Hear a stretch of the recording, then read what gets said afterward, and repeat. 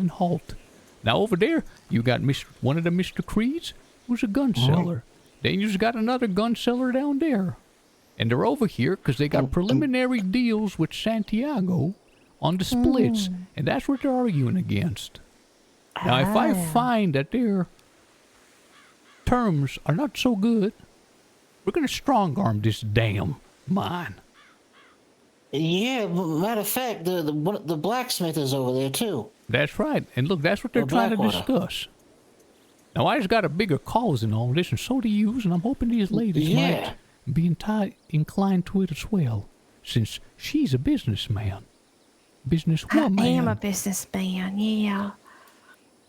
Ma'am, you have this giant axe in your hand. Could you put it I know. I don't know what I tried. Exercise to your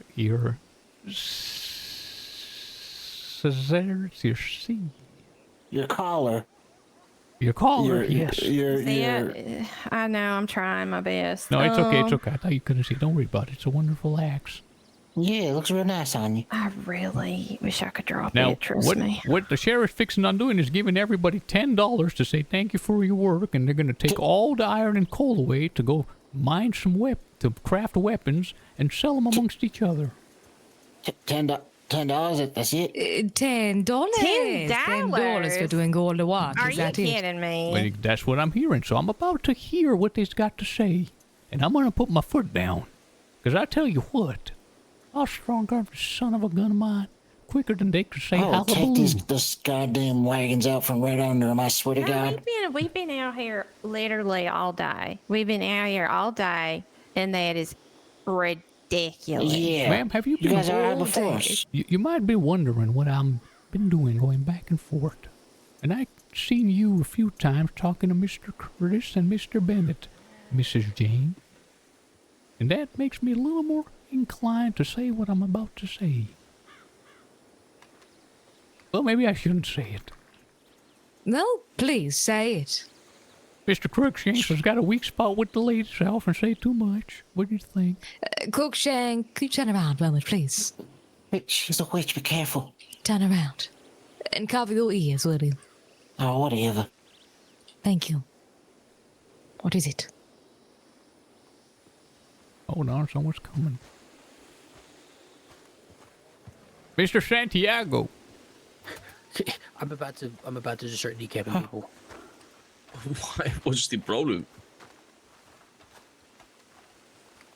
He said he's going to start kneecapping people. You know, see, they're fighting over the labor of the working man over there. This is why business is bad, isn't it? So the man who wants to kneecap everybody didn't even pick up a damn axe. Okay. Ma'am, you want to... I tell you something, ma'am. You see, I'm an old chunk of coal now. But I've been a lot of things in my time, and I've wrangled a few necks.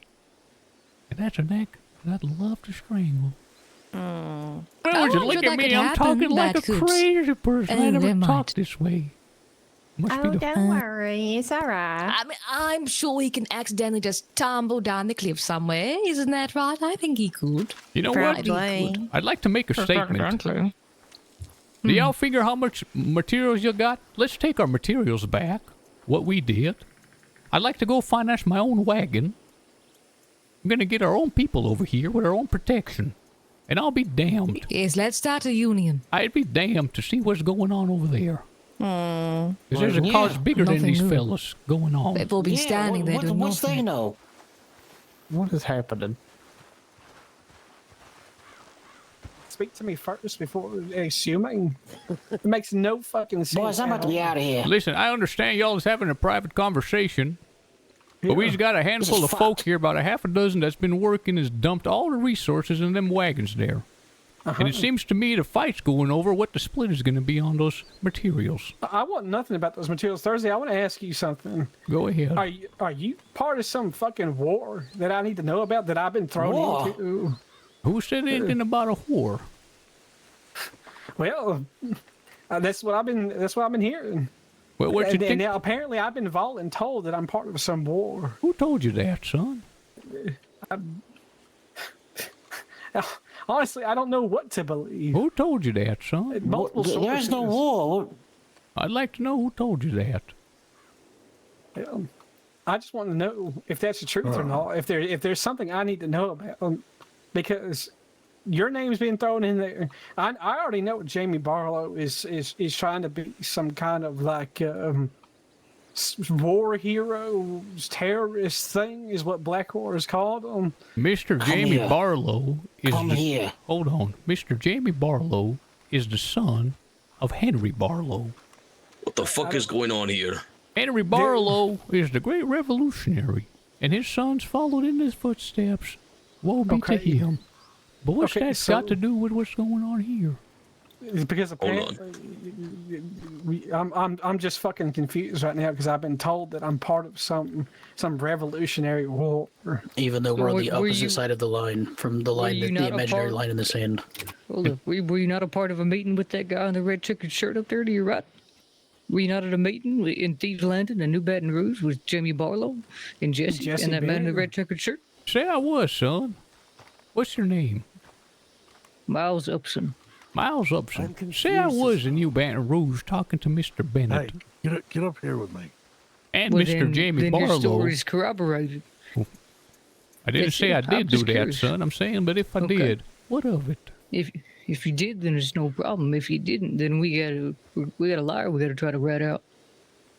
It's a simple question. What we're trying to figure out right now is somebody is speaking for us and not coming directly to us about something. There's that, and then there's also the imaginary line in the fucking sand that's being drawn, where apparently we're on the eastern front, New Baton Rouge is on the western front, and we're being expected to supply guns and things to New Baton Rouge, even though we're outside of the imaginary boundary line. Do you have being anything set up drawn. with Jesse at all?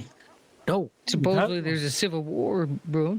What? Apparently. Who the fuck is saying this? That's This what we're trying to Asher figure Creed? out. Asher Creed is wanted, by the way, so I need to arrest him. No. He's right up fucking there behind. Please That's what I've been Sure. told. That's what I've been told. Well, And the All right. flip- we're trying to figure out if this listen, fella right here in the listen. red checker shirt is spinning lies. What I'm That's trying to what- figure out, what's all this panic about? No, Mr. Jamie hold on, Barlow's let been me wanted for a long time. Let me just say this. Honest. And this is all it's going to be. Someone that fella in the red chicken shirt has walked up to us and told me that me, Wheatley, and Campbell's are on the side of the Western Revolutionary War, and that we have been voluntold that we are going to be fighting for it because we are getting- Voluntold? hold on, just listen. Damn, because Sully's we're such a getting- good like my liar. name specifically was thrown in there because I'm getting the oil rights of the West when I quite literally said I want to buy oil. And that is it. And then they said that This is all the good RP. guns of everything that's being I love sold to this. the West and Baton Rouge and all these materials that are over there are supposed to be supplied to the Western Front for the war against the East, and that we are obligated to pitch in by being voluntarily told, even though we're in Blackwater and we have nothing. Something you know this. I care about the West and everything. But being voluntarily told that me, Wheatley, and the Campbells are part of a war that we... Someone is Well, I speaking for think- us. Who the fuck is this guy in the checkered that- shirt for one? That's what we're trying to figure out is if he's trying to start a rumor mill. Well, I think he's saying, he is. he's saying So- Thursday here, Jesse Bennett, Jamie Barlow, and you, Santi, have already agreed in this, and y'all have united a pact together to fight the East. Yeah. Omar was there. He said, too. he said Omar was there and Crookshank was there. This guy is fucking insane. The man I know in the Asher checkered- Creed is wanted in 3 different territories right now, so I need to deputize a couple of people here to take this man in. Hold on, the man in the checkered shirt said that? Yeah. Yep. red Excuse me, checkered gentlemen. shirt. Yeah, excuse. Yeah, This I is think, pure fucking fantasy, I think amigo. we're just going to... Yeah, Santi, it's what I we- think we're here for now until this shit is solved, because what we are... I'm not fucking going nowhere. I'm gonna stand right the fuck here. Okay, then we're standing right here. I'm gonna stand right the fuck Before here. I talk to this man about all this, it's a crazy person talking a bunch of jibber jabber. But it seems that folk here has got their jimmies up in the rough. Well, we're just confused more than anything, man. Yeah, I want to Senor, make they were sure- just voluntold that they are supplying guns to us to fight a war, amigo. They had no idea about any of this bullshit. Not only that, I'm being voluntold, even though I'm on the outside of the imaginary line being drawn in the sand. What I'm trying to... That makes no sense. There's one thing I'm concerned about, and it's the half dozen folk that came here and just dumped all the supplies that they don't mind into them wagons. I'd like them to be compensated, and if not, that's okay. We can take our supplies back and find a different route. I'm happy to compensate. I just need to know what they're going to, who they're for, and what they're going for, because we don't know. They're for us. Yeah, Okay. I'd like they're Excuse is me, I'm all going to for- talk to this this is man all in the for- red checker. Armadillo, the West. Oh my goodness. Yes, I'm not going to lie to you. Hey, son, what's your name? That's Charles. that's Gilbert. Come here, Mr. Gilbert. Yeah, Charles Gilbert. Yes. Why is them fellers over there, them Eastern businessmen, saying that they're involved in some sort of deal involving Jesse Bennett, Jamie Barlow, Thursday in Santiago? I don't know. I don't know Santiago. I said about the. I asked Case about the oil rig. You asked who about that? What you said that he was going to be getting the oil rig, so I asked him. His family. Cass, I think you Yeah. said. Shit. Who if told you no that? one said that. Well, that's what I heard. Where'd you hear it from? Jesse, I think. Oh, hey, what's going on? Hey. Ma'am, would you Hello. Hello. give us a Listen, moment, we all ma'am? know you're plotting over sorry, here. yeah. You're plotting, they're plotting. No, I no, want to, plotting. No, this is Oh, something. pity. I'm gonna shoot this guy. Yeah, no, it's just I will plot with you Something else. afterwards, though.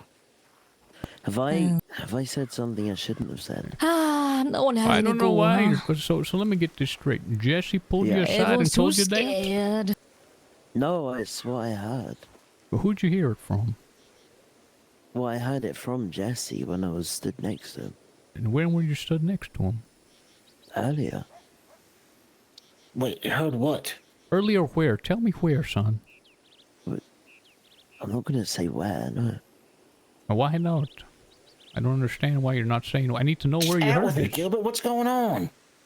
Wait, because Crookshank said that nobody. Crookshank? So you heard it from Crookshanks. No, I I said said what? He said nobody needs to know about. Yeah, Earlier, nobody so I- is to know about that. I'm not mentioning where. Son, I need to find Well, he out was where the there. hell you heard that from. Did you hear it straight from Jesse? He was there, Gilbert. Yeah, Don't I was remember. there. Yeah, he was there too. He was at the fucking Yeah. thing. They said So he about the oil- knows. they You said was at about the Fort oil Mercer, rig. son? I was Yeah, there. he was. You was at Fort Mercer. Yes, he Yeah. was standing behind me. Is Asher Creed one of yours? Yeah, he's Yes. my brother. Yeah. Why the hell you gone and tell this fella here all this? Now he's all in a panic talking about a revolution, freaking the fuck out. He's our brother, and he was getting an oil rig. Shit. If he's our brother, Listen, Yeah, so okay. I know. Gilbert and Asher are brothers. Cassius and Asher and Gilbert are brothers. yeah. Listen, So this And is- if, this is if he's fucked. getting an I oil wasn't rig, at this meeting, all right? He wasn't there. So I what wasn't exactly here, did so- you tell this fella down there that's freaking out and getting the sheriff all in a panic? You done I was messed up, just boy. ask- You done messed up bad. I was just asking him about the oil rig.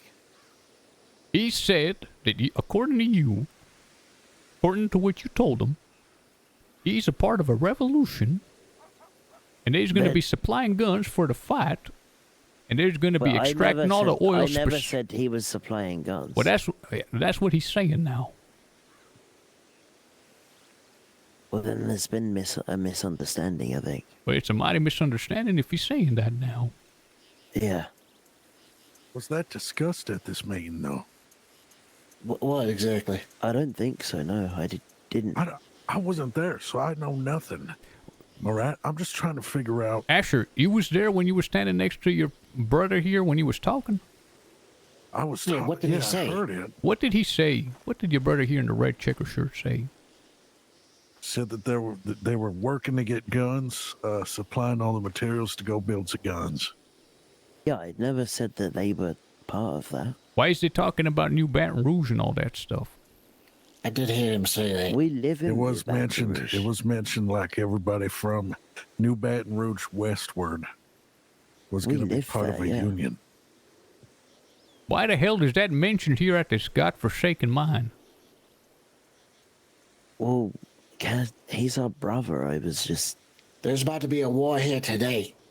Shit. today. Which one is your brother, son? Cassius? Yeah. Is he ready Cassius, to die for yeah. you, son? No. Because they're Hell down there no. talking about having you arrested. And he's supporting it. That Cassius Listen, brother of yours. We're dead. That's treason. Cassius is my brother, but we can't listen. If it's I west ain't shit versus to him. east, Cassius is east. All them down there are east. This Really? is bad. Why did you fucking? I'm killing him. I'm gonna Do me a I'm favor, gonna son. blow Do up me a dynamite. do me a Nobody told favor. me. Do me a favor. Yeah. Get on your horses and get out of here as fast as you can. Because they're fixing We to are arrest you. fucked. You understand? I'm not getting arrested. I didn't do shit. I didn't you're- do shit either. It was you're him. listen here, Asher Creed. They're talking about. You better. What is it where you play it cool? Right. Which one's Asher? I'm Asher. You're under arrest. What Whoa, the fuck whoa, did what I the do? heck? What's Hang going on? He had nothing to do No, with no funny movements. No funny movements. All right. Back the fuck up. What the fuck's going on here? Asher, you're coming with me. You're under What is arrest. going on? Under arrest for what? You know what? I don't know what. What the Oh, hell? shit. I'm backing up from that. What Move is going on? up. Honestly, Go on. fellas. Move on up. All Go right. on, move. Go on, listen to the sheriff. He didn't even do nothing. What is going on? That man's wanted. What Take you mean he ain't done me. nothing? Asher has nothing to do with it. Out there for a second. Yeah. Your brother's wanted another for another counties and Gilbert, towns you for really what he's fucked done. Nobody told me. That I It's a couldn't private say meeting. anything to him. Yeah, nobody told me. No. To Asher, yeah, because he's for the. But to the rest of these folk down there, Nobody even told me it was a private meeting. They just said, "Oh, we're going there. You might need to step out of the way for a bit." You were standing side by side when we was talking you killed there? Asher. But nobody said that. I got really confused. I didn't know what was going on. I don't understand what you mean that you got confused. What the hell does that mean? Because I didn't know what was going on. Nobody said what we were going to meet for or anything. What do you do, son? Like what is your vocation? I'm quite dumb, actually. I don't have any. Crookshanks, let me talk to you here for a moment. Was this Dud there at Fort Mercer? Yes. Is he but one he's of Jesse behind- Bennett's men? Kinda. Nah, So this man was a spy. I'm fixing to put him in the ground right now. He's not a spy. He's with Creed. He helps us. He's just been absent the past few days on account of he's trying to been keeping his ear to the law, trying to see what's going on. That's all. He's been telling us who's been wanted, who's what, where, routes and stuff like that. He's been helping us. This whole thing with him telling Asher's brother is because that was his brother. But I don't know if he told him, but Does Jesse I don't know? know. Is y'all a part of Jesse's outfit? I am, Asher is, Gilbert is. So you is a part of Jesse's outfit. Yes. That's why Jesse would have shot Gilbert and told him to leave if he wasn't part of it. You seen me at the meeting. I was standing behind I him. seen you at the meeting. I don't understand why they went on blabbering to these Easterners. I don't know either. Okay, so I done heard. You's got to I play it heard- off that this brother of yours is a doofus. Yeah. He might. Okay, that's an idea. I got an idea. Listen, come on, come here.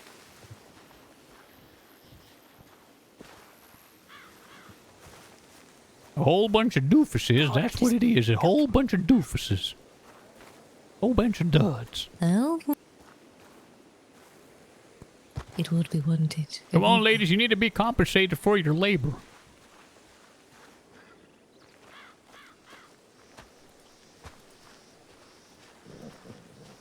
Mr. Cassius, where's your other partners?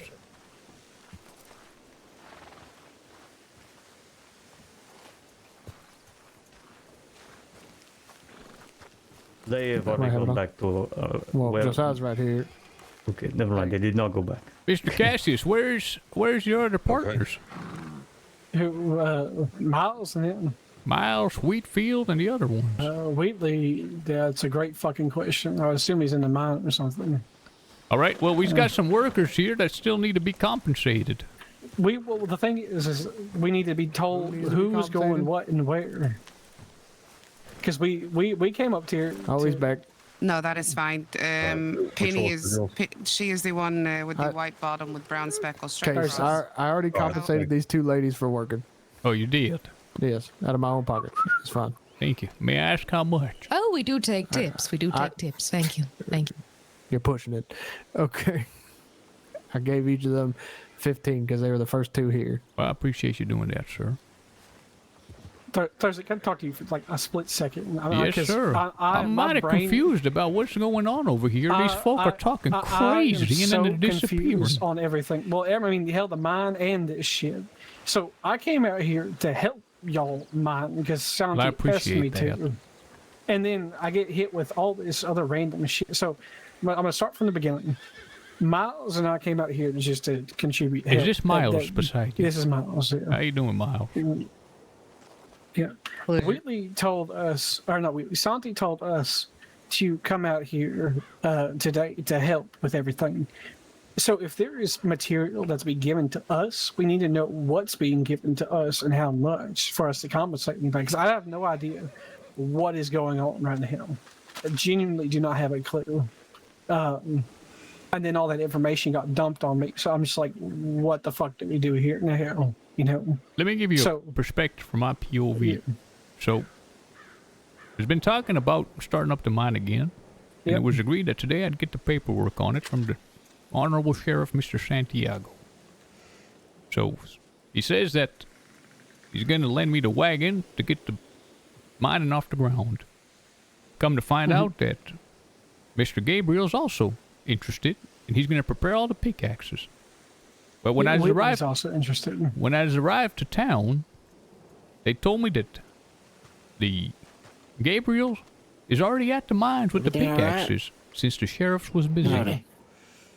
Now, I came here as soon as possible and just started working. Now, what I figured was I was going to get an empty wagon from Santiago, come down here, get all of us workers, grab all the resources, dump it in the wagon, offload them, count what the earnings are, what they're worth, and give an even share to everybody. Maybe even an uneven share, because I'm not interested in the profits, I'm interested in the products. Yeah. Now, we come here and there's already a wagon full, and it's Mr. Gabriel, and he's got all the stuff in there, and it says, the hell with it. We start loading it up in there. Just trust me. You let us borrow pickaxes. Especially since it's the first date. Then the second wagon comes. Santiago finally arrives on account of he was busy. So we start loading the second wagon up. Indiscriminately. Then the third wagon shows up. Well, now we've been mining for about an hour. Or half an hour. And there's at least a half a dozen people that came here, at least. That I brought. And I'm hoping to compensate. And then I understand that there's 3 different wagoneers and they're whispering on how they're going to divvy up the profits. And I'm here scratching my head. You understand? Because they're saying that, you know, the iron and the coal produce weapons that produce guns that sell for quite some.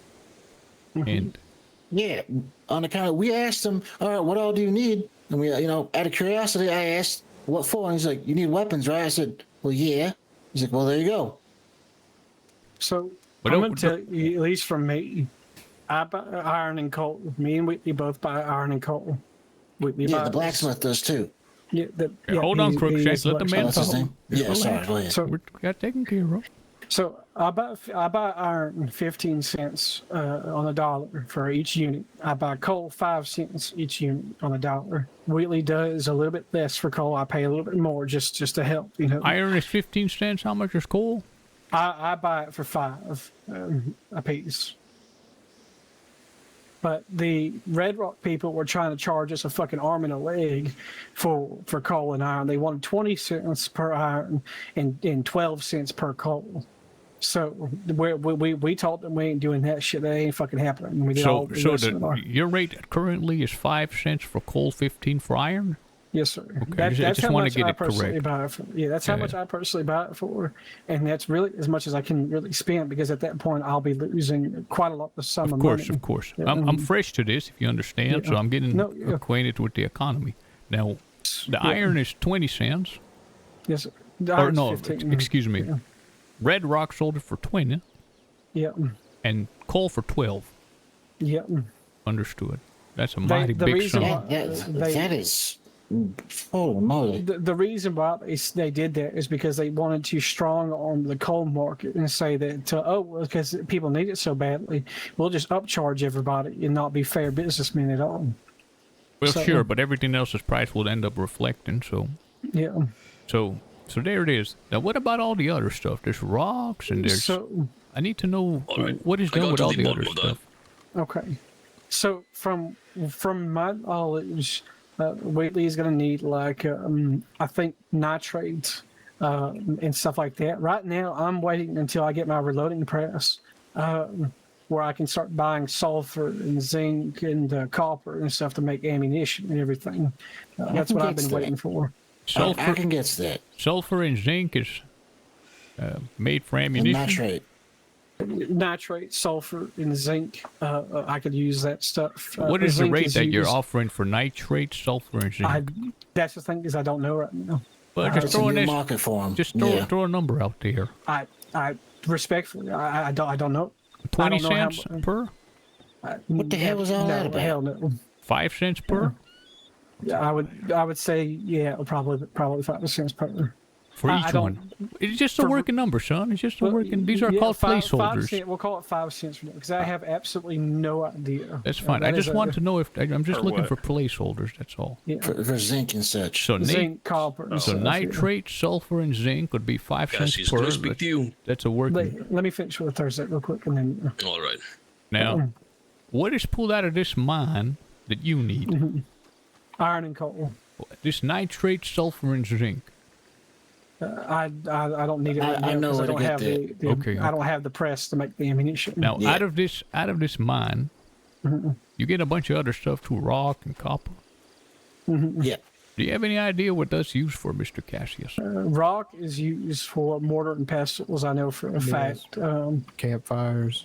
Campfires, everything like that. That was something that would be sold to Campbell, I think. I'll be right back. The copper, I don't know. I could talk to you about it. Gay would be the best when it comes to that. Understood. So as far as Cassius Creed and his business goes, he's looking for iron, coal, and nitrate, sulfur, and zinc, which isn't mined from here. I don't need that right now. I will need a large sum of it in the future, but right now I cannot do anything with it. Yes, of course.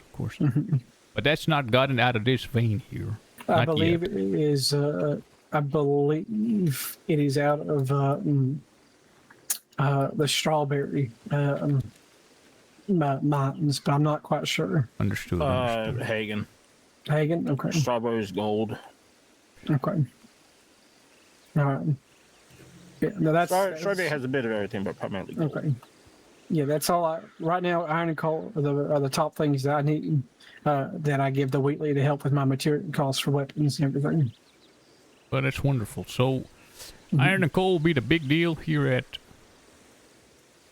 Yes, sir. Well, the good news is, next week I've got a family surveyor that's worked with my families for generations. Yes, sir. He'll be coming and surveying some of the lands and the mines here to see if we can catch a new vein. That sounds good. So there's a lot of potential going forward. That sounds great. The man, Mr. Wheatley, what's his deal? What's his business? He's the blacksmith of Blackwater. Oh, he's the blacksmith of Blackwater. So I imagine that there has to be a certain harmony between you twos.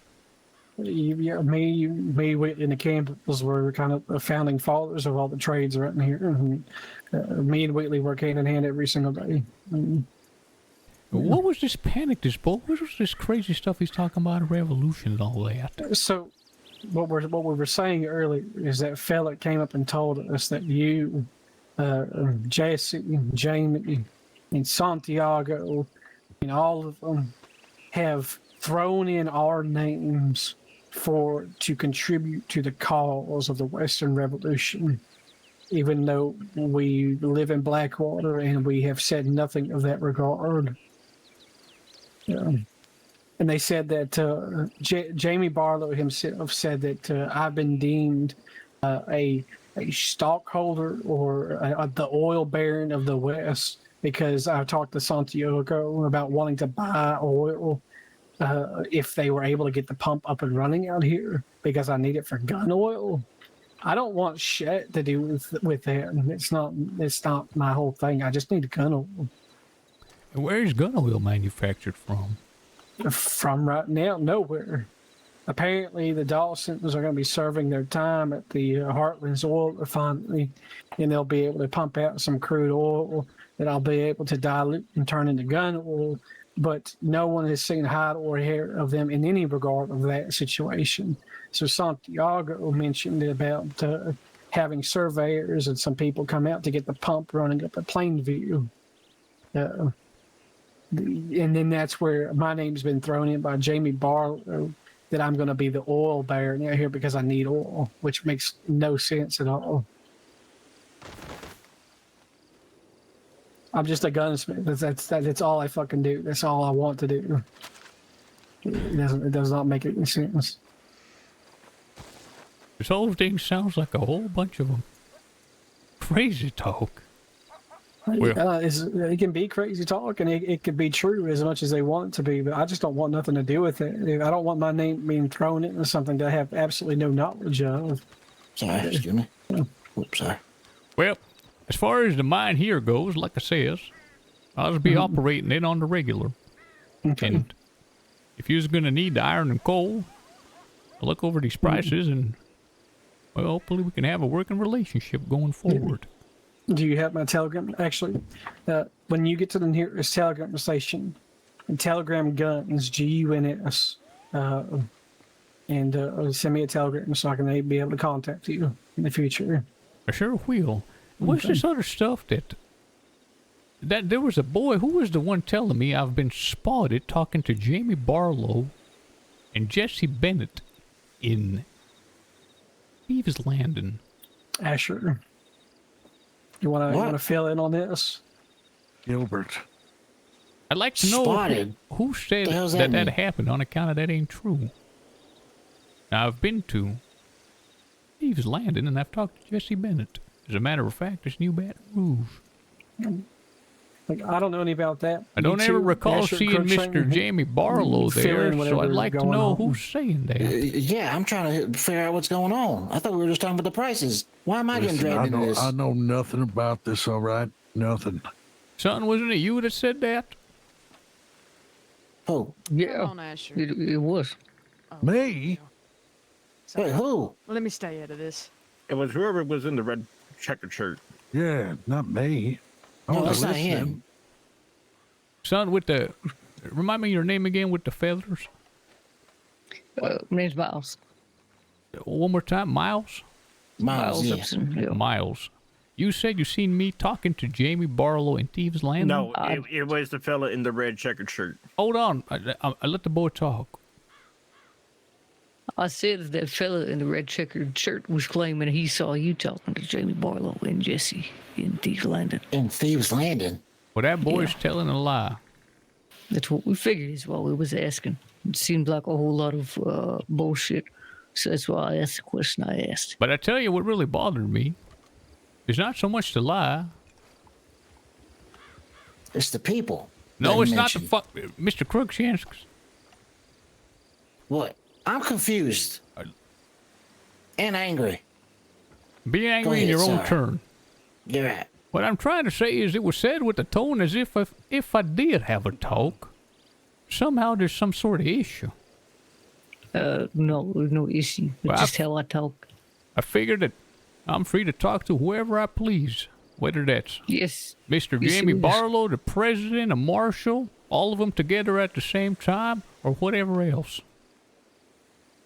Yeah, I don't care who you talk to, not fella. I go was just down here, asking. It's gonna be very dusty if you do. I would have got around Armadillo if you can. Gotcha. We're trying to corroborate that checkered shirt fucker's story because he seems to be trying to put you in a bad light. So we was asking before. All right, Missy. Well, that's that good. was in Talk with fact Mr. Case more about prices, so he's more informed about stuff. Yeah. You'll have to, where did he go? on another Mr. note, Case, right there. you have to forgive the old Thomas. Hey, sorry. He's Mr. worked Cases. up quite a Cases. bit. Thompson. So, Well, Mr. Wheatley should take a deep breath and relax just a bit. Miles. oh yes, I know. We're fucking Mr. leaving. Case. I don't know what the fuck's going on here, but the U.S. Marshal, the Army, and the Dawsons are an armadillo. We're packing this shit up. Thursday, telegram me the details that you need. I sure and will. Mr. Mr. Gabriel? Yes. Just keep all the ore for now. As long as these workers are compensated, you don't got to worry about me. Sure, I'll compensate him. I just got to go to you wanna get Armadillo. paid? I want to get paid, yeah. Cassius, we need to have a chat. He came last. So definitely come to Armadillo. Careful, I'm coming up by you. Is Armadillo not dusty? We'll see. We'll see. The U.S. Marshals in Apparently. Armadillo. I wonder Yep. why. Huh? Excuse me? Yo, this is sick. I love this.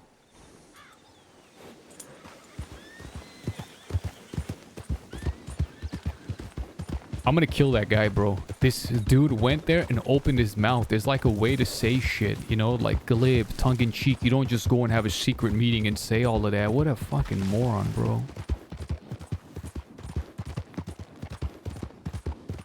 The RP's so good right now.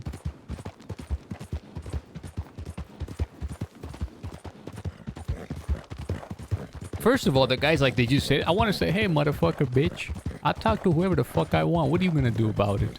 I just don't know if it's ready to like take the gloves off just yet. I was about to. I'm about to get on my recruitment phase. I'm about to rally, bro. I'm about to get some goons. Set them up with guns. I'm strong arming this. I'm gonna strong arm this mine. I don't give a damn.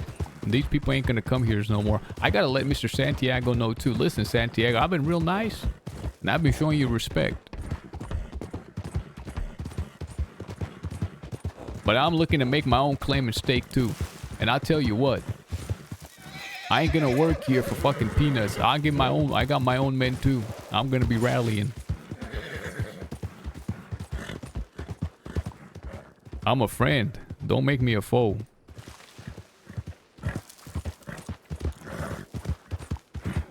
I almost did say Gooner, I did.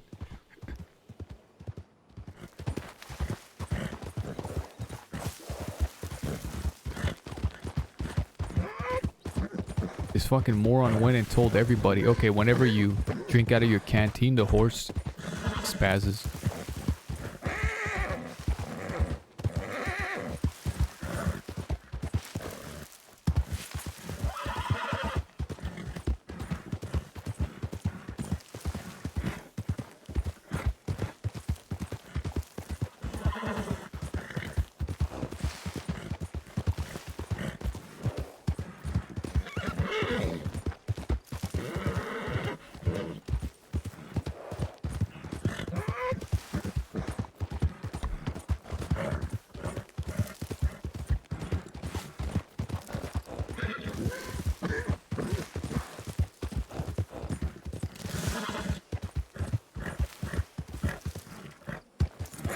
Bro, Crookshanks kept fucking talking, trying to put words in my mouth. It's like, hey guy, I'm not Jesse Bennett.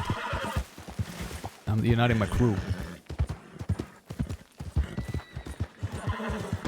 But you said you play Wyatt, bro? I need my horse, but...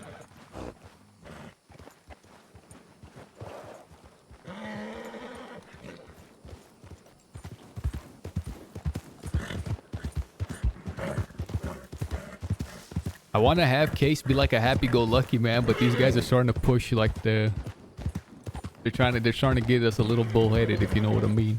If you know what I mean.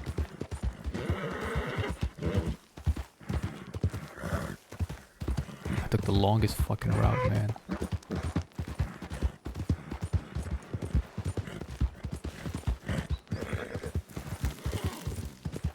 Bullheaded.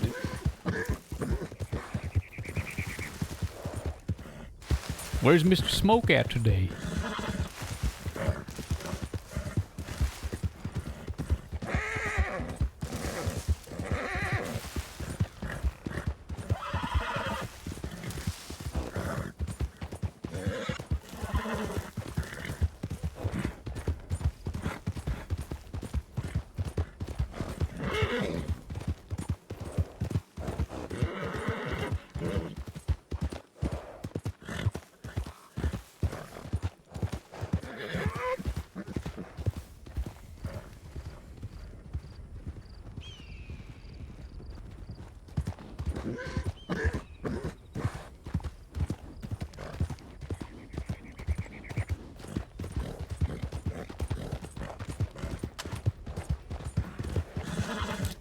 I think those guys need to be excommunicated from the fucking Western Union.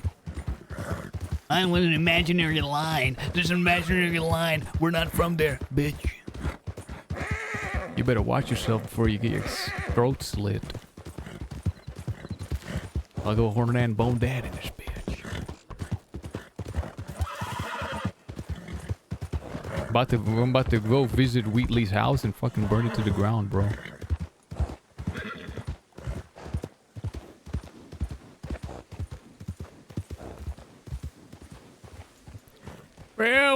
Well, if there's something beautiful, Mrs. Rain and her friends. Mr. K.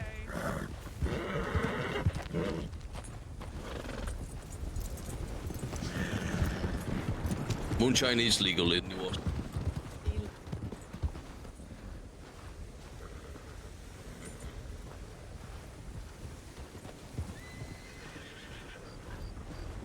Miss Raina, what's all this talk that the U.S. Marshals is around?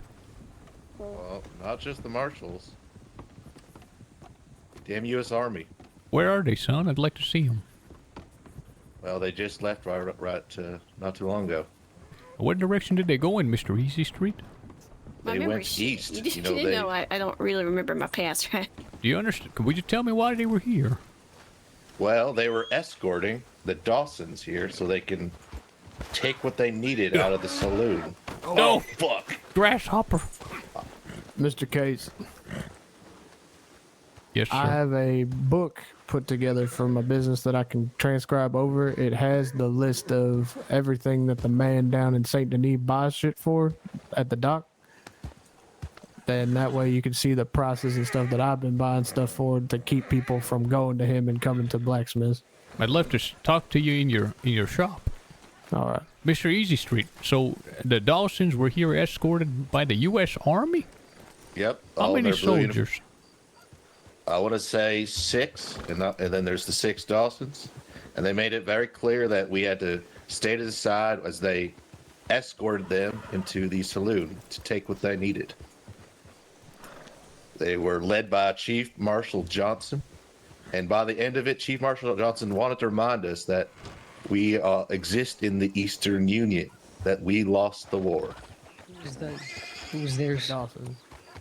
Don't know where he got that from. Well, on account of the Eastern Union won the war. Well, I didn't need reminding. Seems a lot of folk is going to have to be reminded pretty soon. Fuck. Yeah, I guess so. Thank you, Mr. Easy Street. I really appreciate you. Yeah, sure. Why is you all stressed there, Mr. Gabriel? Wait. Why am I stressed? Yeah, come talk to me. Miss Mariah, who the horse trainer lady? No, the saloon owner here. Well, I she was working yesterday. She was taking a bunch of wood and shit out of her bar because the Dawsons were keeping it there. And she didn't have no room for her produce, so she moved all that shit into her wagon, and she told me last night that she was going to be either taking it to them or something. Where's your store, by the way? Oh, it's behind. Back. Oh, excuse me. I thought we'd walk to it and talk. Yeah, it's this way. That's so cool, man, that they're doing that. She told me that she was going to end up taking that wood, and she left, and I haven't seen her since, but now they're down here, I guess, clearing out the bar of what they're owed. These were So I'm supposed to not be too sure. the Dawsons that were found guilty? Yeah. Oh. So this is my shop. I work out here at the forge. I'm seeing what I can do about getting the chain broken off over there, but... You're Gabriel DaCosta? Yes. What's your take on Mr. Creed? I believe that he is influential and business-minded. What do you mean influential? They want him to run for mayor of Blackwater. Mighty interesting. Mm-hmm. So I think a lot of confusion that people are having at the mines because people are asking to get paid, etc. Can I share with you real quick? Sure. What it was from my perspective. Okay. So we're supposed to get the paperwork finalized for the mines today. Mm-hmm. Titles that the Red Rock once had. Mr. Santiago told me he'd even lend me, as a start, his wagon. So what I suspected was, I'd come here and get a fresh wagon, take it down there, take about a half dozen workers, load everything up in there, then come back, talk to yourself, and see what all the materials is worth, and then divvy up the pay. Seems mighty simple. Then I got word that you was going to support us, and which you did, by supplying the pickaxes. Even join us. And my own wagon, That I didn't know. So, I was having a meeting, come back from the meeting to Armadillo, and we're trying to sort of wrangle the cats about, and someone says, and Santiago's busy, and he says, you just got to wait a bit longer, Mr. Case. Okay. And then someone says, Gabriel's already there. So, we got on our horses and came as soon as possible, and found a wagon already full. So I thought, this is mighty strange, but I'm just going to trust into Mr. Gabriel and his honest work ethic. Especially because there's some strong mutuals who vouched, if you understand. Well, we start loading up, and lo and behold, a second wagon shows up. And even more people show up. So now we start loading them in indiscriminately. One and the other, hoping to figure it out at the end. And then some other folk come, and all of a sudden, Mr. Wheatley, Mr. Creed and his other pal are talking about revolutions and oil and guns for the war and all sorts of crazy stuff. And then they say that there's a military here in Blackwater. So you see, all of that is a mite more confusing than just giving a fresh wagon that's empty to load it up with materials and to learn what the fuck they're worth. Well, so that's where we're at now. And lucky for you, Mr. Case. I've been out here for a long time. I got a list together. Right? Yes, sir. I'm going to give you a book. This book is going to break down some basic things for you.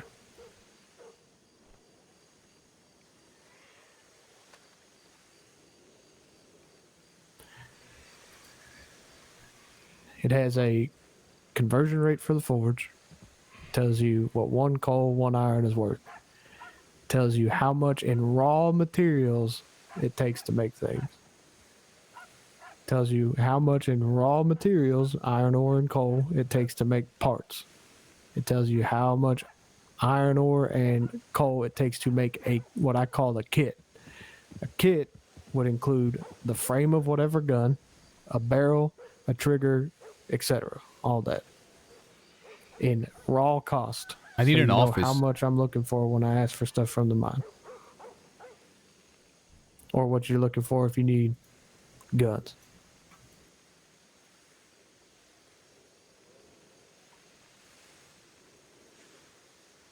Well, I appreciate that. Let's take a look. I can keep this book. You can keep that one.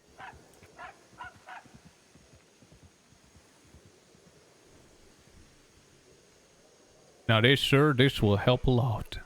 My goodness. Thank you for this. Now, The reason why certain things are very expensive in terms of when you see them at the gun shop, right, is what you are looking at is the raw material cost for just metal. Creed and or Jim still have to purchase wooden furniture from the carpenters to make their guns.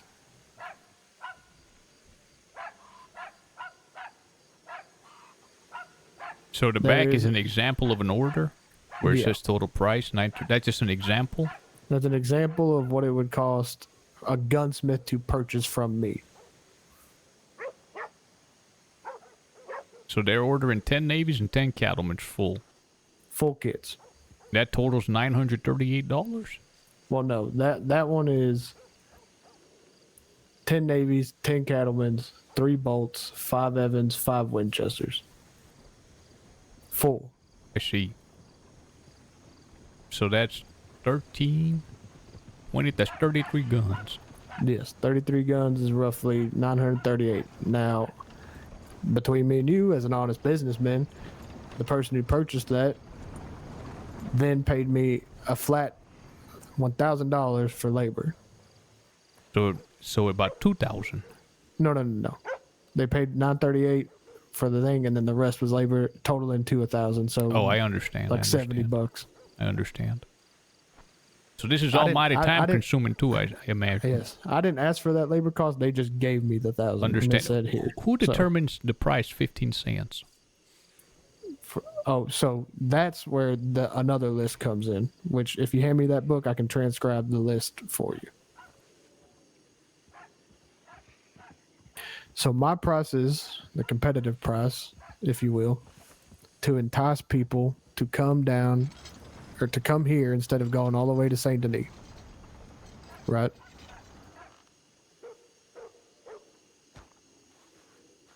Is because, for example, there's a man on the dock in Saint Denis. He only buys coal for 3 cents a piece. So the guy in Saint Denis buys the coal for 3 cents a piece per unit. Yeah, and that's he just buys that goes to the local economy. Local economy, like the coal goes to the local economy. He pays you right there on the dock. Understood. So coal sells for 3 cents a piece. So if you're pay 5 cents to make people come to me. Understood. Iron sells for 10 cents at that man. I pay 15. I'm paying 5 cents above. I see. So whoever gets iron can offload it, still make a fair share of money. Relatively, yes. They can make a whole bunch of money. Because iron is so well sought after, it is better for you to sell to blacksmiths because they can use it. They can pay you, right? Now, the iron and coal is what every blacksmith will always pay for, no matter when, where, what time, right? They will always need it. You understand? Sure do. All right. The following ones are ones that you might not be able to sell to blacksmiths because they won't need it unless they discover a new use for it. Clay, I used to pay 4 cents for it, but I have so much now that I barely use it, and it only sells for 2 cents at the ore man. How much of that do you have? I have over 500 right now, and I've only used like 20 in my entire time. That's a whole $10. Yes. Zinc sells for 20 cents at the ore man. Zinc is 20 cents at the ore. That's a whole lot of money. I could have sworn I got a handful of zinc today. God damn it, and I just given it all away. No, unfortunately, there is no zinc at Gaptooth. Are you sure? Positive. I had like 12 different stuff on me. You had copper. Take your word for it. Copper sells for 15 cents at the ore man. Now, this is where it gets interesting. I do need copper because I can use copper to make distilleries. On account that it's legal out here. Yes. It is not legal in Blackwater.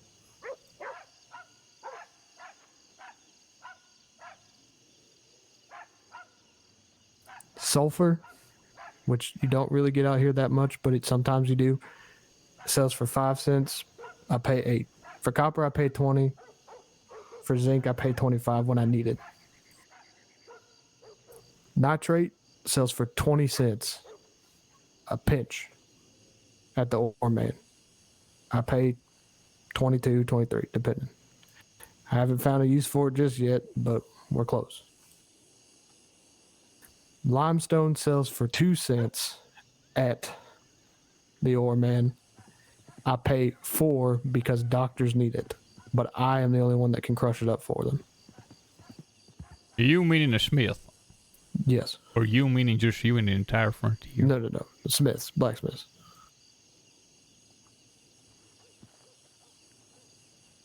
Rock salt, people don't really concern themselves with. It can be crushed into salt for saloons and whatnot if they need it. But 1 thing of rock salt crushes into 5 pinches of salt. So.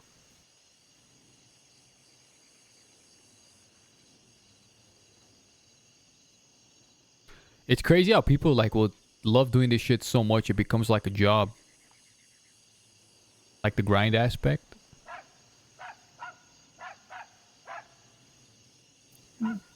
Basically, what blacksmiths are going to buy from you nonstop, and what Creed will buy from you because he needs Wheatley to have a supply, is iron and coal. Be a shame if he didn't get it. It would be.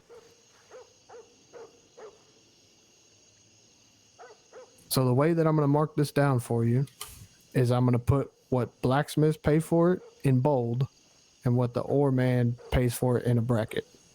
Appreciate you. Okay. There we go.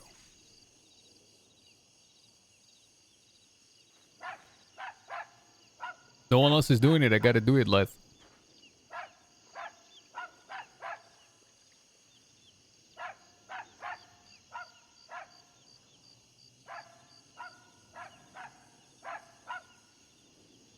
Now, it has come to my attention that in Rhodes, the blacksmith there was selling handcuffs and lockpicks out of his storefront, which means that he knows how to make them. No other blacksmith has figured it out yet, but now that I know it's possible, I can figure it out because I have narrowed down what I can use. Seize. Rhodes, funny enough, does not view lockpicks as contraband, but they do view handcuffs as contraband. I gotta take a piss, man.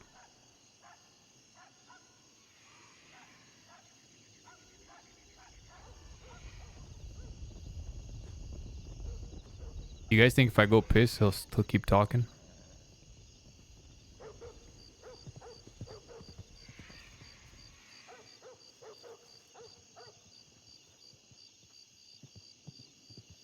What do you think, Pog?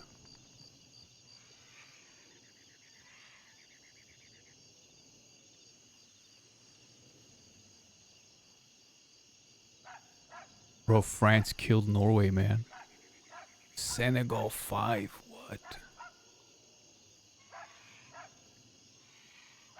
But, like I was saying, you can get copper out here. You can't get zinc. You can get zinc in Annisburg, but you can't get copper. Makes sense. You can get a lot of coal in Annisburg, but not a lot of iron. You get a lot of iron, but not a lot of coal out here.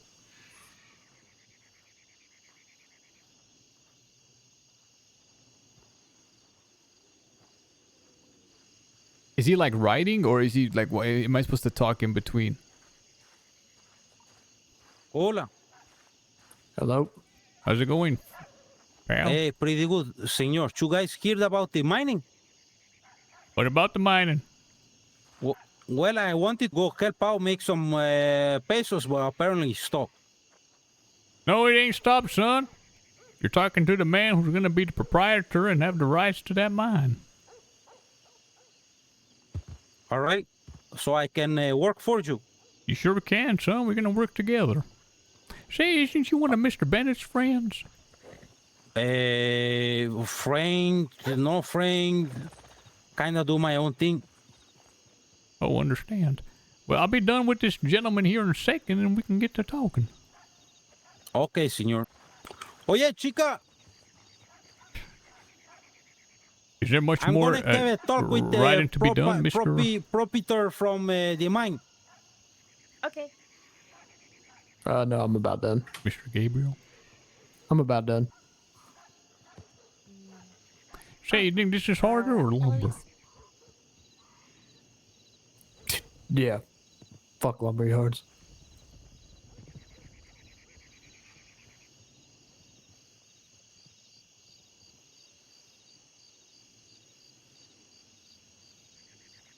This becomes easier when you figure out the pattern. Well, I suppose the difficult part and the easy part not going to be so much the numbers. It's going to be keeping people motivated to go to the labor. You understand? Getting 6, 7, 8 people every day mining. Sure. Now the question that it becomes for you, based Great off of our other conversation, again. Thank you. is you want to be paid for the things you got out of that mine as proprietor of the mine.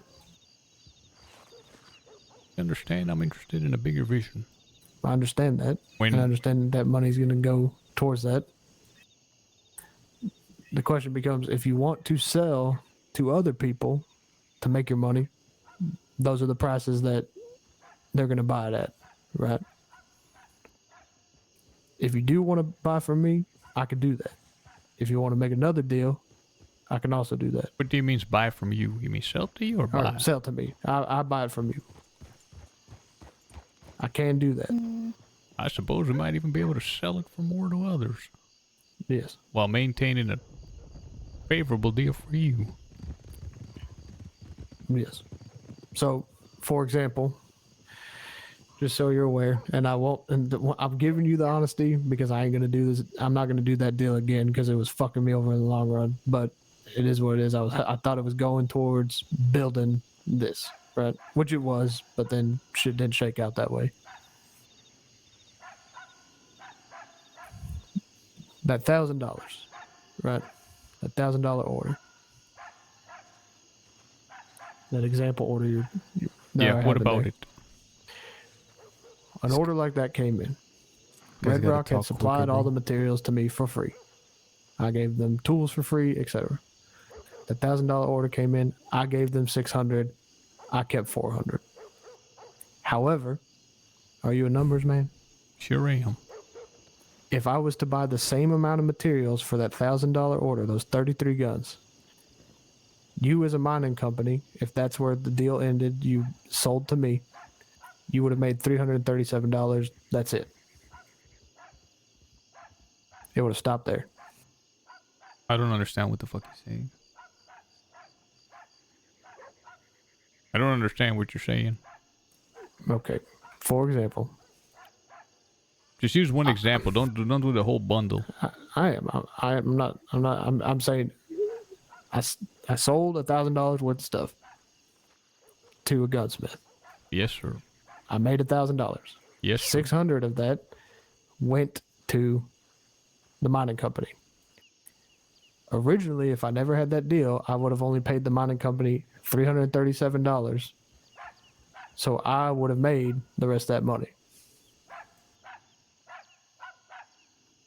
But they made $600. They made an additional $260 something. On account of your charity. On the account of me making that deal with them and them providing the materials.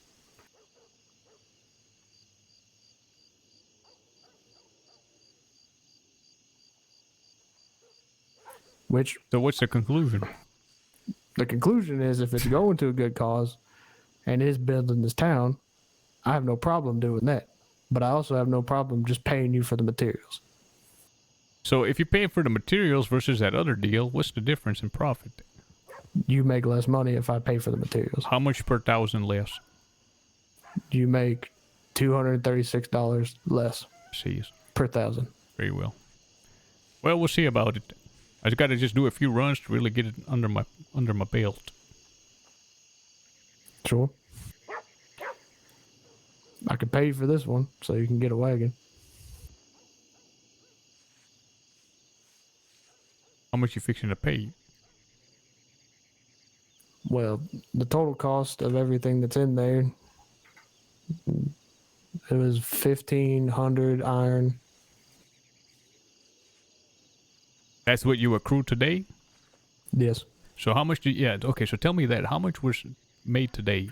1,500 iron by itself would be $225 if I bought the materials from you. And that's the materials that we brought today to you. Yes, 1,500, but that's just the iron that's in there. There is other stuff in there, but that Oh other my stuff, what my God. plan was, is I was gonna buy the iron, buy the coal, and then I was gonna take all that other stuff down, the copper, all that shit, sell it to the man at the dock because I don't need those materials, and bring that money back up and giving it to you. Well, I think it'd be easier if I could take the total Don't mean price. to interrupt, Gabriel. How difficult is it for you to grind this line? Not that difficult. Okay. How much should I pay for it? Depends on how much you need. Okay. Well, we'll find this out in the future, but I'm pretty sure I'll need it for some supplies to make them. So if it's not too inconvenient, hold on to a little bit of the limestone, I'll be done in a second, Mr. Arcadius. You'll have them to yourself. No, this is all I want. This is all I want to say. So you're good. You're good. All right. So what's the? I'd like to be paid for the materials today at the prices that you gave. Okay, let's go. And there would have been more if we didn't dump them in the center wagon. Well, that stuff Santi can sell off and just give to you. But I don't think he's keeping track like you are. Sure. Of the differences, if you understand what I mean. Bro, they're making massive money. Are you kidding me? These fucking scammers, bro. I'm pissed. I'm pissed. That's so much money, bro. That's so much money, bro. They give each of them $7, $10, and they end up making fucking 300. Are you kidding me? Let me do. Kill everybody. You want to look at it first? I'll take your word for it, but I'll take a peek. Yes, sir. All right. Let me calculate real quick. These fucking schemer bastards, bro. So 1,534 iron ore is at 15 cents a unit. Is carry the $230 and 10 cents. Yes, sir. Plus 241 coal at 5 cents a unit brings the total price up to $242. Well, and just keep the rest. For all the other stuff that you was going to sell, just keep that to yourself. Okay. And that's a thank you for the book and the knowledge. So, for example, the iron ore, just so you're aware, I'm buying it from you at 15 cents. Yes. If you were to take this down to the man all the way in St. Denis, he's only going to pay you 10. Yes. The copper and zinc, whatever mine you go to, if you pull copper and zinc out, I'm telling you, if you want to make money, because a lot of people aren't going to buy a lot of it right now, because they have a lot of it still, just sell it to the man down there. You'll make about 20 cents, 15 cents a piece. Sell the copper and zinc down at the docks? Yes, unless, however... But there's no zinc here. There's no zinc here. It's in Annisburg. Gotcha. And maybe another mine. I ain't fixing to stick my fingers in every mine. Sure, that's fine. But I owe you $242.15, and I hate change, so I'm just going to give you $245. Well, appreciate that. Should we head to the bank? I got it in my shop. Bro, we made $250 just now. That's insane, bro. Insane, bro. Are you kidding me? Start the grind machine up. Kill everybody. Oh my god. Oh my god. Oh my god.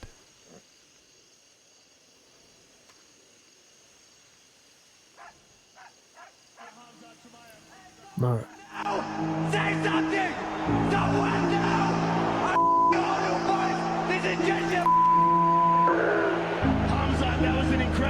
best impressive performance against a very dangerous guy in Kevin Hall, but you just ran right through him. I'm the most dangerous guy here. I gotta come for everyone.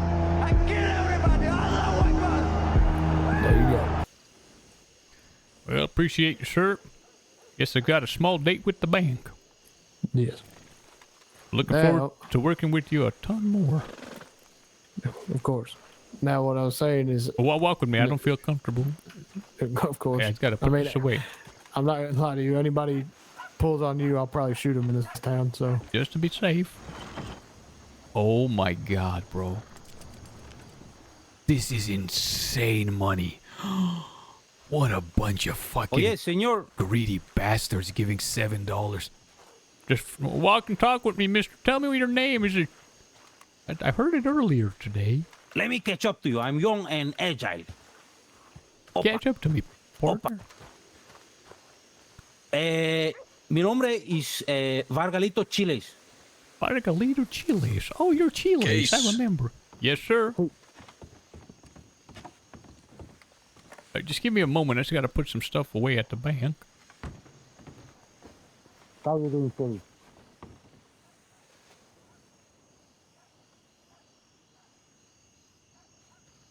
I have $250. Yeah. Case, why are you getting paid? Gotta make money. How much did you just get paid, Case? $245. All right, I need some of that back to pay off people. Who are you just fixing to pay off? The people that were there, Case. Which ones? I already paid people. Oh, you did? Yeah. How much did you end up paying? In total, I paid $45. Did everyone get some? That was Jane. What? Spencer. I'm about to have to lay down the law in Santiago. Asher and Crookshanks, I think, and Eloise. So that was 5 people I paid. Is anyone else on these paying? I can throw some money into the mix. I'm confused. I thought you were saying you was paying him out of pocket, $10. Mr. Santiago. $7, $10 this first time around.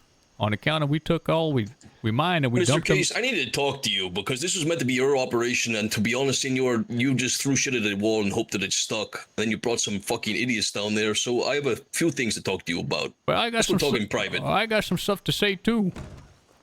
Well, let's go talk in private. The Let's get it sheriff done. wheel. I thought I was going to get an empty wagon. I was going to show up there and I was going to stuff all the materials in, come sell it, and that was going to be done. But there was already a man there with a wagon full of materials. And then by the time you showed up, there was a second wagon. And more people kept flocking, and I had them take all the materials and put them in the wagons. Let me make this very clear, Case. You don't own the mine. You do not own the mine. You have no piece of paper to say, I own the fucking mine. It's my territory. I own the mine. Are you sure about that, Mr. Santiago? I own the mine. It is my territory. I can decide who runs it. You were to lease it for a week. This was the agreement that we had last night. And this was a trial run to see how you do. And to be honest, Senor, the first day, it's already a mess. Well, I'll tell you why it was a mess. On account of you brought a whole gang of folk there that was there on your behalf, not mine. And it muddied everything Senor, up. That you was had nothing organized. Mister. All of this organization was done by me. What you did is you sent a lot of people there that I didn't know about that showed up and said, we're here for Mr. Santi. All the folk that I sent there that worked put the stuff in the wagons and worked and were looking to me to be compensated. I thought I was going to get one wagon given by you that was empty, that I was going to load up and bring here, sell the materials, and split the dividends amongst the employees. That was the plan. When I comes here, you told me to wait. I talked to some of the other townsfolk as they were waiting for me to tell them when we was going, and they said, Mr. Gabriel, who's going to be helping, which you told me he was, is already there. He's gone early. So I said, well, let's go meet that man there. When we show up, he has the wagon. I thought that was the one. So we immediately got to working. We took all the stuff and put it in the wagon. This is why I asked you to wait so we could talk. Then you showed up with a second wagon. Then Mr. Creed and about 6 other people show up with your deputies, and they say, we're here for Mr. Santiago. That's not me making it messy. That's you making it messy, Mr. Santiago. No, senor. You had no plan about how people were going to be paid. You have no business plan whatsoever. This is the business plan, sir. This is what's called the first round, the first go-through. The most important thing is getting boots on the ground and people motivated, which I had. Yes, and one of them was preaching sedition, senor. This is the main issue that I want to address to you. That ain't my... You brought a fucking idiot down there that spilled all of the beans. It's true that you had a meeting that ain't... First of all, hold on a second. First of all, that wasn't my man. Then who was he? Because he mentioned you by name, said that you were at a meeting. He sure did. And I was thinking about putting that man in the ground then and there. So was I. As far as organization, I was to have one wagon, I was told. And I was going to fill it up with the material, come here and discover what every single one of them materials is worth. That's called a trial run. Now, according to you and according to that Gabriel, the mine hasn't been that full for a hell of a long time. No, it hasn't. But it was a combined effort, senor. The problem is we needed to talk so we could discuss how people were going to be paid. And I wanted to get you to speak to Cassius and Wheatley, because they have the molds. They can help us with the oil. You do not own the mine, Case. Let's put this very clearly. You do not own the mine. You are leasing it, as are they. What do you mean, as are they? They are also leasing the mine, senor. Who is they? Mr. Wheatley. And how much are they leasing it for? Nothing's been set in stone, senor. Like you, today was a trial run for them as well. So yours idea was to send us all there at the same time? To talk. And then we could have people work. I don't much appreciate the Mr.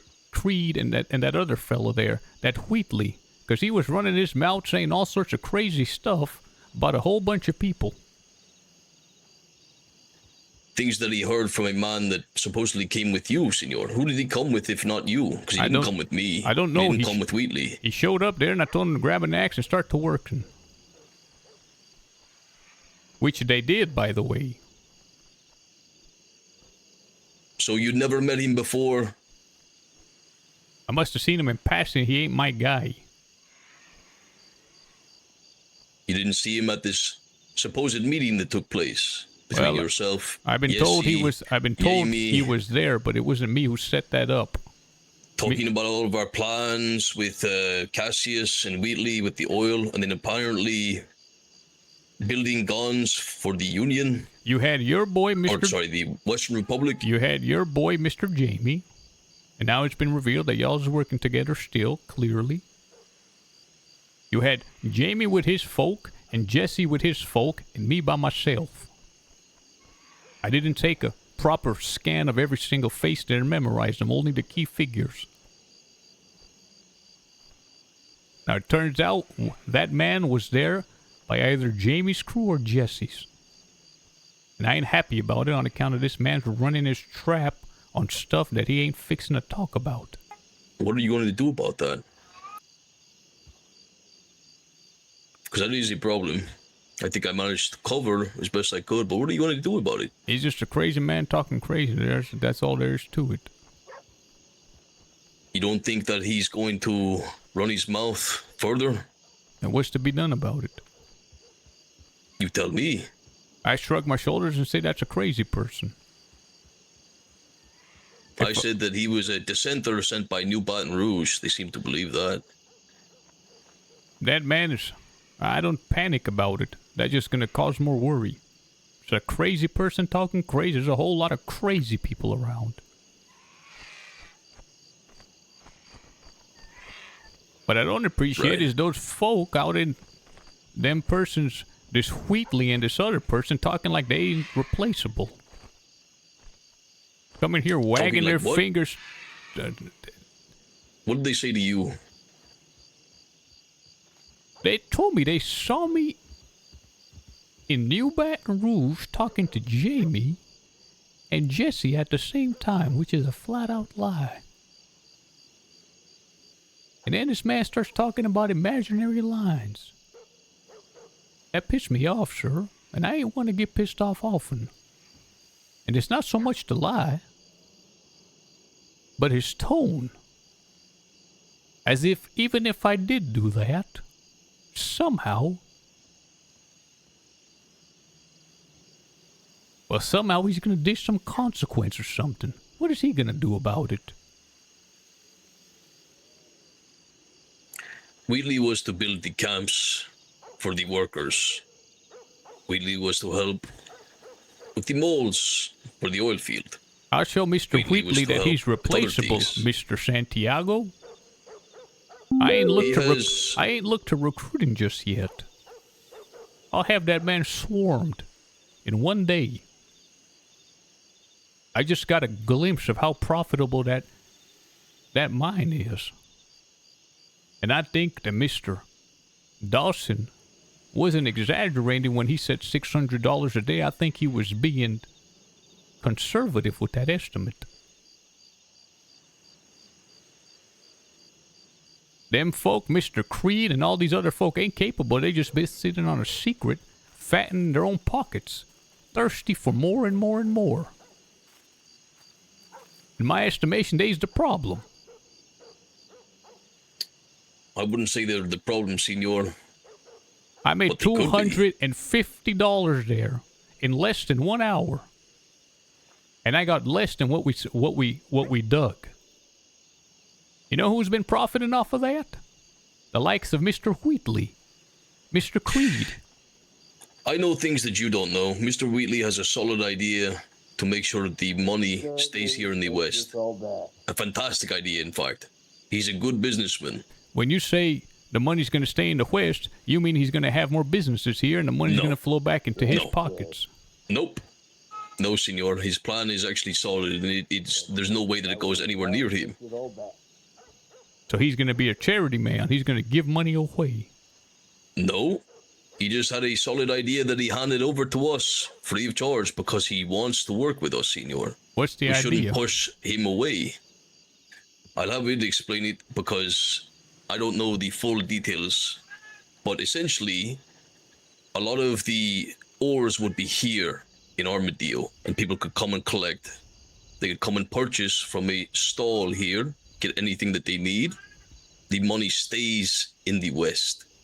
Who owns the stall? And then who manages that money?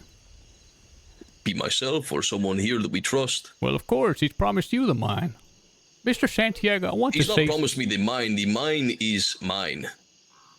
I want to say it's my something. jurisdiction, and I am in charge of who runs it, senor. Mr. Santiago, like every business here. I want to say something.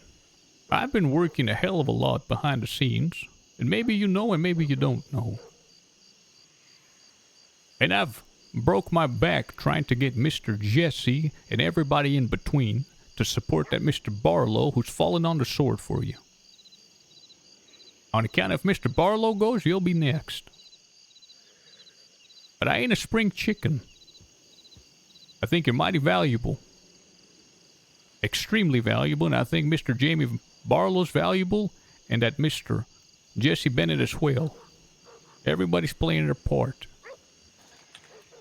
But anything can change in a day, sir.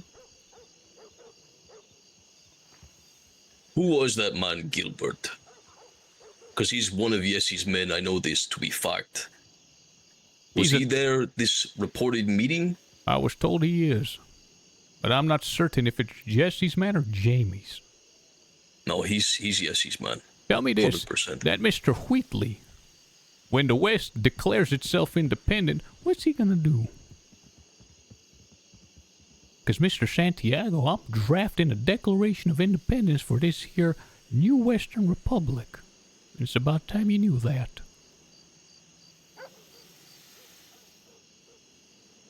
And I've got the backing of Mr. Jesse and Mr. Jamie and all their men. And give me but a week and I'll rouse half the damn territory to come here and fight. And I'll finance the whole damn thing with that mine there. So when I see this Mr. Wheatley over there turning his nose up, scoffing, talking about imaginary lines, I thought I'd put his head underwater till the bubble stopped. He heard that from Gilbert, who was one of Jesse's men who was down there. Why was he down there, senor? Did Jesse send him to spread dissent, to burn this fucking thing down? I don't know. Is that what happened? I don't know. Or is he just fucking stupid? Because everything that he said went straight to Wheatley and Cassius. Let me tell you something. We need Cassius right now. He is the only gunsmith close to us. We need him to manufacture the guns. That's a fact. Mr. The parts that... Listen, Mr. let me speak. Go ahead. This fucking blacksmith that we have here, Gabe, there's no gunsmith for him to work with yet. We need to bring it to Cassius. We need him to work the guns.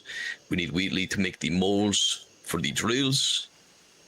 Once all's said and done, and we have those things in our hands, the molds, the means, do you really think that we need Mr. Wheatley anymore? Do you really think we need Cassius anymore once we have a gunsmith out here? No. No, we do not. When those imaginary lines are drawn,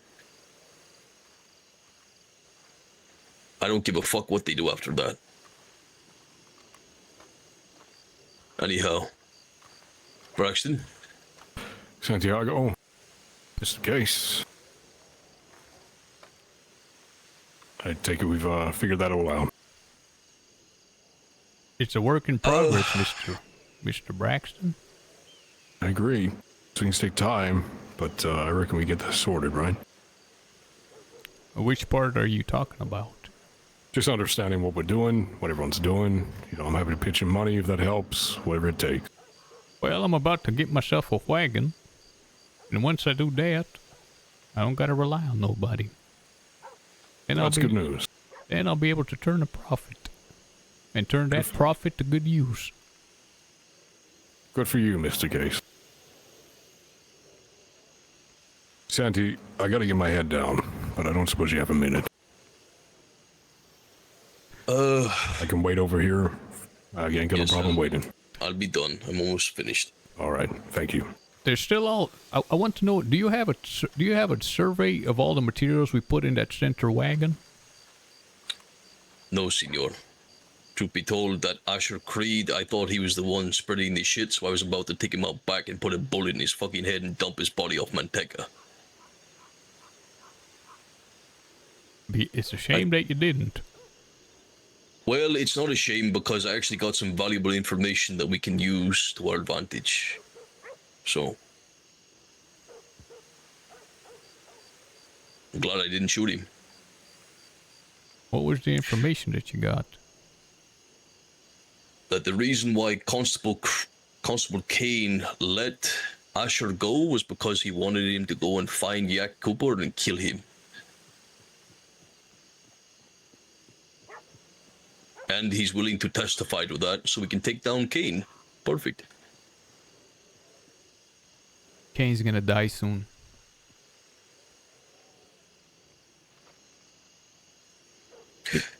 I was only angry about this Gilbert fucker. If he's not your man, he's Jesse's man. I don't know if it's Jesse's or Jamie's.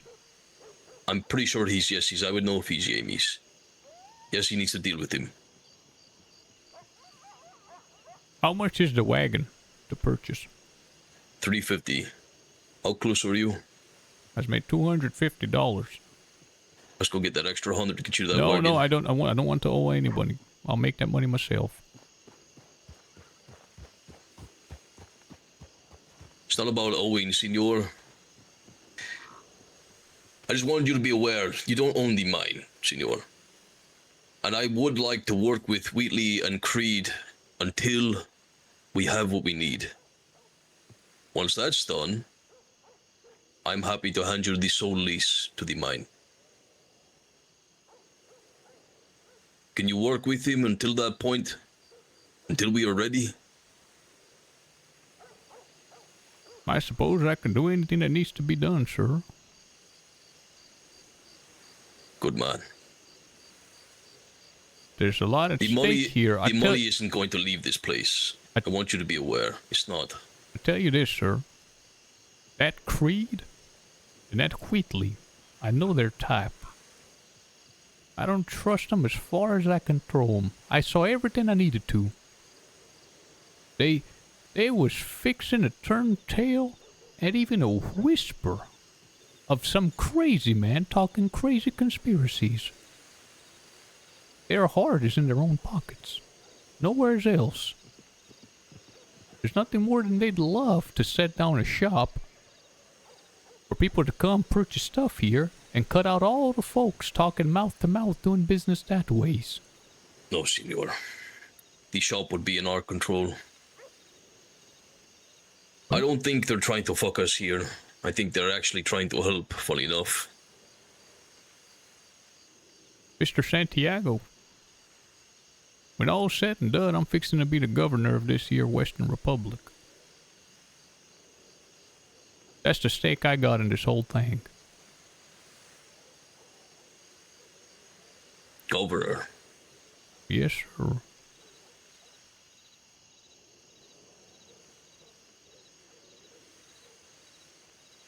Interesting.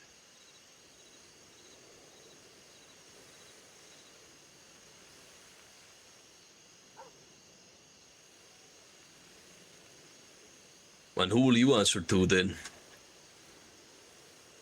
To the Confederates.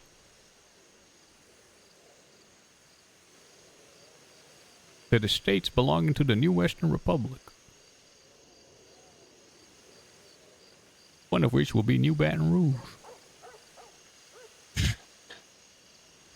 One of which will be here in Armadillo. One of which will be Tumbleweed.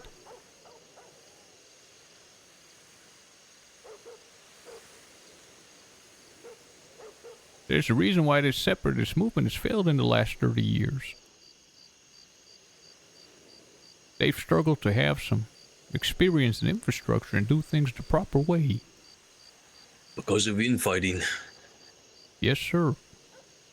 Because of established lines and rules. I've got the experience to think that this place is lacking. Not all of it, but a key part of it. Like I says, Mr. Santiago, I've been pushing real hard in your favor. I want you to know that.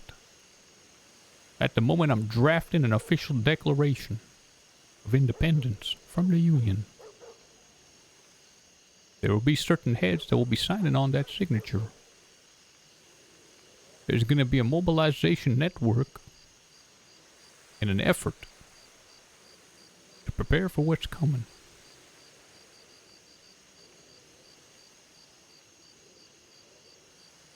Got to go now.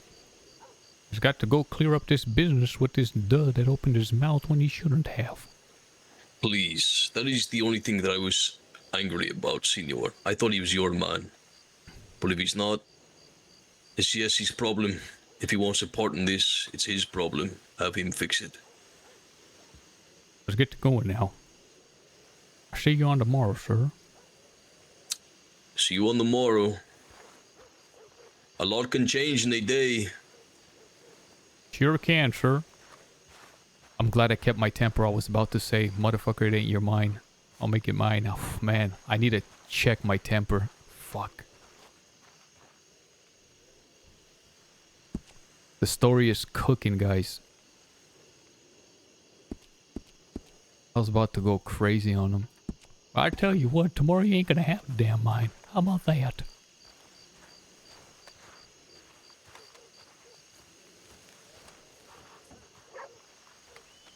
I mean, it's something to do, of course. Especially when you're allergic to therapy places. Would you guys give me a minute to go empty out my canteen? Well, Are you asking for permission, senor? That's my way of telling y'all that I'm gonna do it. You understand? Would you like us to hold your canteen or something? I don't know. Well, if you can tug on it a bit to help.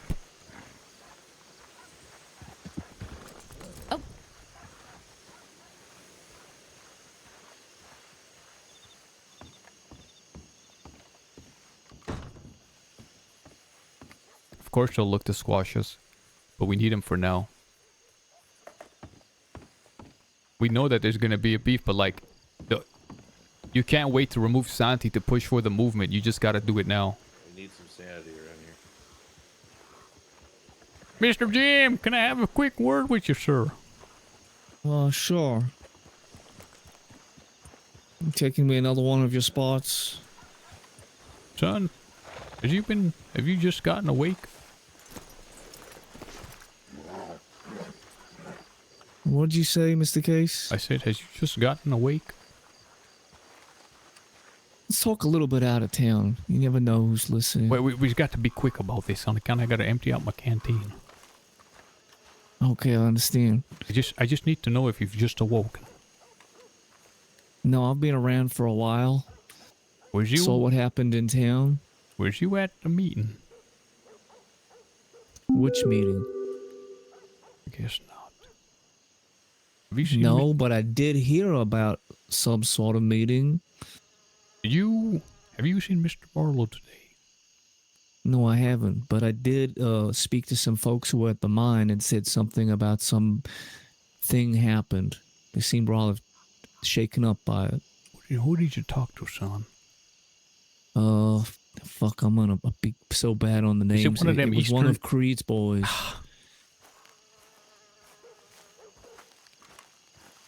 Listen, son, I just got to empty out. About a fella called Asher or something. Some dud. Running his mouth. That's right.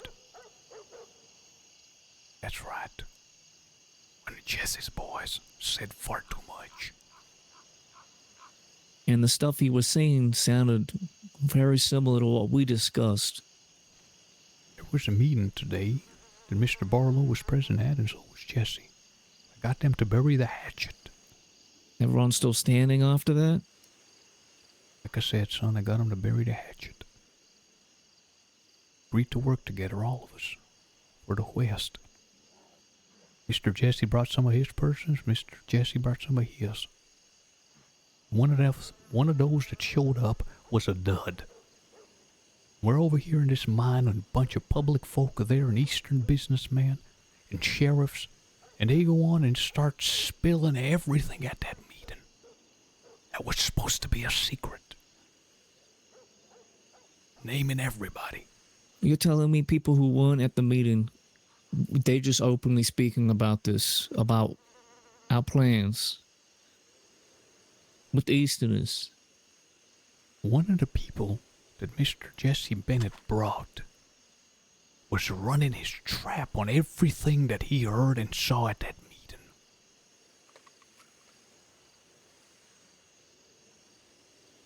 I think something needs to be done. It's got to be handled by Mr. Jesse himself.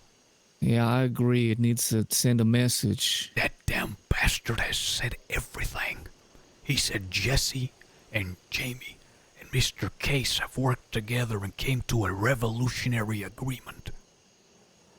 That was supposed to be a secret burying of the hatches for them to work together again. And now these Easterners are running around telling everybody. The marshals were here with the U.S. military. Was you here for that? Yeah, I was, and they were talking about sedition and how that we lost back then, and if we try to do something, well, they'll stomp that idea out of us, something along that. I don't know, that marshal's all up in my face about it. Mr. Jim, I've got to take a piss before my damn canteen explodes, if you understand what I mean.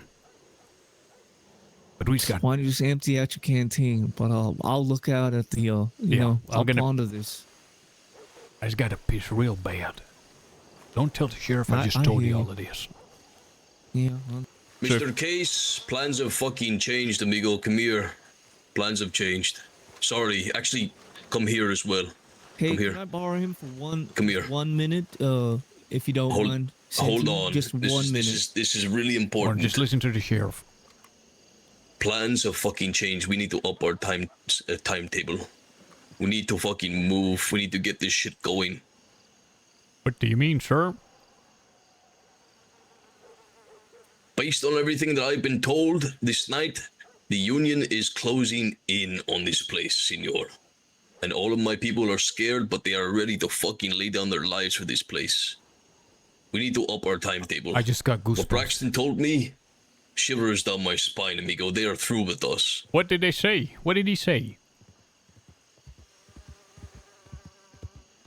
Earlier, while we were in the mine, Union soldiers rode down here with the Chief Marshal Johnson. They came here. They made veiled threats. They helped the Dawsons get their money out of the bank, clear out all of their stuff, and fuck off east. My undersheriff had a conversation with Johnson,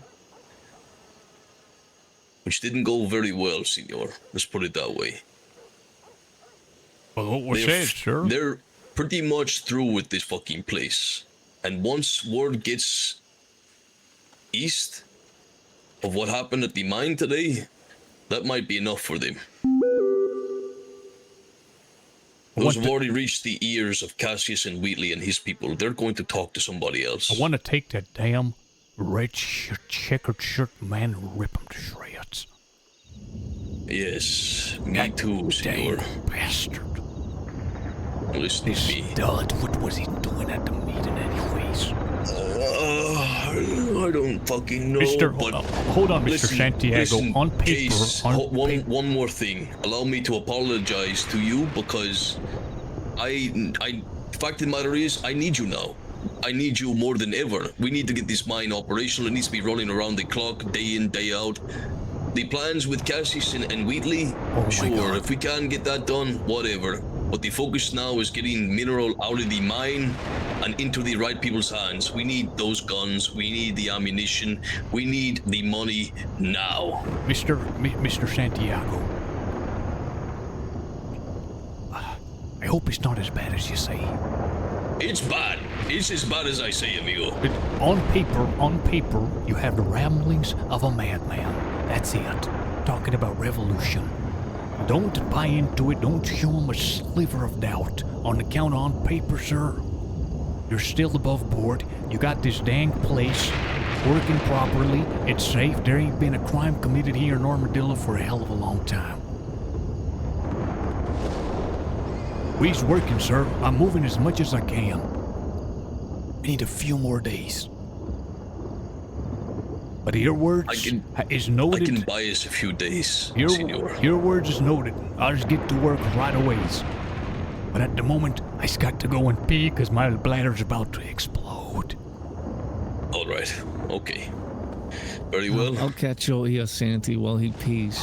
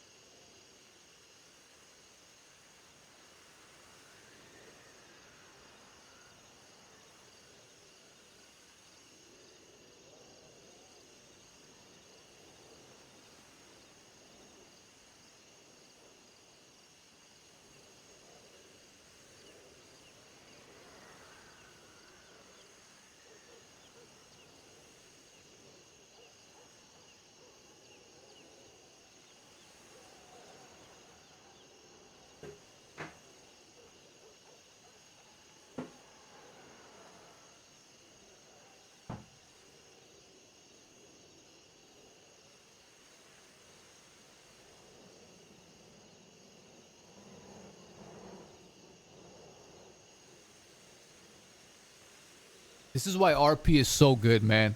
That was the best thing that guy could have done, was yap like that. Or story. I love it. Word is gonna spread that there's a revolution, and fucking Case is right in the middle of all of it. Those greedy businessmen bastards, bro. Those greedy businessmen bastards.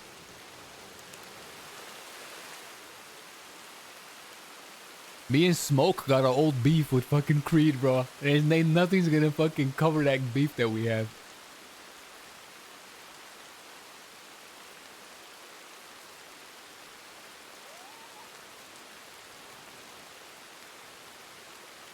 That guy talked shit at the poker table, and he already had a previous beef with Smoke.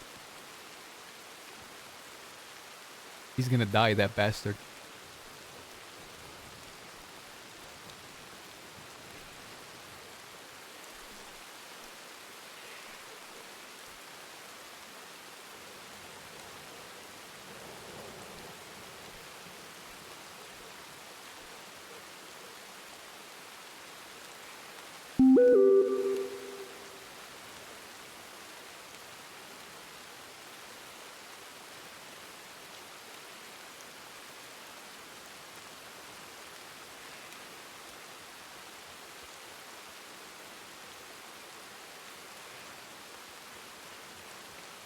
He's the Norman Rockwell, not Romer. Peter Rockwell. Oh.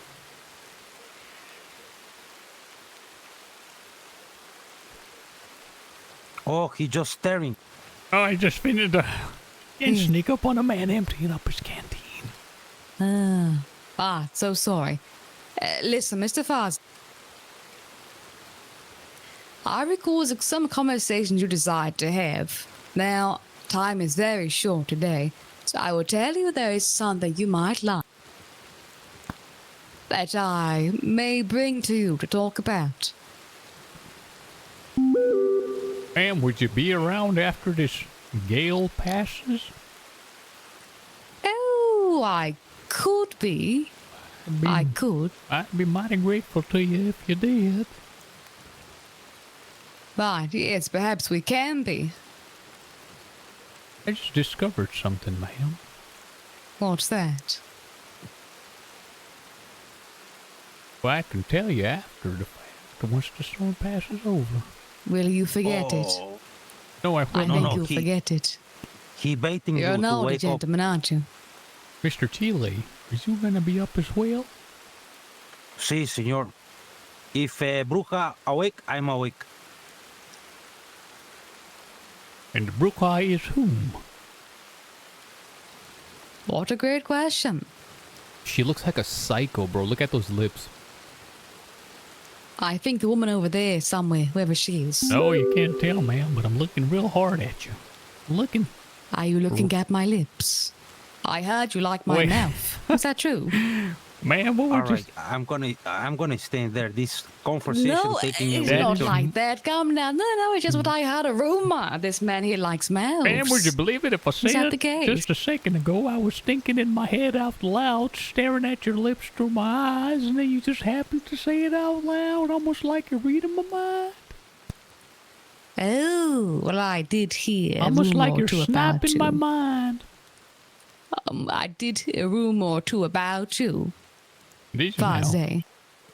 I did. Well, Down in the mines, that is.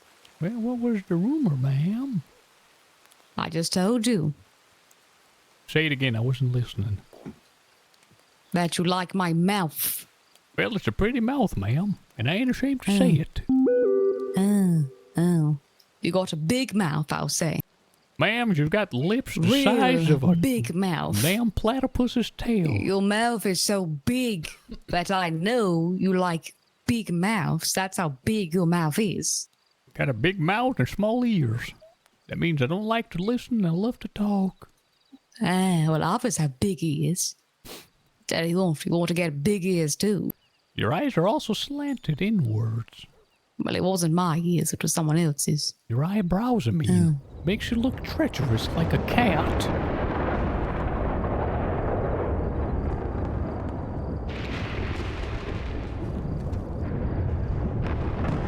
allow me to take off my hat, ma'am, so you can get a better look. Thank you.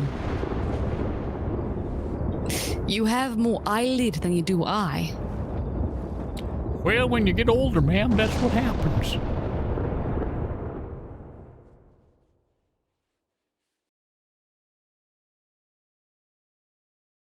Guys, the story is cooking.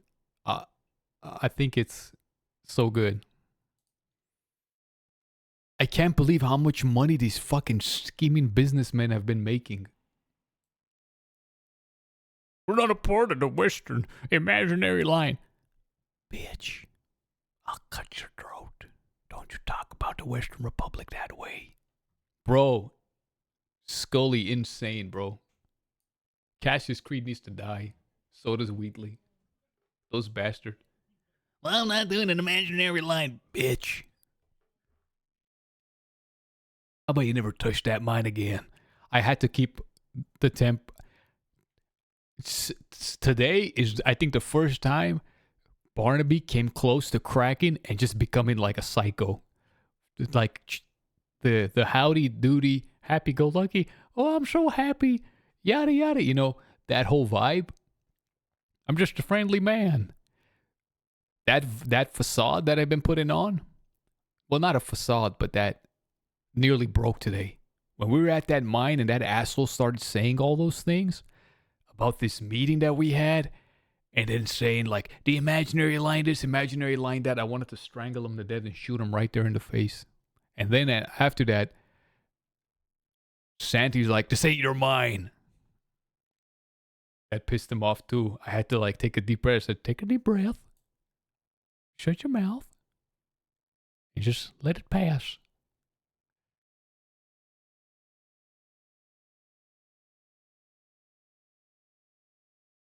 Cyber Goosey, bro, it's been so long. You'll never guess who's getting on today.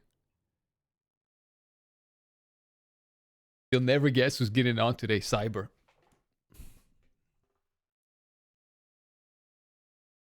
You'll never guess. A certain Wyatt Jones, I think.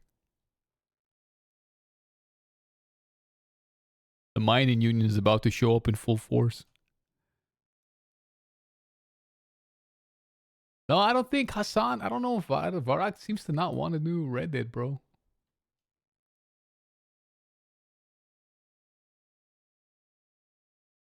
It's been crazy, Sully. It's been so sick, bro. I think I'm going to sign off a little early today, though.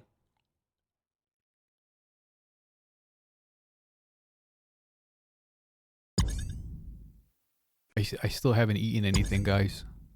I had 2 raw eggs in the morning in a shake. That's all I have to eat all day.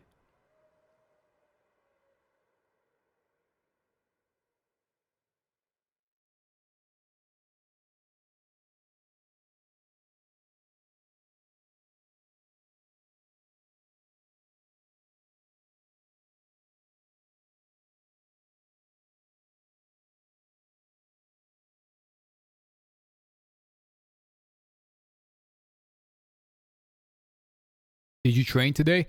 No, today's my rest day. Yesterday. I'm so sore. My entire body's so fucking sore, man.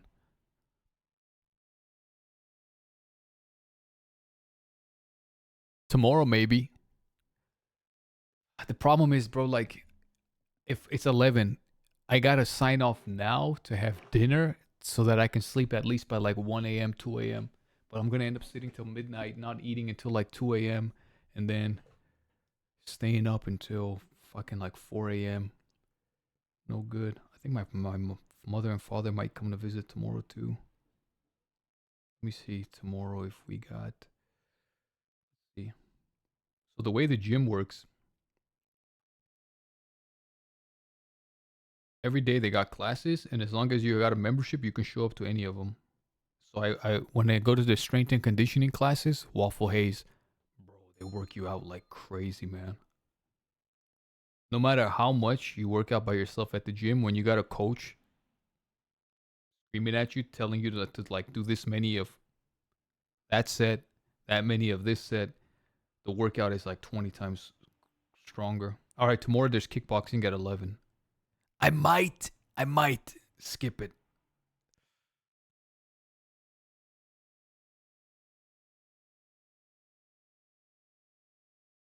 In a shake or and a shake? No, in a shake. In a shake.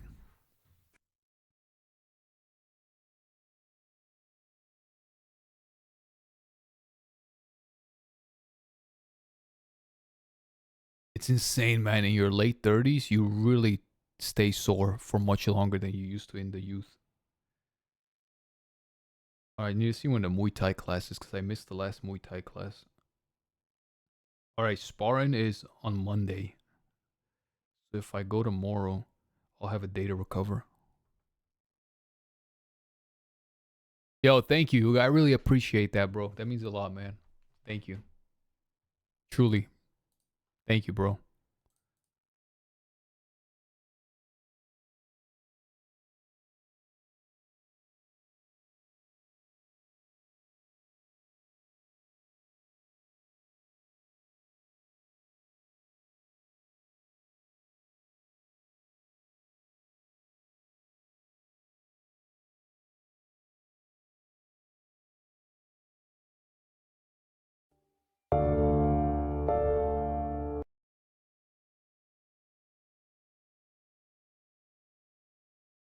Is your sub count updated? It is.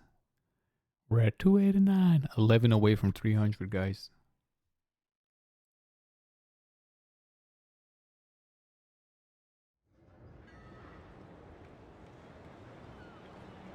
I don't know why I got so triggered whenever Santi said that ain't your mind. I wanted to say, motherfucker, you have no idea how many people want you dead.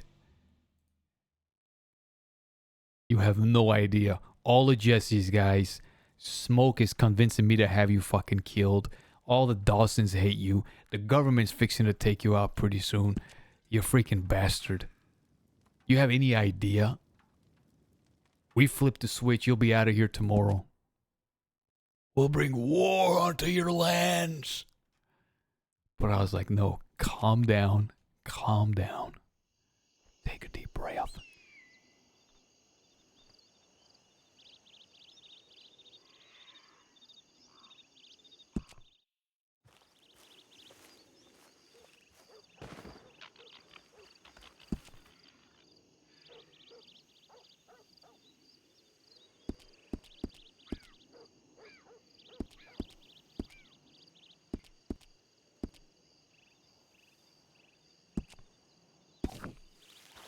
My armpits, guys. How do I fix the armpits?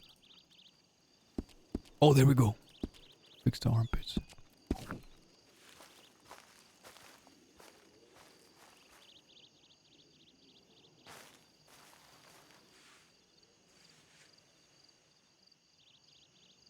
Why does she make her characters look like complete psychos, man? I want to know. Why does every one of her characters gotta just be a complete psycho? Disheveled. Tattered. Rattled.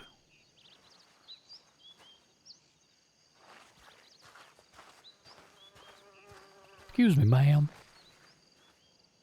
Ma'am. You're excused. I try not to stick my nose too much in other people's business. Oh. But there's certain rumors going around that you're some type of witch. What? Are there? You was running No, into there's a not. pit of folk dying of the cholera, rotting away.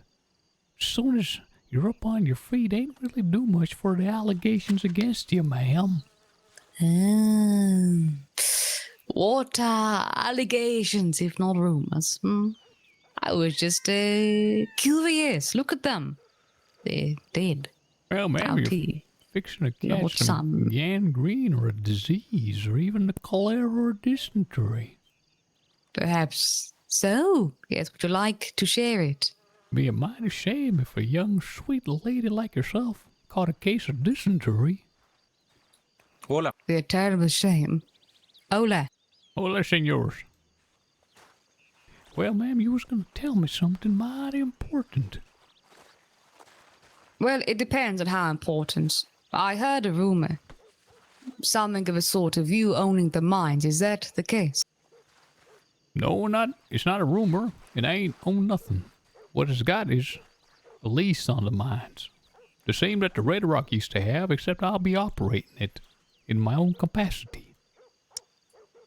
So you are overseeing operations in the mines. Is that correct? Yes, ma'am, but I ain't the only one with a lease. There's some other really rascally fellows that also sticking their nose in there. Oh, who might that be, if I could inquire? Well, you saw some of them there earlier, ma'am. You see, that's... Mm-hmm. Go ahead. That man with the hair that was to his jawline, to his shoulders. What did he sound the like? The one who looked one breath away from being in his deathbed. That one. I didn't hear his voice. Are you okay? You sound like no, dying. That's how the man talks. He talks like that. I'm great. I do it, please. The one who just came by the very end just to lick the plate, so to speak. Well, ma'am, that's what I'm saying. The one who's at the end of his breath. I'm doing his impression. Can't you tell? I can tell. Yes. Well, give me some sort of affirmation or something. Ah, yes, great impression. I didn't hear what he sounded like, so I'm not quite sure. You said he sounded like he was skeleton. On his deathbed. No, he looks like it. Well, I'll tell you what, ma'am. I just discovered something. I'm going to tell you because I'm a man of the peoples. Oh. What is it? I've just discovered how much money that damn mine makes, and all these filthy businessmen coming here taking advantage all uppity like. It sounds about right, doesn't it? And no, it doesn't, on account I was not prepared for it. Well, why would you be? Then to be able to stop it. Ma'am, do you recall how much they were offering each of us to work? No, I know that you offered me benefits. Well, here's the truth. Today I was supposed to have a trial. Ma'am, I'm going to give you some history. Several weeks ago, there happened to be a group called the Dawson Boys. Now, the Dawson Boys had the exclusive rights to that mine. Word on the street was they were mining $600 a day profit. $600 a day. Now, these Dawson Boys, well, they went rogue. They turned their back on the West. But here comes the sheriff. Huh. But they turned their back on the West and they took off.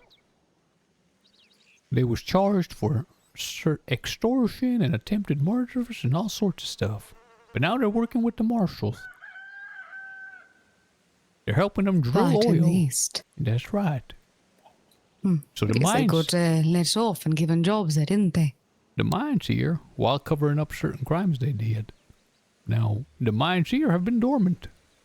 This here, from my estimations and my research that I have been researching, is the most valuable iron ore in the entire dang frontier. And it's just sitting there. No one's rallying the folk to go mine it. Well, I told Mr. Santiago it's about time I'd like to do it. I've been going there every damn day. Scouting and surveying. He said, fine, today we'll have a trial. I'll give you my wagon, and I'll give you the paperwork for the lease. Exclusive.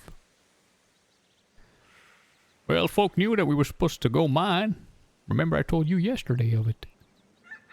Well, to show up, just a little bit late. Mr. Santiago's busy. Says, not right now, Case, you gotta give me some time. And then I hear Mr. Gabriel, who was gonna help us by supplying us with pickaxes, is already there. So we all rush over there. Now, I was supposed to have a fresh, clean wagon. We were supposed to mine as much as we could, bring it back here, find out what the materials is worth, and then distribute it amongst ourselves, while making sure that we can turn products with that stuff. But we show up and there's 3 separate groups all of a sudden. More people in that mine on the first day we go there than there has been since the entirety of the mine opening. It makes you think. Then they start arguing. They start fighting over deals and whatnot. Almost as though they're entitled to all of it. Yes, it was quite pathetic, I must say. Now there's some rich businessmen. First in Valentine, and then in Blackwater, and they got gun shops, and they're talking about oil and all sorts of stuff now. Now one dud amongst the rest started talking of a crazy rumor that Mr. Thursday Case here is involved in some revolution, trying to separate from the Union. And I didn't much appreciate that this dud was spreading this crazy rumor. He also mentioned some other names too, like Jamie Barlow. Do you know who that is, ma'am? I've heard rumors only in passing. Take a look at his face. That there's an official writ of capture. I'm the only one that possesses it.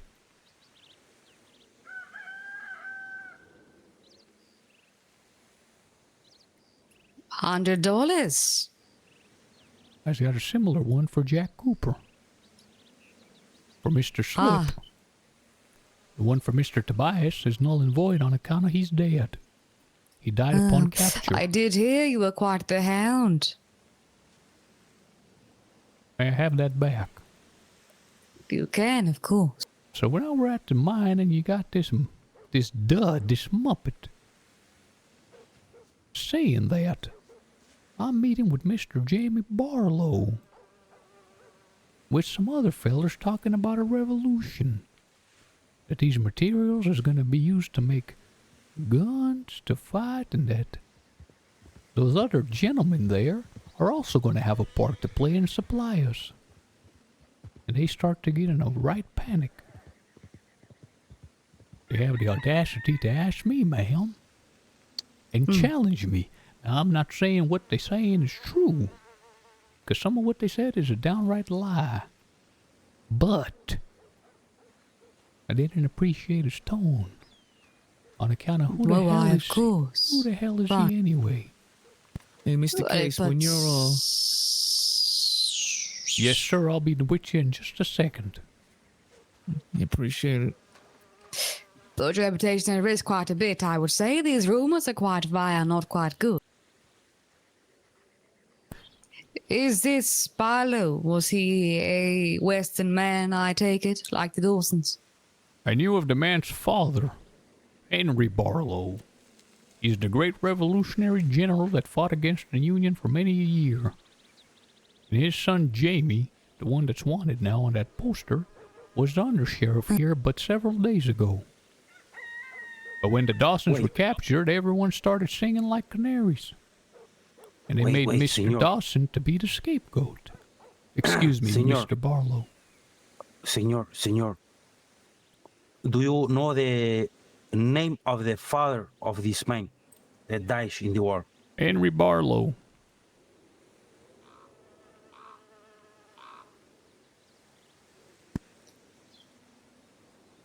Well, as it happens to be, Senor, my father also died in the war.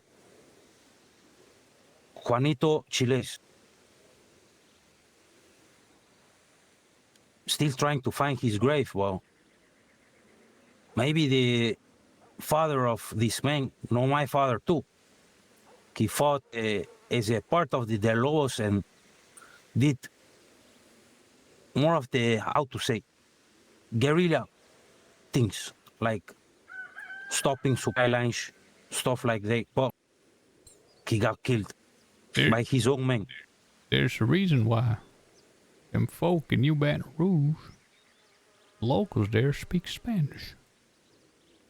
The Spanish crown supported the Western Republic. That's where much of the, or a big part of the backing was coming from. Now 30 years ago, they lost. But when you walk into certain corners of these here West, people still talk about independence.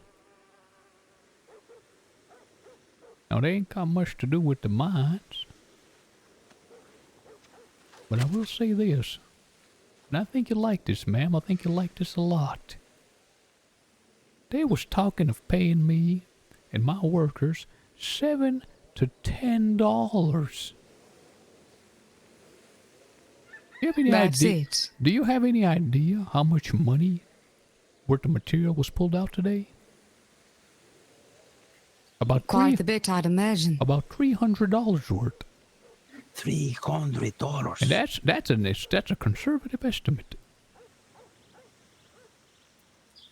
Well, it's quite easy to put a blindfold over someone, isn't it? If you don't quite know, then, well, they can do what they want. I don't like the fact that that man over there in Blackwater and everywhere else somehow feels like they're entitled to what they got here.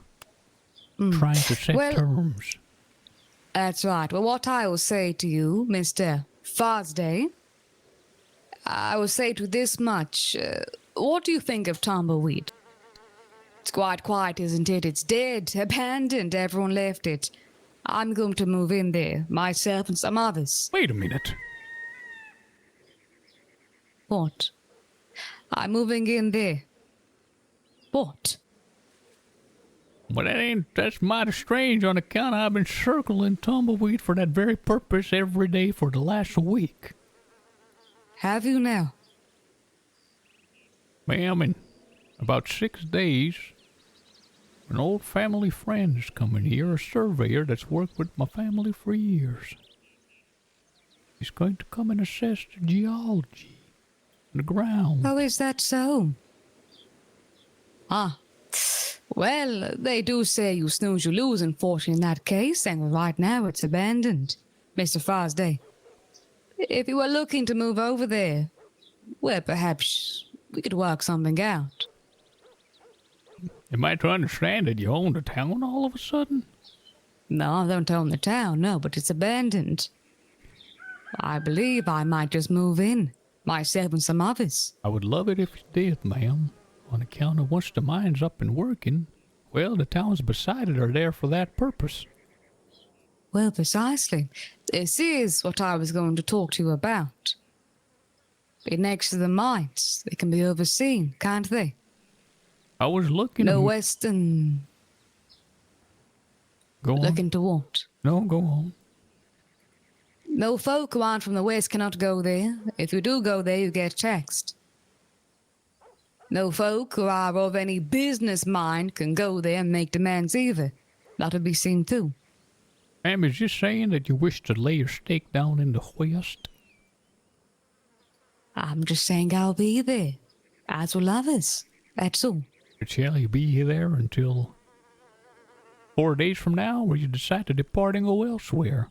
Since I recall you was a Saint Denis lady.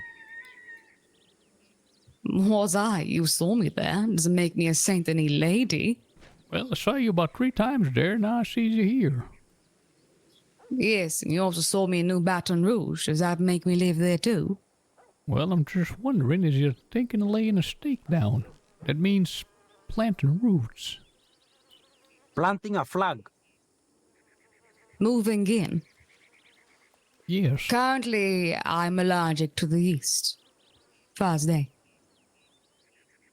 I'm allergic to a few places there. So frankly, I'm not inclined to go over there anymore. So I'll be staying here in the meantime. And as I do that, there are others who would like to stay here too. Out in the west. May I ask Do you understand what I'm putting down here? Sure do. May I ask who them folks is? Just some friends, that's all. You may have met a few already. I hope these friends is committed to, well, something like this boy said here, putting a flag down. And if not a flag, some proper roots. Man, Well, that's about the 4th cigarette you've lit. I know it is. I'm fidgety. But yes, as I said, with moving in there, there can be some business done. if you are serious about, you were talking of moving in, is that as well, or you're talking about doing something different? Well, Some ma'am, business. I tell you what, my concern is to start pulling out them minerals out the ground, to then cultivate those minerals into supplies that is very much needed. Very much needed. And it's needed fast. Now, the entire point of tumbleweed, the only reason tumbleweed is even there, and even armadillo, is on account of those mines. Now, the mine's kind of gone dry, and as you can see, the place is empty. But I've been fixing to get active there, and, well, tumbleweed becomes a natural home to the miners. Now, if you was there, that makes everything much better, ma'am. Much better. Right. Well, I'll say this. It wasn't to be a town of the miners per se, but I'm sure they can go down there. Yes. Shall we go there now? Yes, we can. Do you I've been have there a... quite a bit today already, in fact. Also, I wanted... That's why you saw me earlier, down at the mines. You've also gone to the other mine that I've been inspecting. I've gone to the few. I've been looking around, you see, want to know what's around here, for I'll be staying down here for quite some time. Ma'am, I tell you what. The Spanish crown backed the Western Republic all the way to the upper Montana River. And they did that on account of they understood this land here is mighty rich. Mighty rich in resources.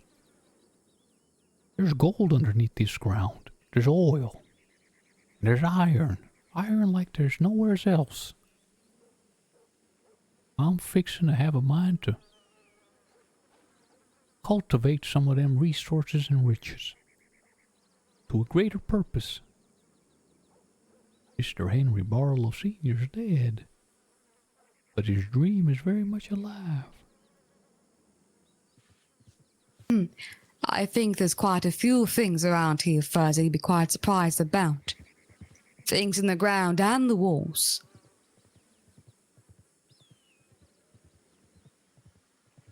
Like plenty of it too. Well, that's to be discovered, isn't it? Sure is. Opportunity. Hidden gems, so to speak. So no one is down here after all. We going to tumbleweed now or no? Yes, I also want to mine while we talk. Oh, how exciting. I need $100 more so we can buy our own wagon. Senor, you keep talking about we. Excuse I like me. it. Let's go. Yes, I've got to talk to this boy Jim as well, and maybe the sheriff. Do y'all's got a horse? No. No. I'll steal one. Oh, I might have one somewhere. If we can each earn about $30 worth, we can buy our wagon. Hola. I'll catch up with y'all in a second. How long will you be? No more than 5 minutes. What? Am I interrupting Those are you? your people, Case?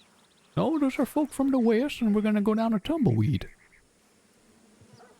We're going to mine a bit.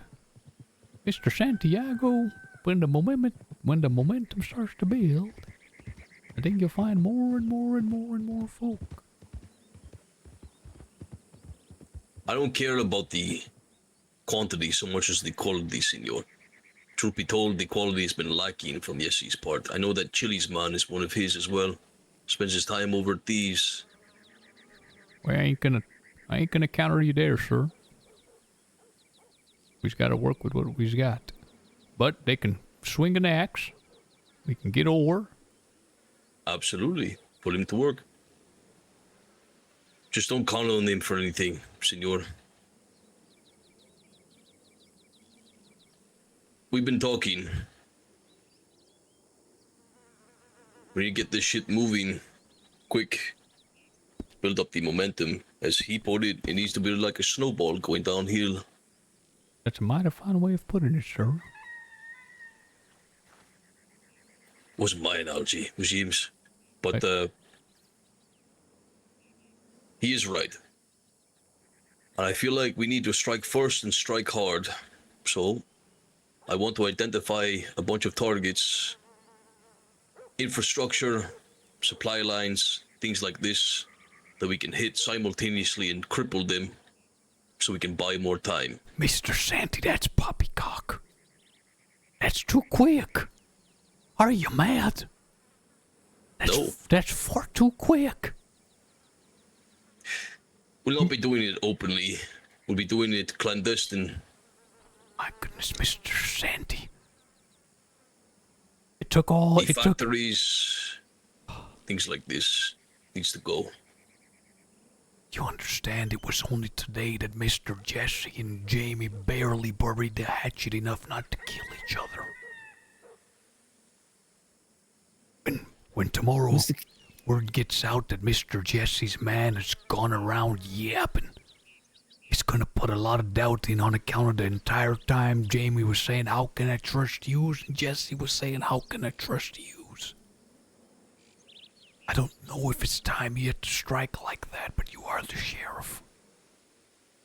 I'm talking about supply lines, infrastructure, things to give us time. They'll have to rebuild that. They'll have to reestablish their supply lines. It's just to case it out, to figure out which targets need to be hit. And then when we're ready, we hit them at the same time. Cripple them out there in the east. Mr. Santiago, there has to be a certain meeting where you're present. Because there's some things you need to be filled in on, and I ain't in a position to do it here and now. Right. Mr. Case, what's your read on Creed? I don't like that boy as far as I can throw him. The minute he's in a bit of trouble, he'll sell us out in an instant. His interest is his money, which is fair, but it ain't the West. This here... You positive on that? I'd wager my life on it, son. Based on what? Gut read, or have you talked to him? Gut read and certain interactions I've had with the filler. You see, in order for this here to work, it's what Mr. Santy said, quality over quantity. The odds are so stacked against the West. It's a dice roll for a dream. And only those committed all the way, whose heart is in it, it's gonna matter. This Mr. Creed is after his business. They heard a whisper of a conspiracy from a madman, and instantly they were all ready to abandon ship. On the whisper of a conspiracy. That's not the stalwart men that are gonna help succeed. He's after his gun trade. That's what he said. It's all I care about is my guns. That's it. So when you say can he be counted on? Yeah, he can be counted on to look after his business interests and be a steady supplier of guns. Can we trust that he'll stick his neck out for an independent West? Absolutely not.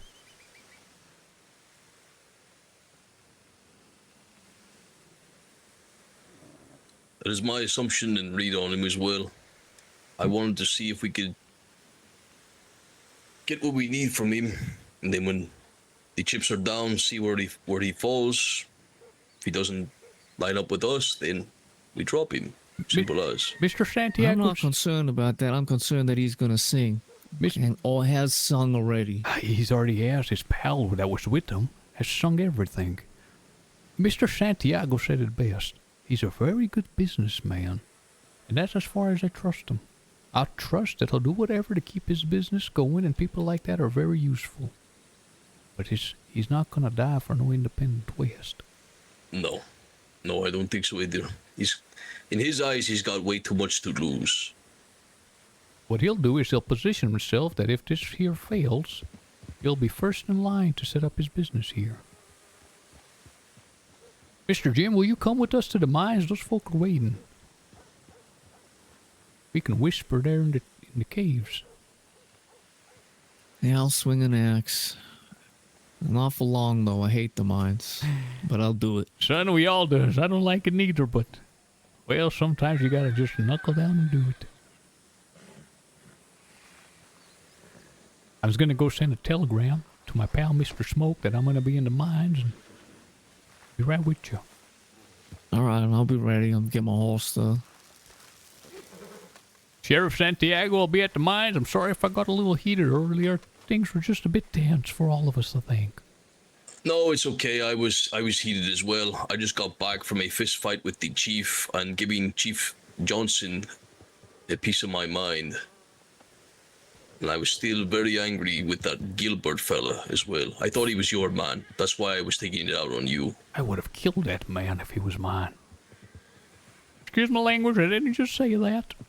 Jesse needs to deal with this, Listen, Case, I'm not sold on Jesse, I'll be honest. He's inept and his men are inept as well. They're a bunch of bumbling buffoons. Mr. Santiago, if you heard, they say the same about you, sir. They say you're a man not to be trusted ever. That you're going to be the ruin of it all.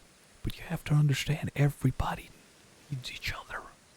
Jesse needs... Senor, if I'm the ruin of it all, God help them without me. We won't succeed without Jesse. We won't succeed without Jamie. We won't succeed without you. We won't succeed without Jim. Everybody's got to see that. I hope they do. We need that port. We don't need Jesse. It's got to go mining, Mr. Santiago. It's got to get the rest of those minerals. Bro, Jesse, this is exactly what Smoke is saying and Jesse are saying about him.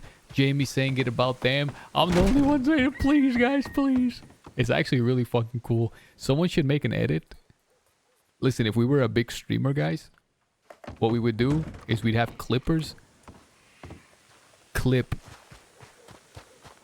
all of the scenes where Smoke, Jesse, and Curtis and everybody is saying, not so much Curtis, that Santiago can't be trusted.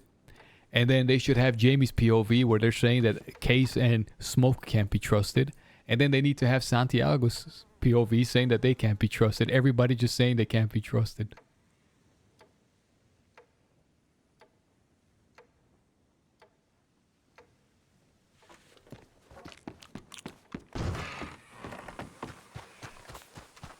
I think that'll be sick.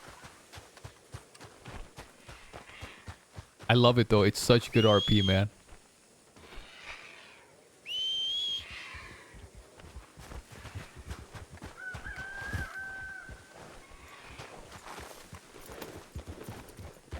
I'm so eager to not keep y'all waiting.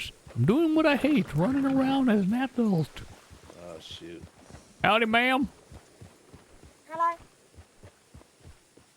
All right, well, Easy Street, I would love to hear more about the man that knows Theo, but I now have a appointment. Oh, sure. Well, shit. Casey, you take care of them. All right, these are two upstanding individuals over here. Every time I take someone's out, they say, bring her back, take care of her, don't let her this, but no one ever says, take care of Case. It's just, you're very, I never know what to make of you, Case. I feel like you could say or do anything. Be a shame if you did. I spelled eerily wrong.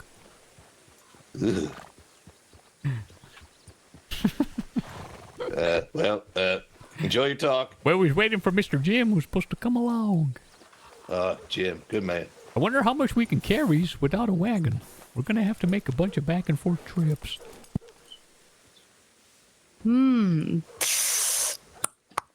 What I will say to you, Father. I will be over there. Say it. As will others. We'll be keeping an eye on things happening over there. We're not going to be mindless, if you understand. I understand, ma'am. What? Be a shame if I didn't. Senor Case, you heard about the story how a man robbed Jack Cooper. Tell me, son. So this man, he was acting like a bandito over in a ranch. 3 men, well, 2 ladies and a man, held up at gunpoint. Oh, he's moving. Yeah, let's move and talk. I don't see him coming, and I don't know where he's... I don't know where he is. Oh, I forgot I was supposed to send a telegram 15 times. So Send it to Tumbleweed. They have a telegram. So this man surrounds Jack Cooper? No. It's Jack Cooper and one of his amigos. We're in the middle of a robbery. Now 4 men pass by on horses. See.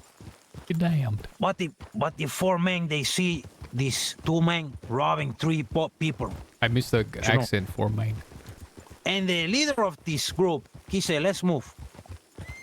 But in came a young buck, a young Mexicano. I'm already Let's lost. call him a Pepper. See, Pepper. He said, no, let's do a double reverse robbery.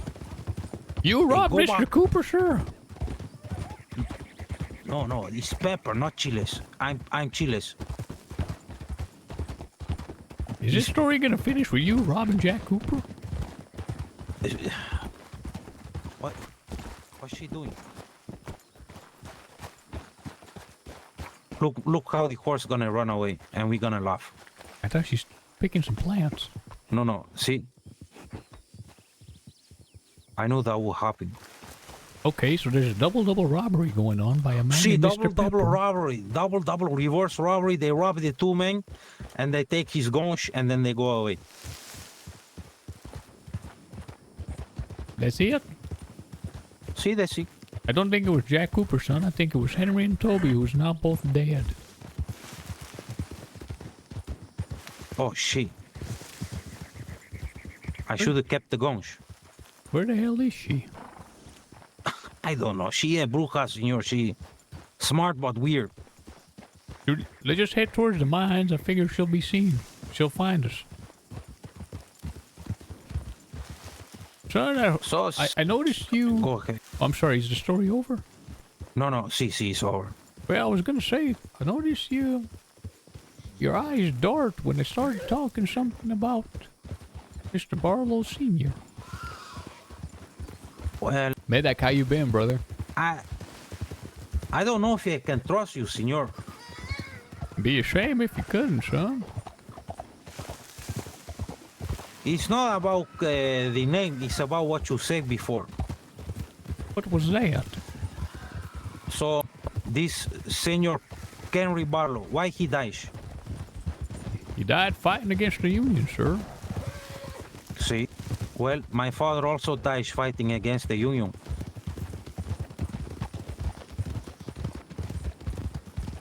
You know how to mention the Spanish and the Mexico to support? Sure do. You know how they did that? How was that, sir?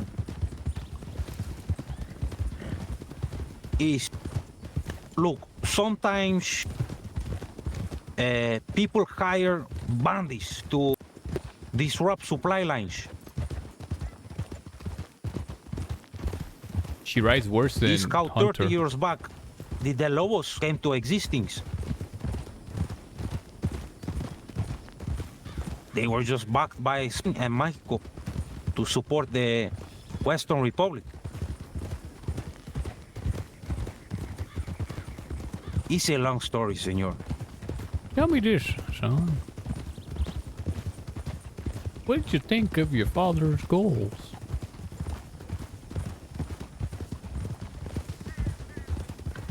Senor, I don't think too much. What did you figure your pa would do if he was still alive? Oh, he will go wage war against the army right now. Not up in their face, but senor Case, I was with a abuela of mine, all right?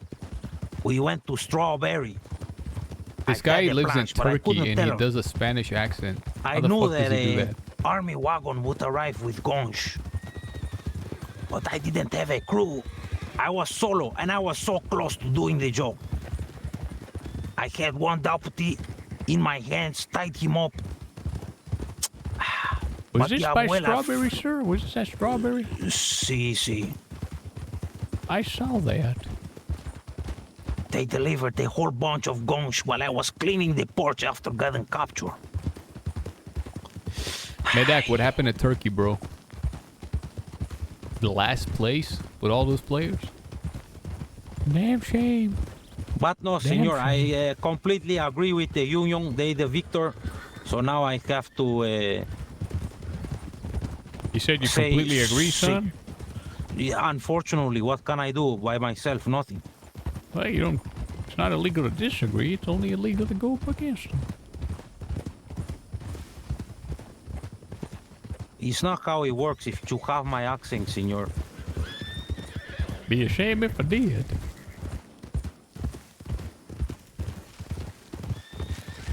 Ma'am, speaking on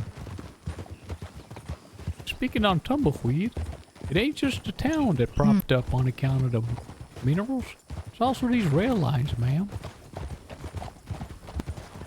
What of it? Rail You mean lines? in terms of value?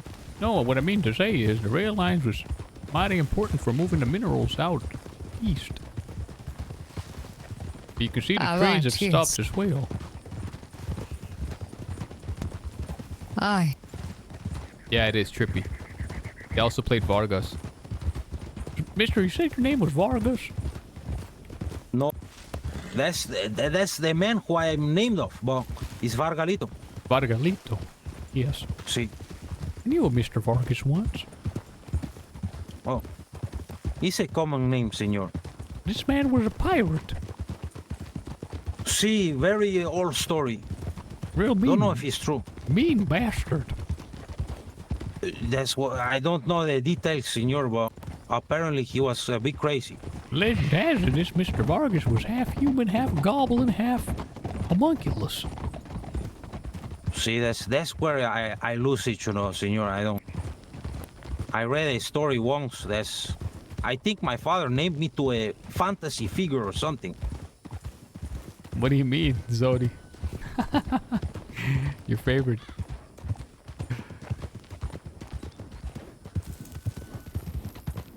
Ma'am, I ain't gonna lie, I was eyeing that big old estate there, but you's gonna have it. I did too. It's boarded up. It is for now. Well, here's the thing, Father. Like I said, there can be more people here than just one or two. You can be here. There's nothing against that. Ma'am, I'm just going to be here as well, with mine. Nothing more than I'd love to see you set up shop here and bring your family and friends. And when I'm passing through here, stop by and say Well, why hello. don't you have that building? You have to understand, I'm only just getting started. Now, I haven't Right, as are we all. I haven't necessarily figured out exactly where my seat of office is going to be. Well, as There far is as I like see it, a if you mining have building concern... there, senor. Well, that's an You know, office. There's quite a few things. A bit different than what I mean, if you know what I mean. If you do want to set up a location of residence, it would make sense. Tumbleweed is the nearest town. I don't really care for that building. It'd be nice, but you can have it. No, ma'am. If you was going to be staying there, you and all your peoples can board up and there and have it be a proper boarding house, bed and breakfast. What I'm really interested in, you said, is you can keep tabs on the mine, who comes and goes, and watch it. That's mighty. Precisely. That would be mighty important and valuable, and I'd love to work with you on that. Well, there are quite other things too someone could do, but that depends on what I can and can't say. Well, ma'am, since you're scared to say it, I'll say some things in your place. Go ahead. Since you're so frightful of sharing ideas. Is that what we're doing now? Just saying. All right, well, I'll say it. Fine. No, don't so say there it. are a few mines down here, of course, a few trades, iron and whatnot. It'd be a pity if the ones in Rage the bait. east all got, well, their wagons got starved every single day, and they all got taken down here, and all their supplies went missing and went straight to Armadillo. That's all. Well, I wanted to give you certain hypotheticals, ma'am. Well, what is it? Well, would you look at that? All I'm saying... I've forgotten. Oh, go on. What? No, tell me. You can't do that. I genuinely forgot, ma'am. No, you can't do that. No, I genuinely... I swear to God, I have something You have I to remember. just wanted to tell you. Oh, I know. I remembered. I remembered. Right, tell me quickly. I take something else. Well, ma'am, hypothetically. See, if you're speaking hypotheticals, you ain't ever gotta be afraid, ma'am. No, I'm speaking factually. I'm not speaking. I'm going to do it. Well, I'm gonna speak hypothetically. And you won't stop me because it benefits you. I'm gonna speak hypothetically. I know here. your type. I'm gonna speak hypothetically here. I know you want it to happen deep down. You're rubbing your hands right now. What slice of the pie could I get from this? That's what you're like. I'd like to tell you a certain hypothetical.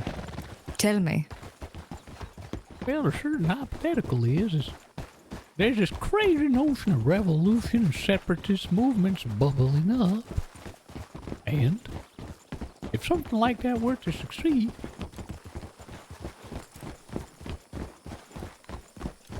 I can't say it. It's too early. Come on, you have to finish this, senor. Oh, I'm sorry, it's too early. What? It is. I don't get it.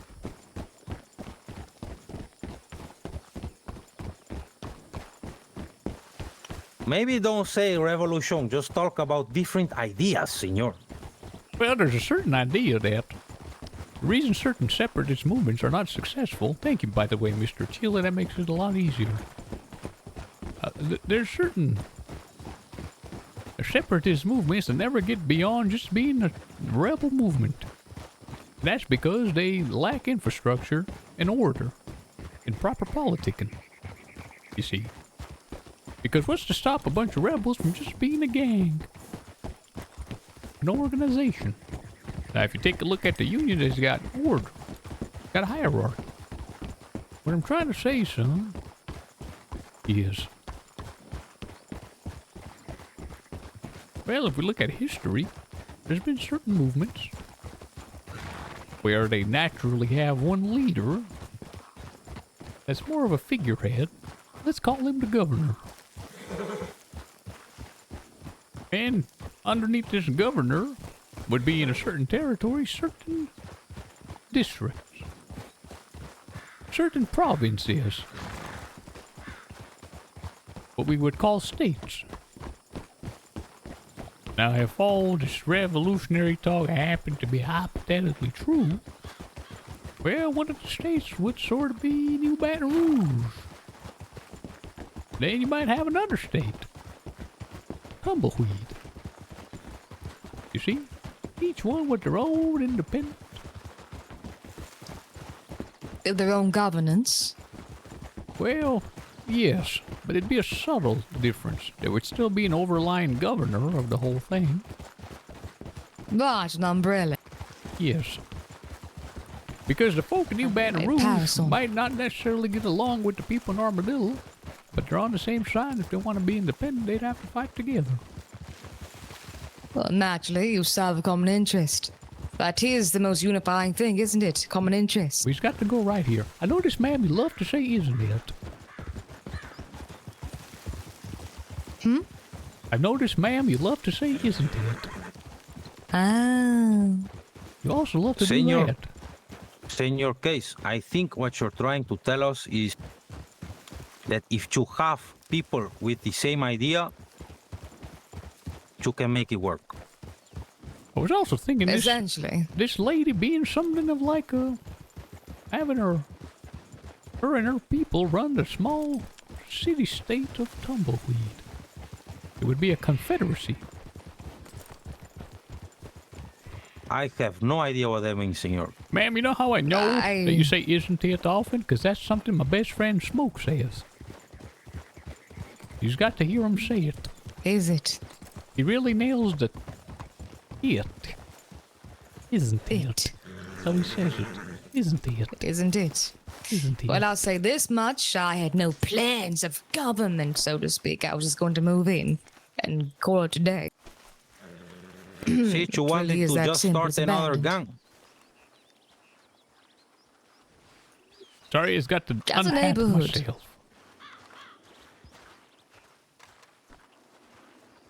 Well, we're not going to be able to mine a lot, but we'll get some done. On account of we don't got a wagon. He says isn't it and is it. As far as I see it, Armadillo can benefit quite a bit, as long as the West looks after the West's interest.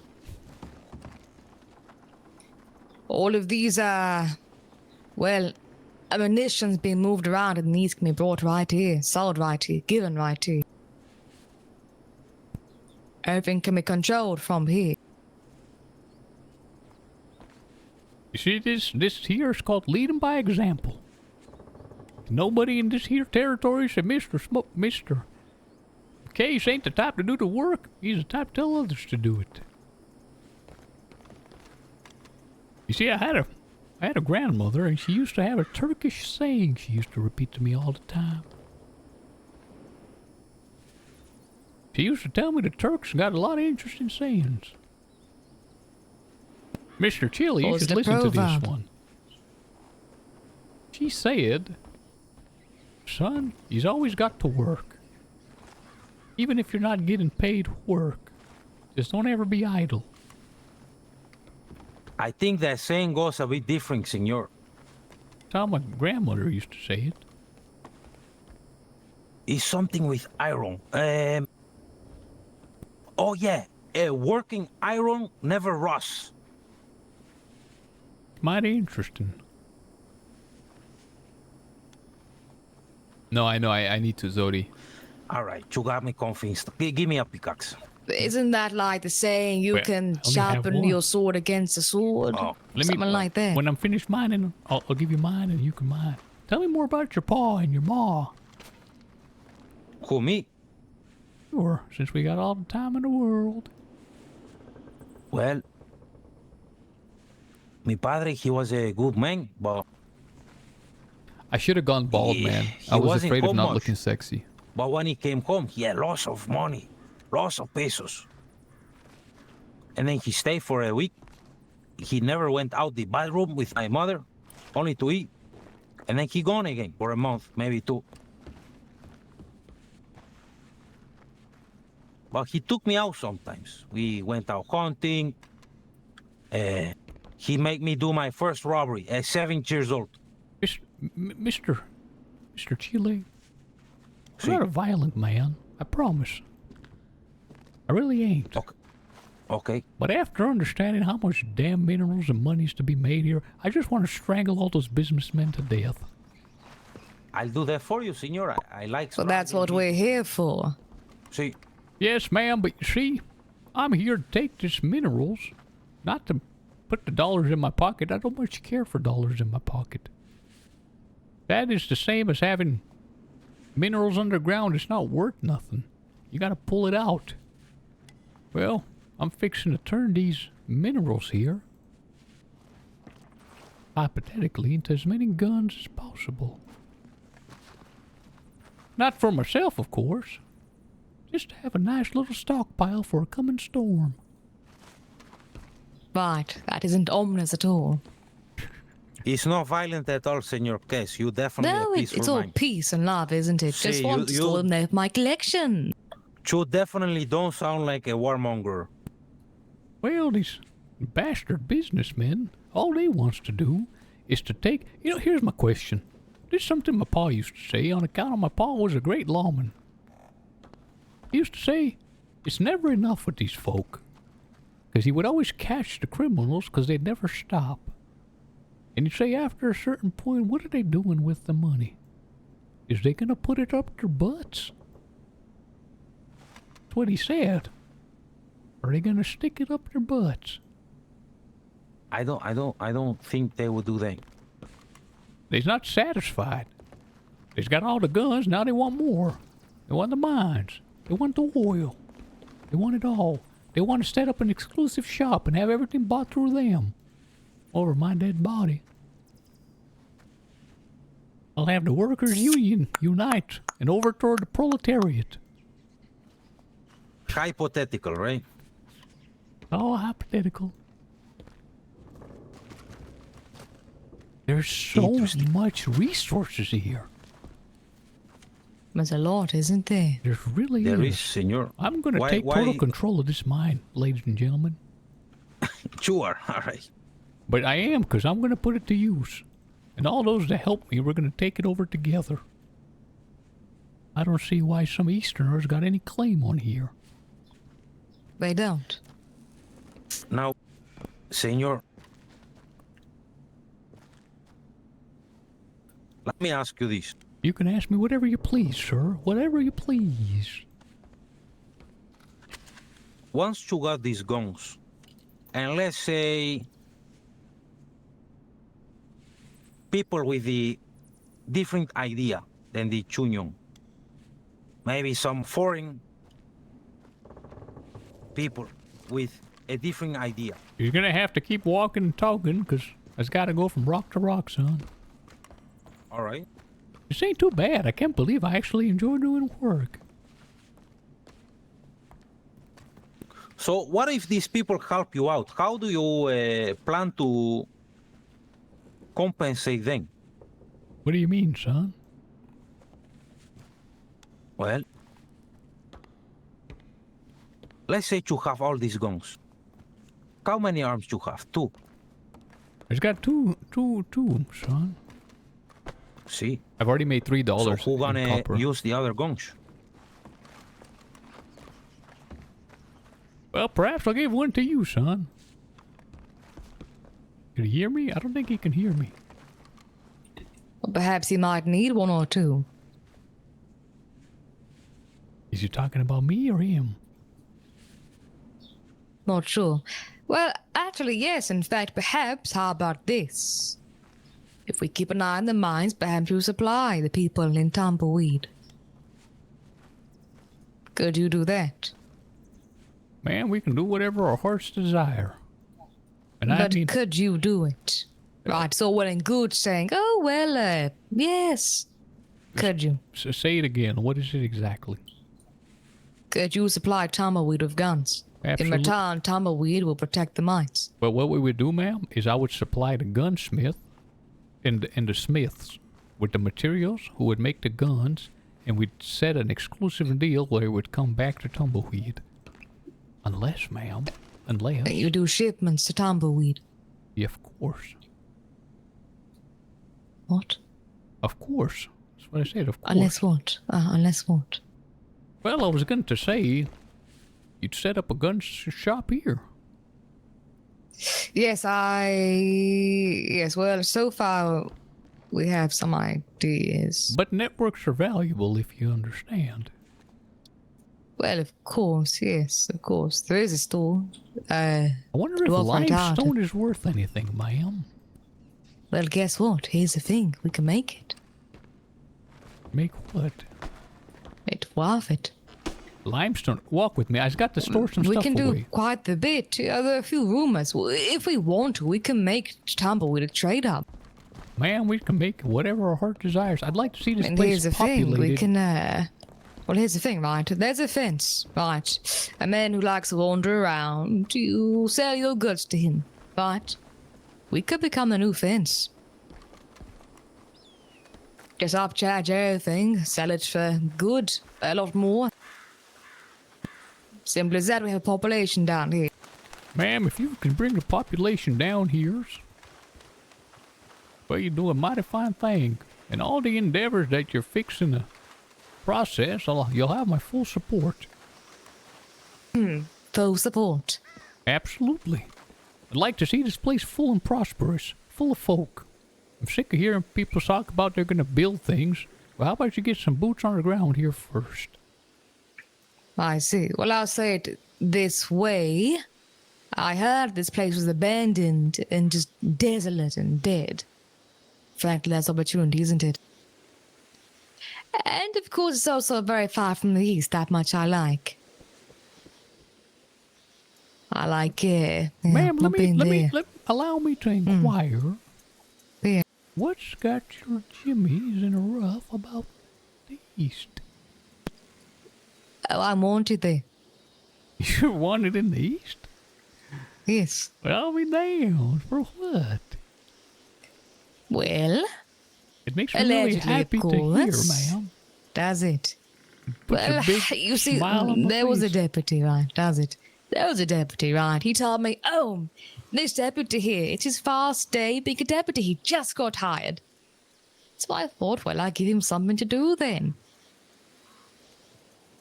Do you have a gun, ma'am? Well, what? Yes, I do. It's mine. Well, I was going to give you one. Oh, I'll take it. Well, this one I have, I took it from the deputy, you understand? In Van Horn. Understood. So he'll want it back eventually. Understood. And I'm wanting in Strawberry too. That's why I'm down here. Don't tell anyone, of course. This is our secret, right? Be a shame if it wasn't, ma'am. Of course. There's a bunch You of wouldn't garbage die. on the ground, by the way, that you can have if you like. Oh, I can have the scrap. Do you want to? Well, I have no room for it, ma'am. I'd love to hold it, but I'm going to go mine some more. I'd like to give you something. Do I want what? Is it a poem? I saw your book. Of course. Well, What ma'am, a book is one of the most valuable things in this here world. There was a great man that said a man, the only thing he needs in this here life to be happy is a library and a garden.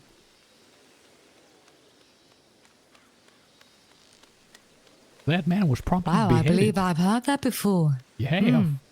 That is a very new saying, 'cause I've never had it before. Oh, it's not new Yes, at in all. Saint Denis, they say it quite often. Do they now? They do. Lots of things in Saint Denis they often say. Phrases and all that. Well, the man who said that got his head beheaded about 2,000 years ago. Sounds about right. A man named Mark took his head and put it on a Mike. spike. You make me work too hard. I took a break. I had to put some stuff away, and I hate to drop stuff on the ground, but it's got to. So, I was thinking, if you're not from the West, you can't mine down here. Hey, I got a better idea, ma'am.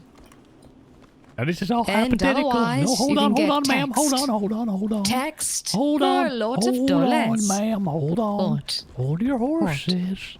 What is it? Allow me to say an idea. I'm not speaking hypotheticals, by the way. But I Go am. ahead. I am. I'm not. Or someone would have to purchase a license to mine. You understand? That's the easy way to solve it.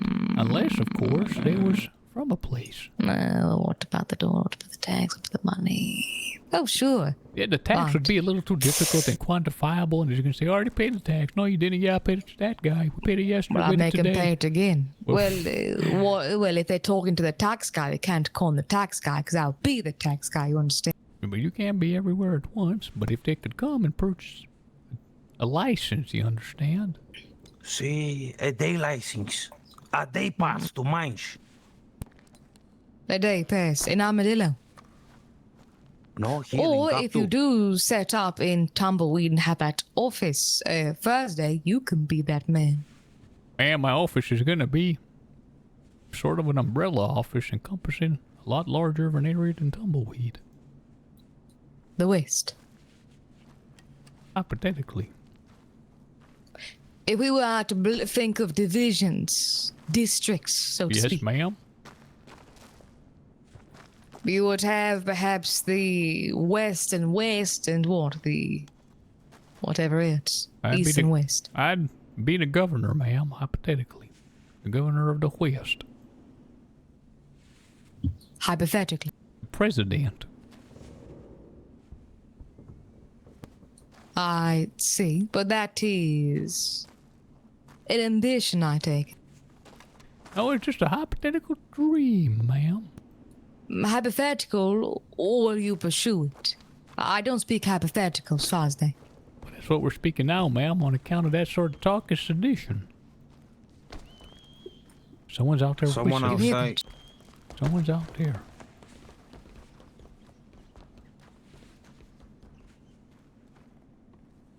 I thought you were all there. Oh, you're not.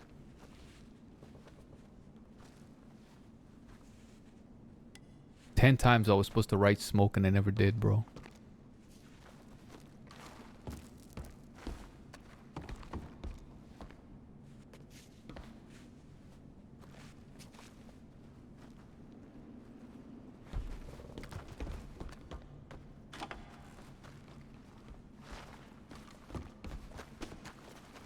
Hey, Mr. Case, how you doing?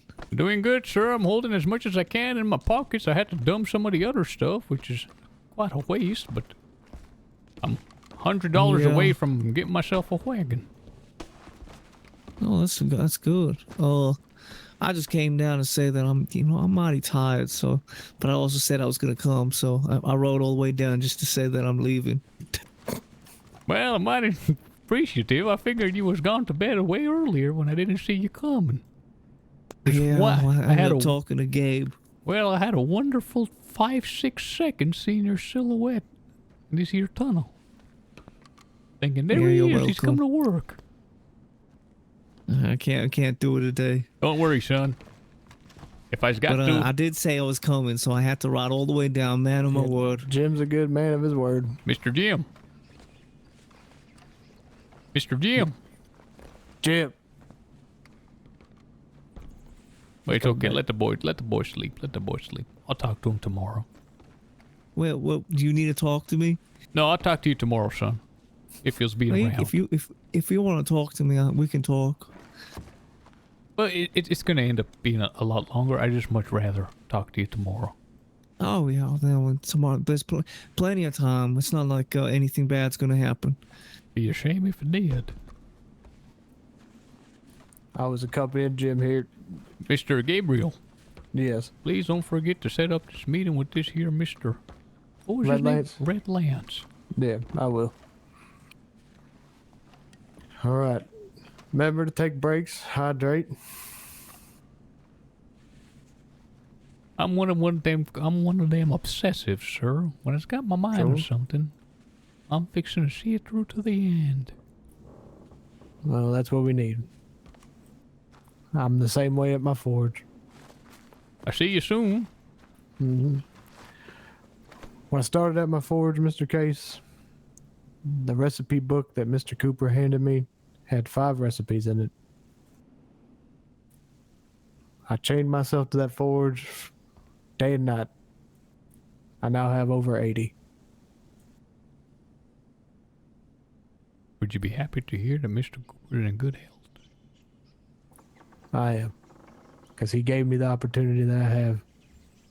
Might have your chance to talk to him again pretty soon, sir. I think I'd like that. Keep that between yourself and me for now. Of course. I'll set up that meeting with Red Lance for you. Appreciate you. I don't know how close you were with Henry and Toby. Them boys died like brave men, if it means anything to you. All right. You have a good night, son. Talk to you tomorrow.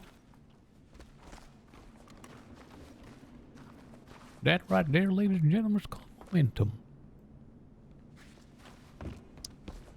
Oh, what do you tell us? What is it? Well, just momentum. I feel it in the air, ma'am. I just got to go to a tumbleweed now, and I kind of can't carry anymore. So.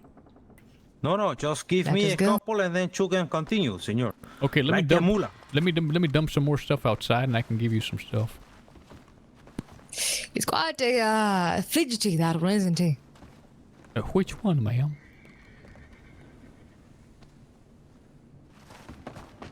Which one, ma'am? Gabriel, very fidgety. Hey, he's the type Every time we went down near the wagon, he would come running straight on by. What are you doing? Why are you there? It's quite funny.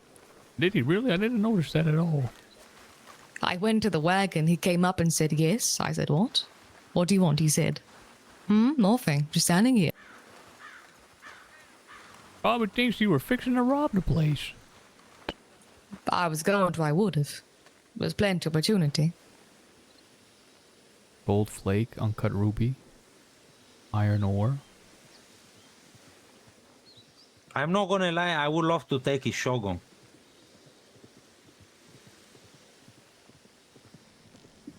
Oh, you're supposed to right Who click. is that up there? I don't know. Let's see who it is. Oh, yay! Come on, let's see together.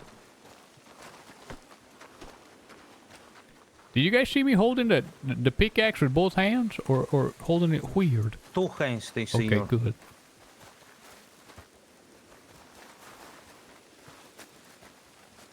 Oye, señor, ¿cómo estás? my God, is this? Why, where are you from, if not Armadillo? Well, I just came in on a boat from Blackwater. How's it going there, son? Blackwater. Yeah. I was told that there was an exhausted mine out this way. Some lady named Rika.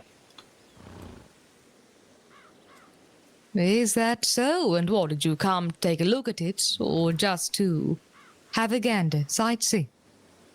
Well, I come to take a look at it. For business or curiosity?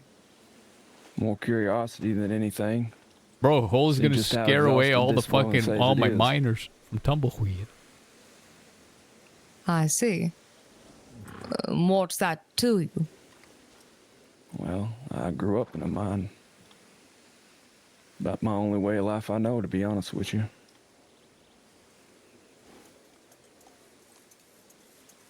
Tramp miner Is myself. that so? Huh. Aye. So you have mining in your blood, do you? Yeah, my daddy mined. My daddy's daddy mined. Oh, how curious. Well, there is quite the movement about. Don't you've heard of it? Lots of miners all coming together. Would you be interested, perhaps, in such an expedition? Possibly. If the outfit's fair, yeah.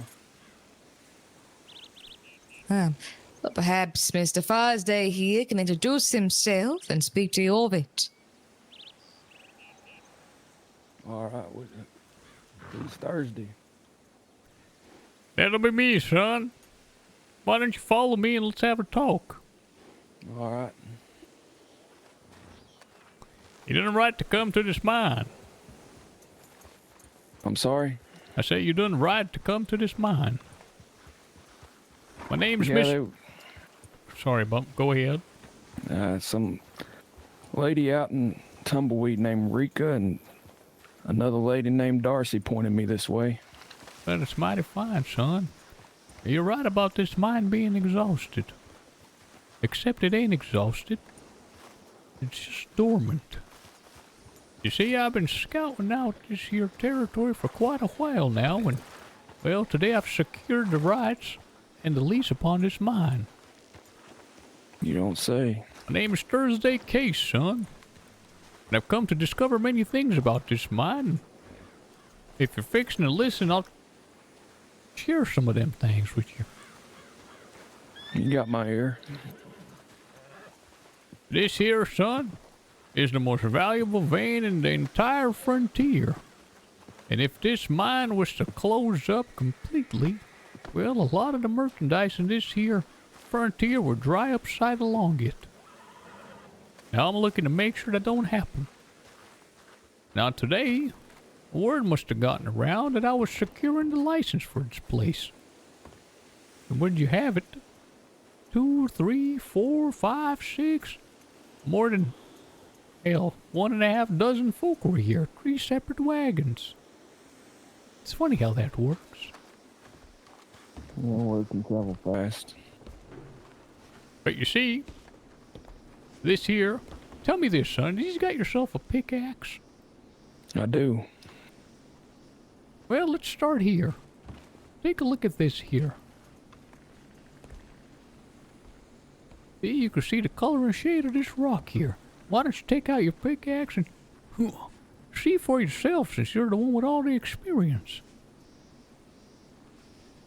I heard you say that your pa was a miner in his pa. So I come from a family of lawmen. But now I find myself here. And at the moment I wouldn't trade it for the world.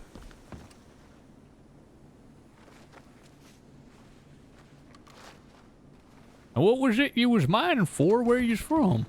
And where is you from anyway, son? The hills of the Appalachia. Just coal. It's about all I know, to be honest with you. Well, I think you'd find Annesburg more familiar. But son, Where's that?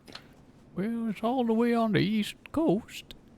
North of Saint Denis. There's a coal town there. Except, I wouldn't trade it for what we've got here.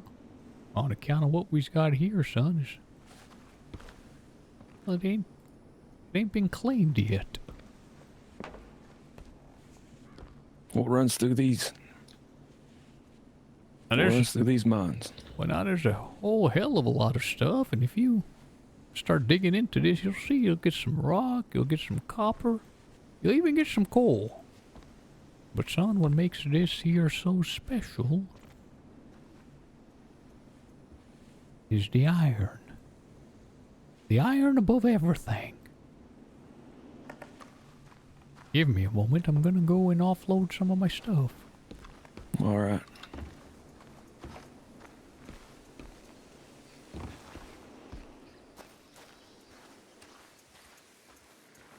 Business these days. Hmm. The type of people that like to get their hands dirty. But precisely. See? Yes, For instance, I agree.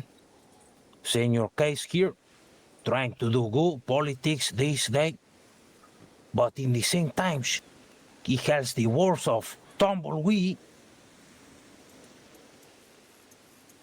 to strike some fear in the heart of the East. Right, precisely. So Mr. Thursday here can be Mr. Thursday, but also as well if some man needs throttling, that can be done too. Right. Well, I don't want to hear much of that at the moment. No. Come on here, son.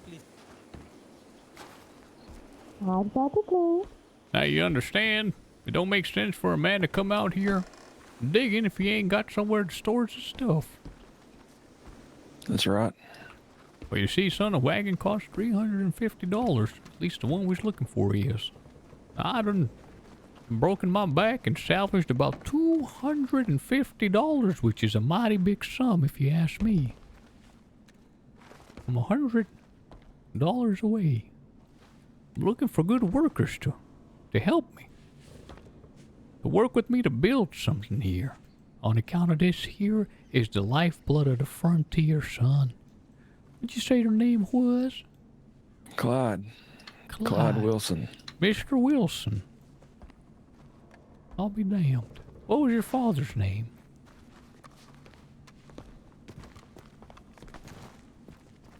I don't like to talk too much about him.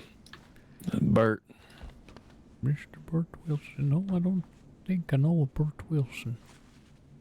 How old is your son? Not a day over 20. Going into my 40s. Not a day over 20, but going into your 40s. I don't much understand what you mean. I feel young, but my body ain't young, if that makes sense. I understand. After 57, son, I stopped counting. But I ain't gonna lie, sometimes I feel like a mighty spring chicken, ready to buck all over the frontier.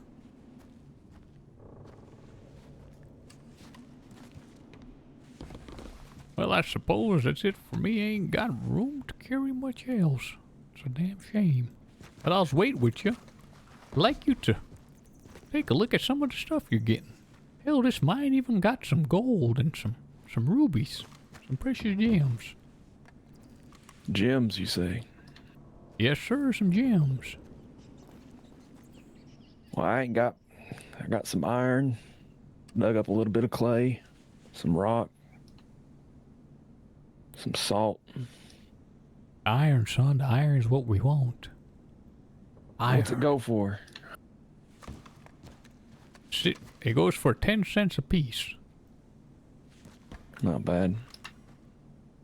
Son, I tried to do some gold sifting down in the rivers. Well, you work about 7 cents a minute. Hell, you work a lot less than that, 7 cents every few minutes. But I was told the rivers out here rich with gold. That's what they say, son. But the iron is worth far more. In the right hands, that is. 'Cause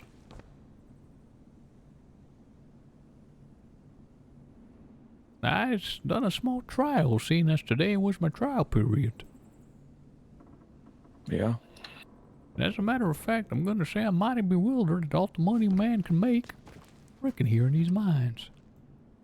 I reckon I've already got a couple dollars worth of iron with me. I wouldn't doubt it, son. Wouldn't doubt it at all. How deep is this run? It ain't run too deep. But if you look around, there's excavation happening everywhere. In 7 days' time, I've got a family friend that's worked with my pa for many years. That's before my pa passed. He's a surveyor. Gonna have him come and assess the land here and see if there's a potential.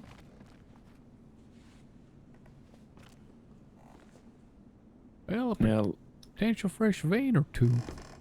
Lady out in Tumbleweed said that there was an outfit out here looking to possibly bring some, TNT or explosives and blow out a little bit of this mine. Is that true? Is that... Come this way, son. Well, it'd be a damn shame if it wasn't true. Like I said, this is my first day finally having the rights to be up in here. And as you can see, Mr. Wilson, it's only me and you. I'm mighty surprised at all the folk that rather stand around doing a whole bunch of nothing rather than put some elbow grease to work. This here is the end of the mine, son. It just looks closed up. These rocks fall down. I reckon this goes a lot deeper, no? Damn. I reckon I can't tell you, son, on account I don't know. You see? Hell, these tracks look to go deeper. Ain't no telling what you'll find behind there. Probably a couple bodies of men trapped down in there, no? Wouldn't be surprised, son. Say, you seems to know a whole lot. You're the first person to mention. I figured this was the end, but you was right. This place is all but closed up. It's definitely it goes deeper. Mr. Wilson, would you allow me to share with you a little bit of history? I could listen to some history. Well, son, this here mine about a few weeks ago was awarded to a family called the Dawsons. Mr. Abraham Dawson, Charles Dawson, the whole brood.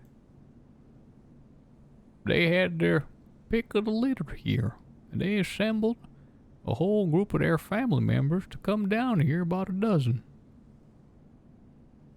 They founded the Red Rock Mining Company. Well, rumor has it them boys was turning over $600 a day. 600, son.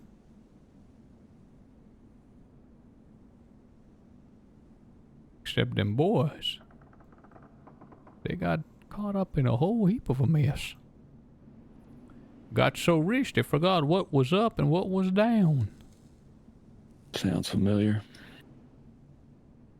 They started getting guns, wearing bandanas, started going east,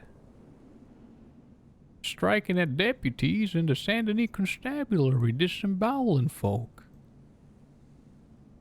Well, them boys who was running the most profitable mining company in the entire frontier, they was all arrested, taken down by Jamie Barlow, the undersheriff of Armadillo. They were set to be hung on trial. Believe me when I tell you, they started singing a fine tune like a group of canaries, sir. They was held for several days until their trial. And then the trial came, and them Dawson boys and the owners of the Red Rock Mining Company, they didn't get the rope. They got transferred to the Cornwell Oil Company in the Heartlands. Their punishment is to now work for Mr. Cornwall, on account of they see how profitable these boys can be. Doesn't sound like a punishment at all. Well, the whole thing is mighty strange. They had to pay a fine and they spent a few days in prison, but lots of folk thought it was going to be a hell of a lot worse. Now this mine has been dormant since then. And finally I got the right to it. And so you see I'm down here. I got paid for what we mined but a few hours ago and I still can't believe it, son. This here is what they call a jackpot.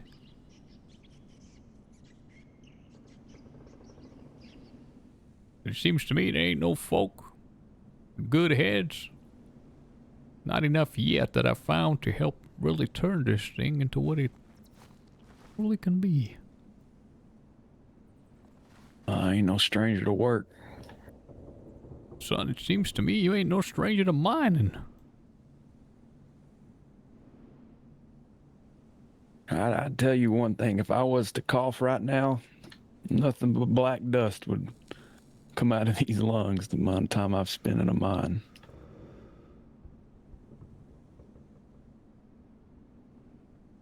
The good news. But them Dawsons sounded like they just made their pile and maybe their head got too big for them. Well, son, it's only a small piece of the story, you see. This Civil War ended but only 30 years ago. Yeah. East versus West. In a lot of the dark corners of this here New Austin, people still talk as though they're independent. The thought of revolution and separatism is still ripe in the hearts of man here. Marshals don't ever come down here unless they got the military escort. That bad? Famous gunsmith. Some would say it's that good. But I suppose we'll talk about that some more later. I hope I'm not interrupting. Oh, not at all. Oh, so glad to hear it. So, what say you, stranger? Are you liable to be a miner again? I think a living can be made down here. A good one.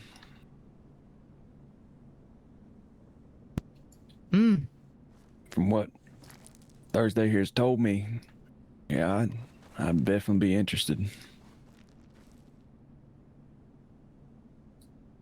But isn't that nice to hear? Not often people come by and eager to Bro, she's put gonna the hard scare work away all in. my miners. Of course, these things don't come easy. No, I understand. I'm no jumper. I'll tell you that right now. Why, you wouldn't jump ship. Maybe she's trying to scare my potential partner here. No, I'm conversating with him. Does this talk scare you, Mr. Fosday? Excuse me, sir. You had my. Nearly a spider was about to land on your head. Does the talk of hard work scare you, Mr. Fosday? Be a It's shame. reality. Not the It won't be slightest. necessarily easy. Oh, good. Good. Be a shame if it did, ma'am. It will be a pity. Only you're mighty hostile sometimes. Newcomers. Hostile? Do you think I'm hostile? Sure do, ma'am. Well, I was asking the stranger. New miner. Am I hostile? Not the slightest.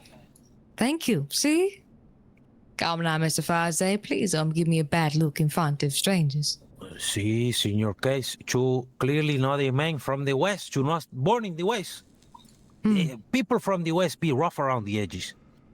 Mister Chile, please don't give me a sermon on East and West. Okay. Thank you. I mean, I'm just saying, sorry, I Senor don't. Case. It is a pity if one speaks in hypotheticals. I'd rather be direct and blunt. You could be whatever you please, ma'am. And yet you questioned it. Oh, but don't forget, How this here interesting. mine is under my lease in my jurisdiction. When did I forget that? Be a shame if you did. Would it? Sure would. Oh. I will say I'm no greenhorn. I know my way around a pig. I know how to dig. She's so evil, man. Not the only thing I know. Look to be how honest with you. psychotic she looks, bro. What I was telling Isn't Mr. that great Thursday, to this hear? mine doesn't stop right here. These tracks keep going. There's likely to be more and more behind Look this at this. pile of rock right here. Looks like the Blair This Witch goes Project, deeper. bro. Well, there are quite a few mines, in fact, around here. That you hear that? Why is she always running? I don't rightly know. She's a mighty strange. Senior case. She's a mighty strange woman, I tell you what. She's senior case. You got a nice planch here. I really like it. And I was thinking, you already have a lease on this place, right? Given to you by law or government? That's right, son. All right. How would you like to contract a security company and you don't even have to pay them? Not until you have enough. They all work together here, mining as well. But on paper, you have a security company. Why? If anything happens, then security can legally secure the place for you. You get a couple of your muchachos in, you get us in. Besides that, then suddenly you look to Tumbleweed and you look at the gunsmith. You find the blacksmith, you make a good deal. Blacksmith delivers the processed ore. We haven't to like the gunsmith. we haven't even started. process to Everybody's guns, surrounded guns already. give to security company. Before you know it, all the money stays within Tumbleweed and Armadillo, and eventually the Thief's Landings. We should have a great bank in Tumbleweed, all of the iron, all of the gold. A big bank of Tumbleweed. No. If you put a bank in Tumbleweed, people are going to try to rob you. Well, they get wrong. Never mind. We should also have it so that everyone gets $500 every time they walk into it, too. You have crazy ideas, Bruja. Who's going to we should provide also- $500? But that is, Armadillo, they'll offer it. We should also, as well, Bro, make look how sure psychotic she looks. everyone just, Look at this. never mind, I'm thinking too ahead here. Look at this. There is a church there, that's all I'm saying. There is a church, yes. Summons are a whole thing. We should make sure that everyone is a good believer of the faith. Isn't that right? Well, I don't rightly Good know, faithful ma'am. folk What faith? in Tumbleweed. You didn't strike Faith me is for. always good. You didn't strike me for the type of lady that reads a good book, ma'am. Oh, I wasn't speaking of that book, but yes, absolutely. Well, if we're talking about faith in these here parts, ma'am, I reckon that's the only one in true good faith. But just last night I was reading the book of Luke. Oh, how curious. Just today I was flicking through a good book, in fact. Few curious tales about it. Well, there's many a good book, but there's only one good book, if you understand what I mean. Why, of course there are. Of course, I read a few pages of this Abraham and whatnot. It's quite curious. You read the book of Abraham? Something of a sort. You mean when he was trying to sacrifice his boy Isaac? Isaac, aye. Something of a sort. Isaac was a Caught good... my eye. He was a good kid, ma'am. Well, aren't they just? But tell me what you thought of that book. I'm mighty curious what your conclusion was. I didn't read it in depth. Just a few pages I saw. There I was, perusing the streets. It caught my eye. A book left on the table in a saloon. Bro, look how psychotic So she I just looks. had a peek. I can't get That's all. over it. I saw a few things. It was a tale of a golden cow, I think it was. I could be mistaken. Something of a gold creature. Didn't get to read it, but it caught my eye. And I thought of reading it. It crossed my mind. But no, I had drinks to serve at the saloon, so I couldn't. Too busy. Well, what is the Anyhow, conclusion, ma'am, to the book? there is no conclusion, is there? Well, it's a mighty significant thing. I figured you'd at least get to the part where he was gonna kill his own son. Yes, what about it? Well, did you find out if he did or if he didn't? Did he, didn't he? He didn't he? Oh, no. Didn't God then say, no, don't kill him? It's a test. Didn't he say that? Be a shame if he didn't, ma'am. I believe he did, didn't he? He was like, this is all one big test. I told you to kill your son because I wanted to test you. Well, you see, ma'am, up until that point, it wasn't uncommon for folk to sacrifice humans. Everywhere in the world, folks were sacrificing other people, children mostly. Well, of course, you sacrifice to your God, don't you? An offering of devotion. Yes, sirree, ma'am. They would sacrifice you to the altars of Moloch and Baal and to Saturn and all that. And then Abraham was about to do it again, and the Lord said, "Son, I don't need you to do it any longer. No more shall you sacrifice human flesh." Now that's mighty beautiful, ma'am. Mighty beautiful. Well, perhaps there are some things to learn from that passage, aren't there? Well, there is on account of about sacrifice, devotion, proving your worth. Well, we're talking specifically about human sacrifice. But it existed for a reason, didn't it? That's right, because People die every day, don't they? Man is wicked, ma'am. That's why. Why, of course. Wicked in the West, specifically.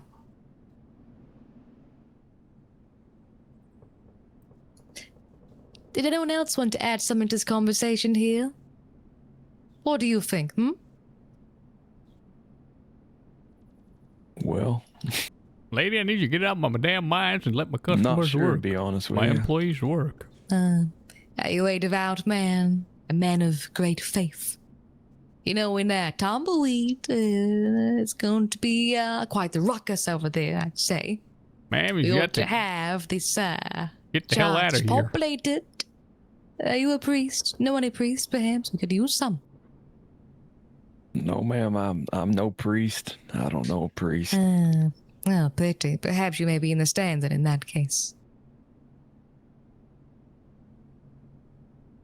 Well, ma'am, I believe my partner here would like to get back to mining. Oh, would you? I advise you to do so because you want to buy a wagon and a wagon is not going to buy itself.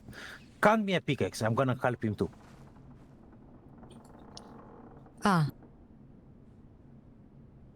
You gotta get a wagon. That's See, right. And then maybe he can, in return, he can give me, I don't know, like food. I will work for food. I gotta Yeah, sign this is out no soon too. I have a question actually for you, Mr. Foster. Yes, sirree, ma'am. Old Testament or New Testament? The new, ma'am. That's why we call it the good book. The gospel. That's the what you good prefer. news. Well, Interesting. You can learn a lot about a man, about the testament he prefers. Well, I truly can. I prefer both, truly ma'am, but there's a can. reason why they call the other the good news, the good book. Right. You guys should read the book of Santa Muerte. Way more interesting. Well, I didn't figure we was gonna get a sermon on the good book here in the mines. Boy, I got. Perhaps. Well, I was just gonna say I can't tell you how much it bothers me to see y'all working and me unable to on account my pockets is full. Just, amigo, give it to someone else to carry it for you. Oh, it's like it's all the valuable stuff. I just got to keep it. No, we're not gonna run away with your rocks, old man. I've already put enough as I can on the ground. Also, it's getting kind of late for me, and I'm just gonna have to go and rest my head pretty soon here. Mister? We can all go and slumber and tumbleweed, can't we? Well, ma'am, I've got some Bunk business bits. elsewhere, but perhaps... Ooh, where? Well, that'd be my business, ma'am. How would it? Sure would. And although it's a pleasure to have met you and made your acquaintance, I don't rightly think I'm prepared to tell you where I'm going to be Are you resting my sure? head. Are you sure? There a time, Mr. Pfizer, you said to me, I'll escort you to the telegram. Said, let me do the honor to you, won't you? Well, ma'am, as the saying goes, that was then and this is now. It is. You scared Today's him, too Bruga. late, You no scared day. him. Now he's scared of you. Also, I'd like to talk to Mr. Wilson here in private as I go back to Armadillo. Is it? Yes, I have some private matters to discuss with him, ma'am. The man you just met? Yes, sir. This man's a miner. He's got a good head on his shoulders. Come from a family of miners, and he was eager to pick up the axe and work. He's the first of many. Yes, the first of many. Isn't he just? Well, if you can get these licenses sorted out, Mr. Farley, that'd be grand.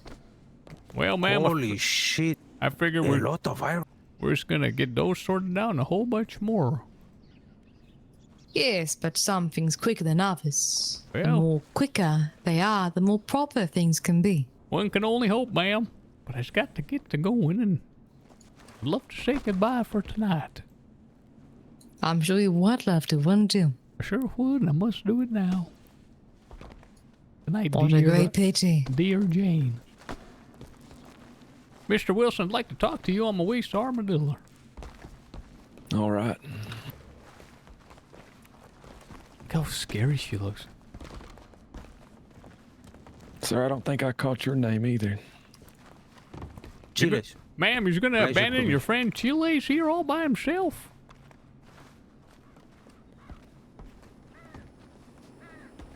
You're just gonna abandon your friend Chiles all by himself? No, I'm going to get the horse and leave. What about... He's a grown man. He can come along. You didn't even tell him that you're leaving, ma'am. He thinks you're there waiting for him. Ma'am, that's impolite.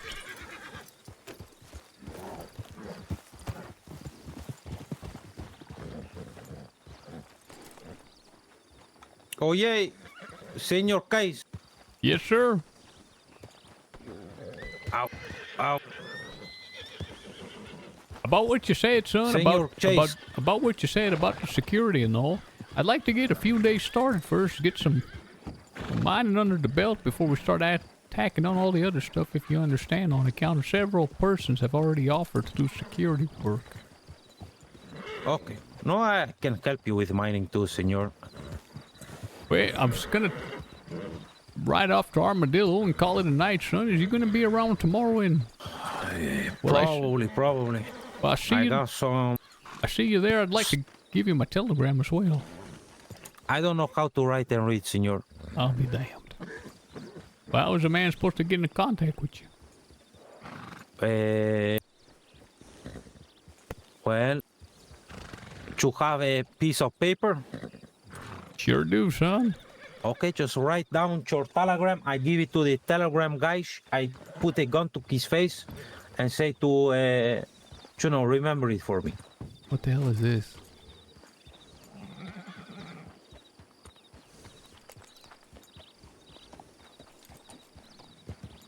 Is what I did last time to send you a telegram about a gun from Jack Cooper.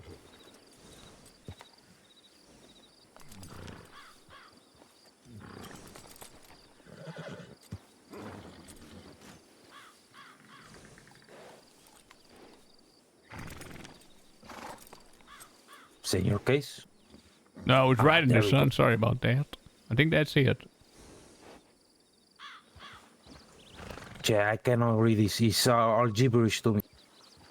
He's got a Okay, horse, son. I'll, You can't be walking from here all the way to Armadillo if that's where you head. I usually walk. You know I killed the wolf with my bare hands. Be a shame if you couldn't. I kicked one to death. No, the other you're not day. gonna kick me. Oy! Well, there he goes. Well, Mrs. Jane, I'll see you upon tomorrow, perhaps. Perhaps I will, Armadillo, if not Tumbleweed. See you then, ma'am. Mr. Wilson. Yes, see you Pleasure to then. meet you. Let's talk all Oh, the way. likewise. Great meeting you, Mr. Wilson. Look forward to next time, Mr. Wilson.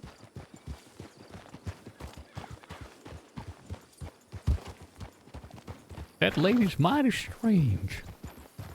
You know, I didn't want to say it first, but glad you did. Several folk have told me that they believe she's a witch. Well, I suppose I got a little too comfortable saying a bit too much. Sharing a bit too much as well. Since, well, you know how it is deep in the night. It's only you and a few other people and you just get to talking. When we were standing down there at the bottom of that mine and the sun was coming in on a silhouette on her back, I'm not gonna lie, the hairs on the back of my neck raised. Just a slight bit out of terror. Son, I ain't surprised when I kinda always thinking the same thing, son.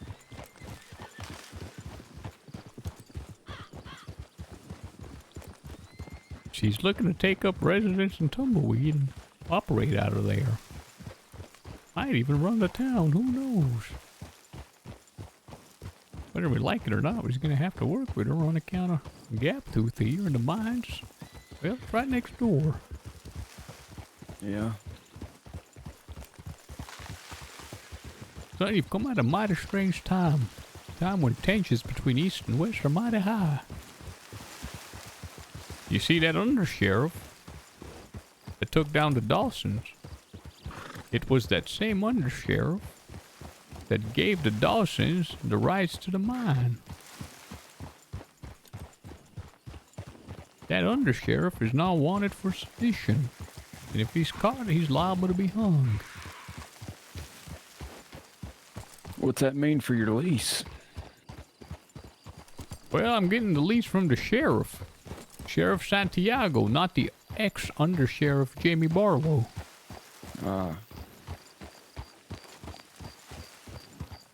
Although Mr. Jamie Barlow was the undersheriff, he wielded a lot of power. You see, he's the son of the great Henry Barlow, the revolutionist.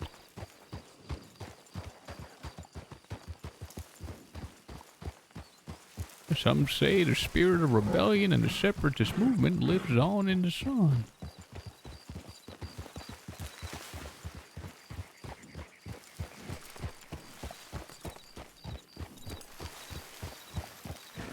Well, they ain't,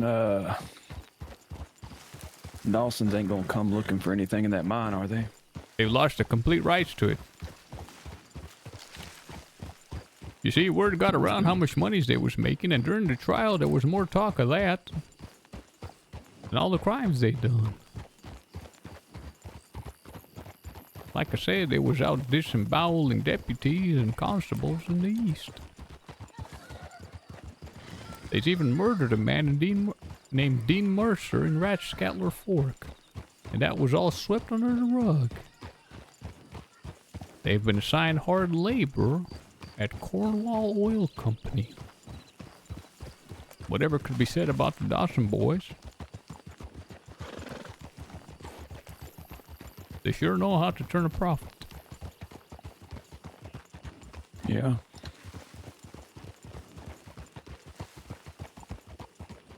Reckon that's the only way to be a good businessman, to be honest with you.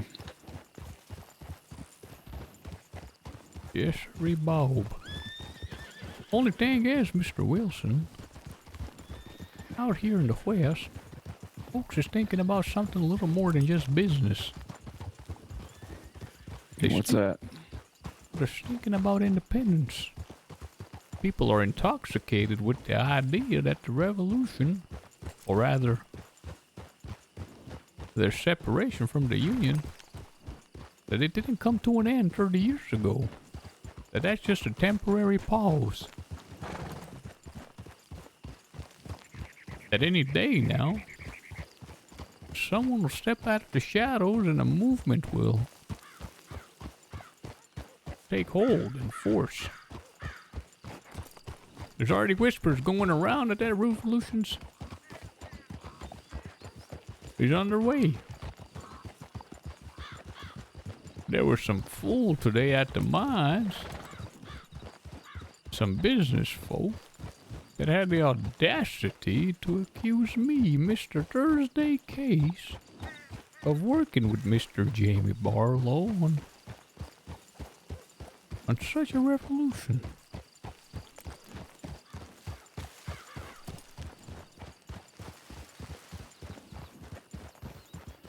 Is Barlow one of the ones talking about it?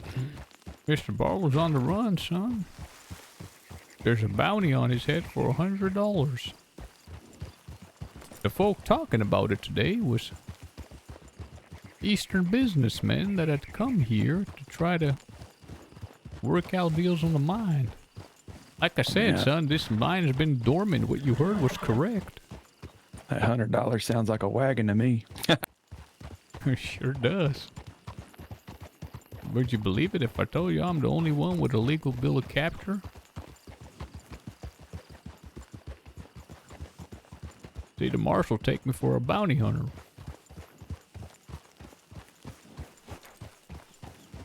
Now, if the rumors is true, that'd be quite a shame, wouldn't it? That I'm here working with Jamie Barlow, the son of the great separatist general. And rather than have him arrested, dead or alive, and killed, we's working together to earn our independence.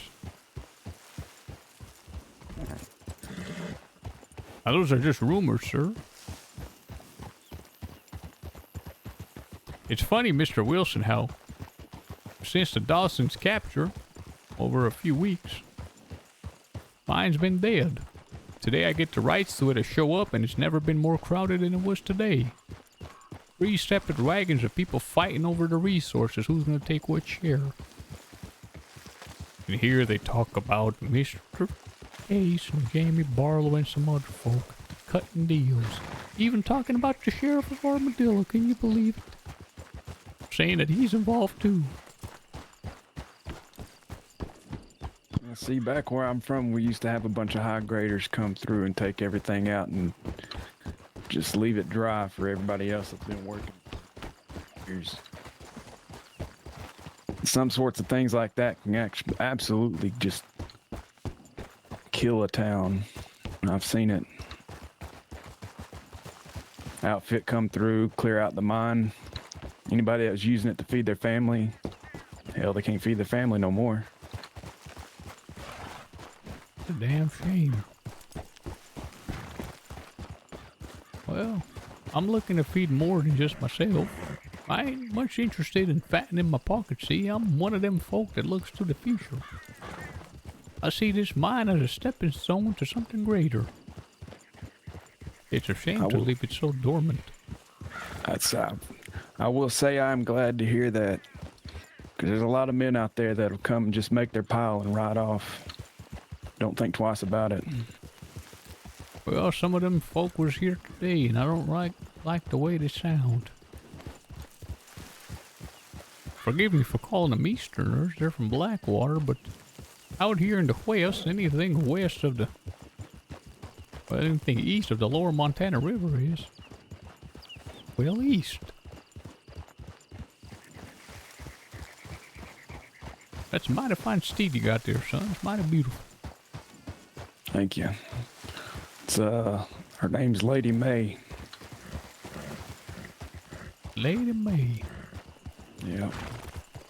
Mr. Wilson, you would have noticed that while we was in that mine, prior to you coming, I was digging and digging and digging, and I came outside to unload some of my pockets so I can carry more of the good stuff that's needed. But you notice when you came in here, most folk, they just sit around and talk when there's work to be done.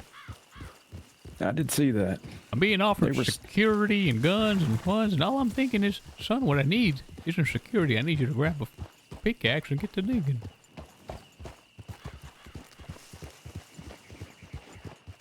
Yeah. I seen 2 sets of hands. Neither of them had damn pickaxes in them. You thinking while we sitting there talking, hell, we could have been swinging. That's what I was thinking. I was getting mighty irritated. I was even slightly annoyed she started pressuring you before I could even talk to you, since you started talking about mines. But man's got to be friendly and courteous, especially with the women folk. Yeah, that, and on account of more replying out of fear than anything else. Everyone keeps saying that woman's a witch. I saw her pick up a dead crow and stuff it in her pants. What's strange is I seen her this morning scoping around some of the mines. Yesterday I told them of my interest in mining and I'm looking for workers. They said they wasn't interested, and today all of a sudden they're looking to make camp and housing there. That's where they're gonna lay their stake. I find it mighty curious. I don't think I've ever met a witch, but I've heard tales. They can just hurt a man's body just by looking at him. Son, I'm looking for a good team to put together. Some folks know how to work. And by God, I can almost say God sent you here himself. A man grew up in the mines. The only difference is this ain't coal, and I think it's a good thing on account of any more coal at your age, son, and you're fixing to go down. My lungs are full. Iron don't quite make the same amount of dust as coal does.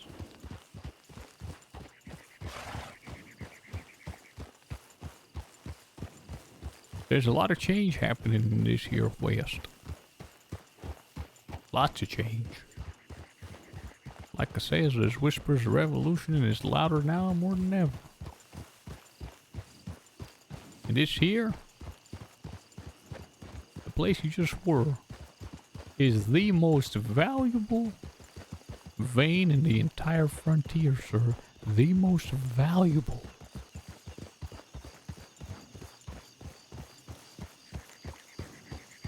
Well, with any war, some would say it's not the men that win those wars, but the money. If that mine's got veins to make a lot of money, whichever side of that revolution that you're on, you can win that. Anyone in this here territory frontier, if they wants guns, they want supplies and tools, they need iron. Now the coal is plentiful out in the east, and that's needed too. To give you an idea of what the smith told me today, he needs about 115 pieces of iron to 5 pieces of coal. For what? To make a rifle, for example. 115 pieces of iron to 5 pieces of coal, and after you start swinging that axe, you realize that how important iron is.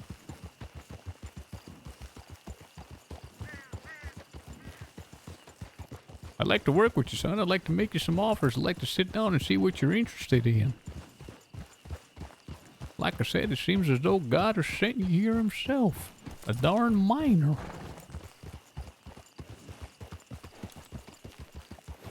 Well, you definitely have my interest, I will say that. It'd be nice to get out of something that's not cold, to be honest with you.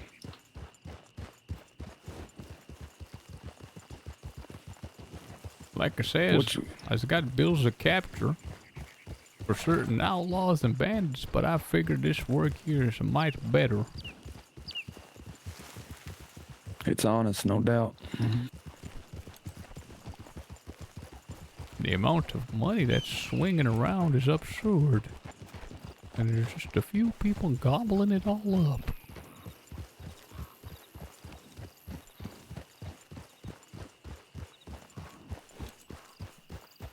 Sonny, you're gonna be around on tomorrow. I will be. We should exchange information and spend a whole day together tomorrow.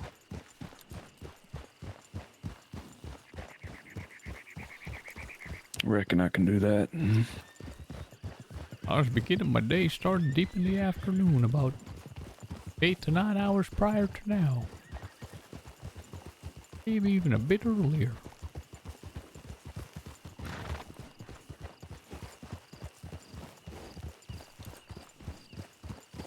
I think I can be around that. Son, do you know how to handle a gun? I do. You seem comfortable in the saddle. It's been a while since I've had to use one, but I've used one. Left.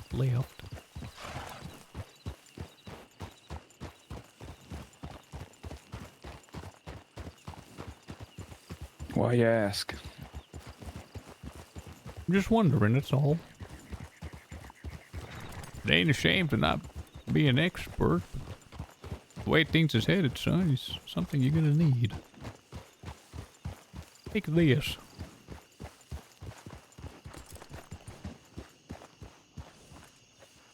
This ain't the most impressive piece of furniture, but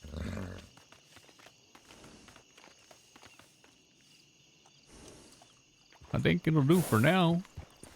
You say you just got off the boat. I figure you might need something like that. Thank you. Don't mention it, son. It's my pleasure.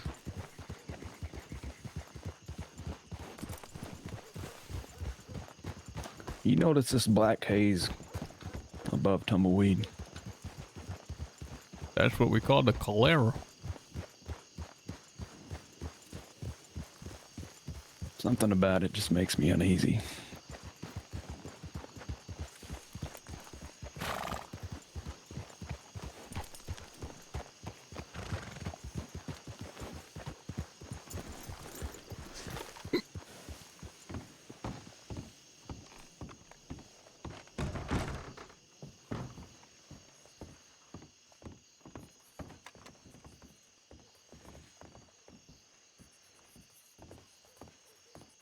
Howdy.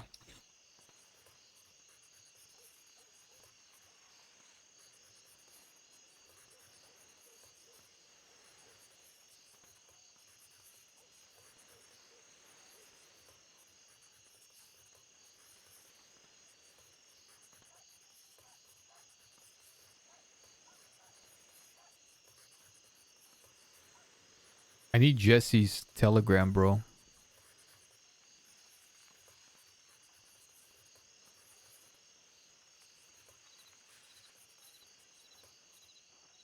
That dud you brought along has ruined everything.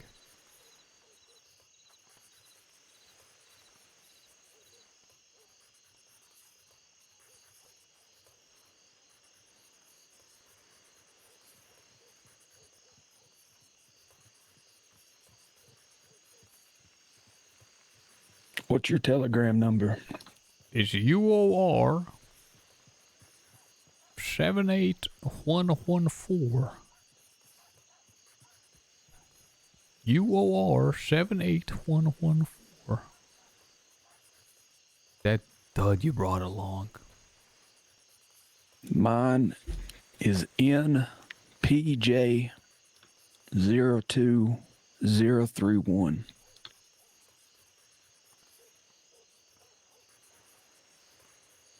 Say that again, son.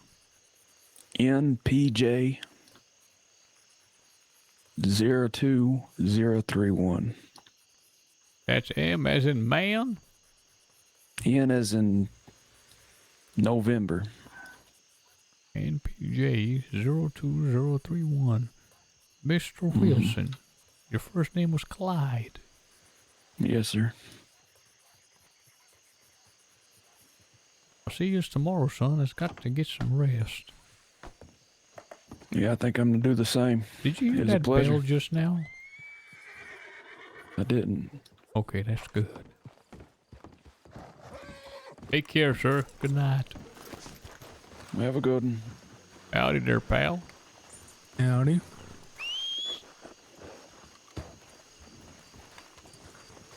Why, Layla? What do you say that for?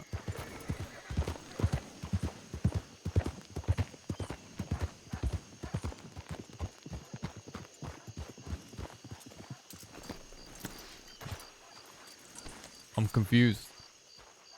What are you doing? Are you supposed to be packing up? You've been hired to be an assistant. Medak, tell me what happened. What is going on with Turkey's national team, bro? This takes way longer, man. Right clicking.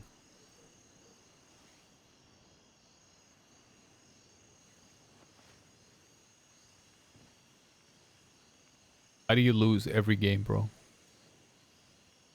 Every game that matters.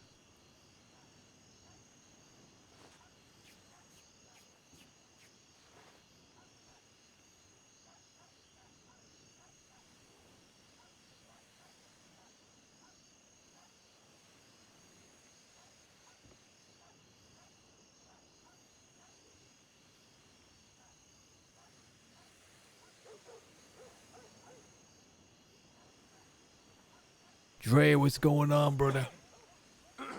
You're still at the hospital, oh my god. Man, I really hope whatever your mother's dealing with, she pulls through. Even though you said it's not too serious.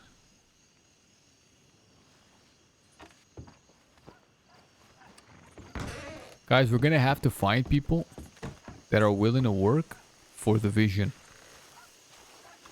What I mean is they're not going to be so concerned with getting the profit, because we're going to take every dollar and we're going to try to flip it for resources for the coming war and conflict.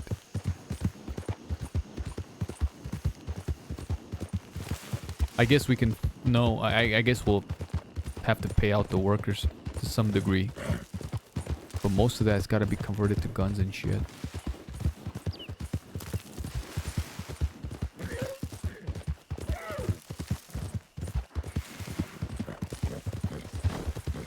Bro, USA's cooking. We got a great coach. We got freaking Pochettino, man. That's nuts.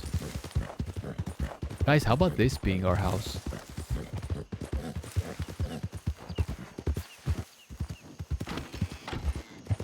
How about this being our house?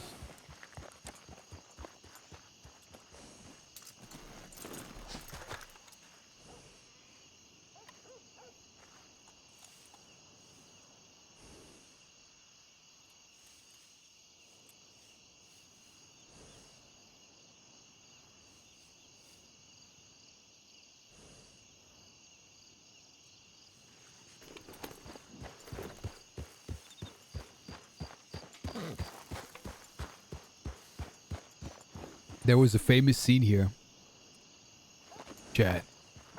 There was a famous scene here where the night that Clayton died, one of the most beautiful, saddest permas in the world. And it was against the Del Lobos. But the reason I remember it is, you know what, guys? We gotta wake up and immediately kill Gilbert tomorrow. Is that Alice took me out in the fight and stabbed me in the neck. I'll never forgive her.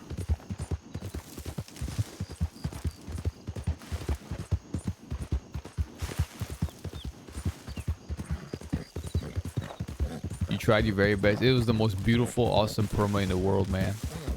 That might be the greatest perma.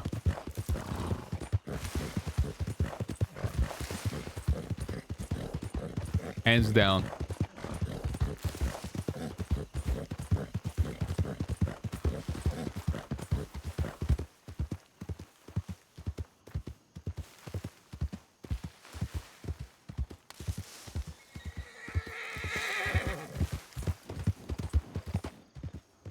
In hindsight, what arc do you regret? Or you don't regret anything in RP story? Well, the only thing you regret is when you spend a little too much time in something that you're not enjoying. That makes sense. I regret bringing Edgar back on GTA. That's my biggest regret. I should have let him just lay where he was. Nah, the lumber in hindsight was awesome. In hindsight. In hindsight, it was sick. Cases, bro. If you realize the fucking clusterfuck today, you have no idea what happened. We gotta find waifu's character and just RDM her, bro. It's the only thing that'll make it better. We gotta find wherever the fuck she is. You just power game her character to die. Slash me. Oh, that's right. She killed you. She Aliced you, bro. Man, that story was sick. Guys, speaking of medieval, I sent a giant wall of text to the server today. I made a recommendation.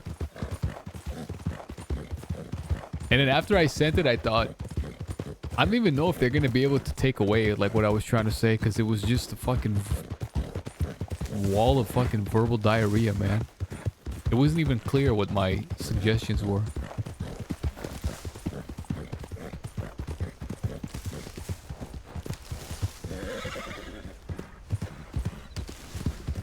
I put a big heart at the end of the message. Is that cringe?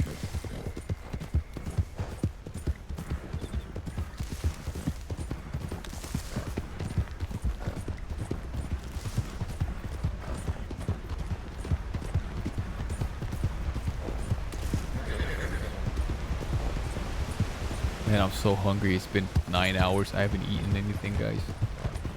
I can barely think and talk.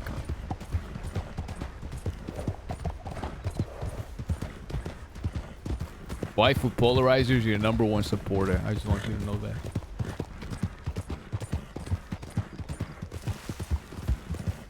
He's been trying to get me to get you to RP in here since day one.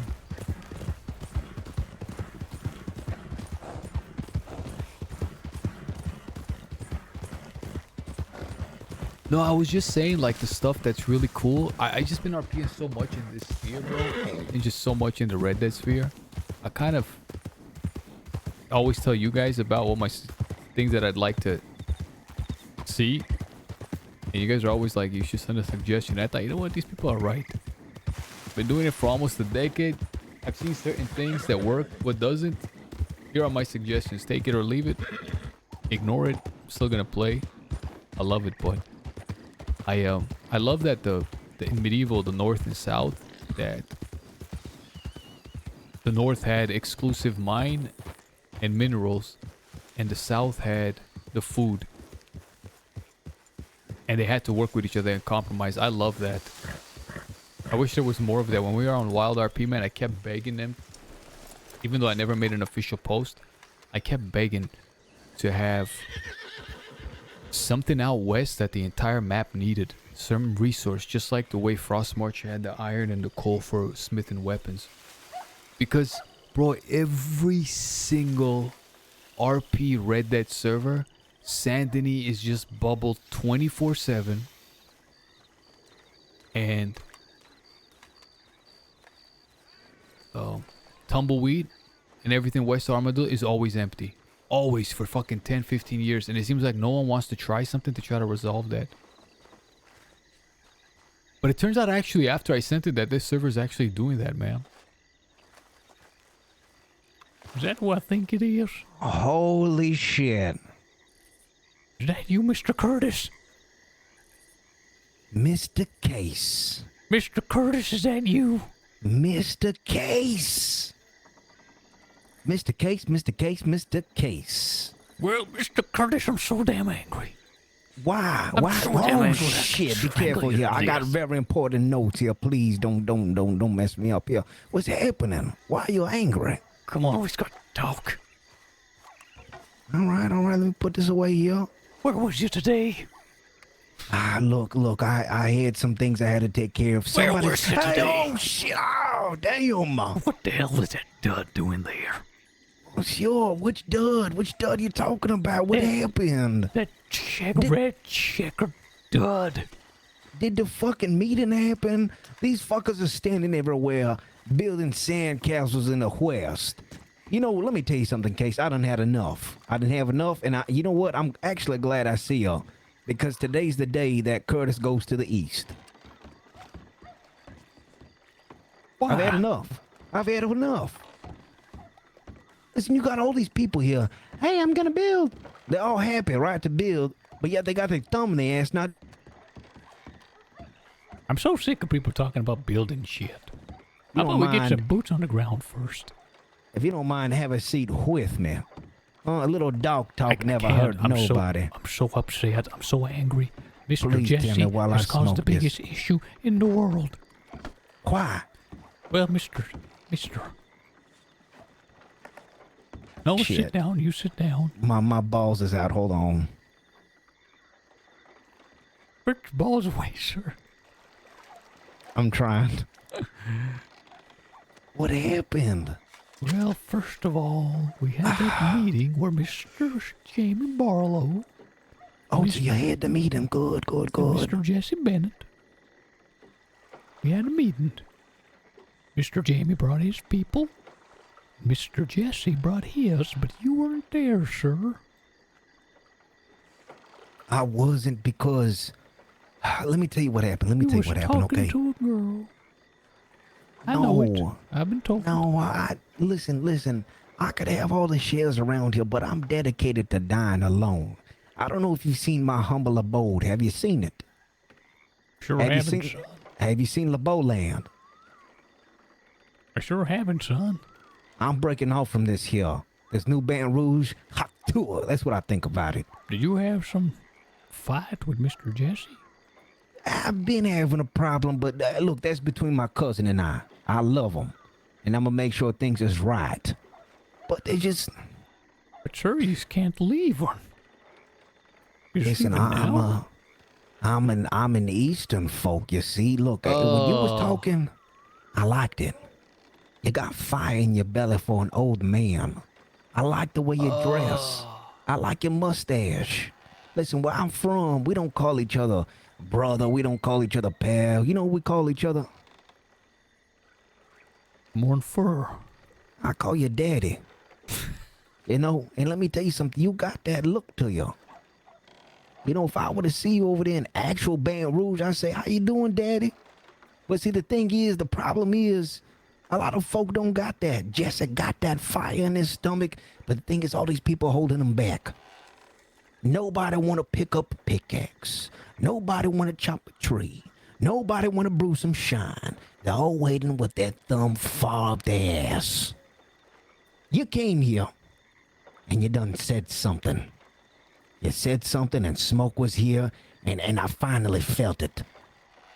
I felt it in my plums.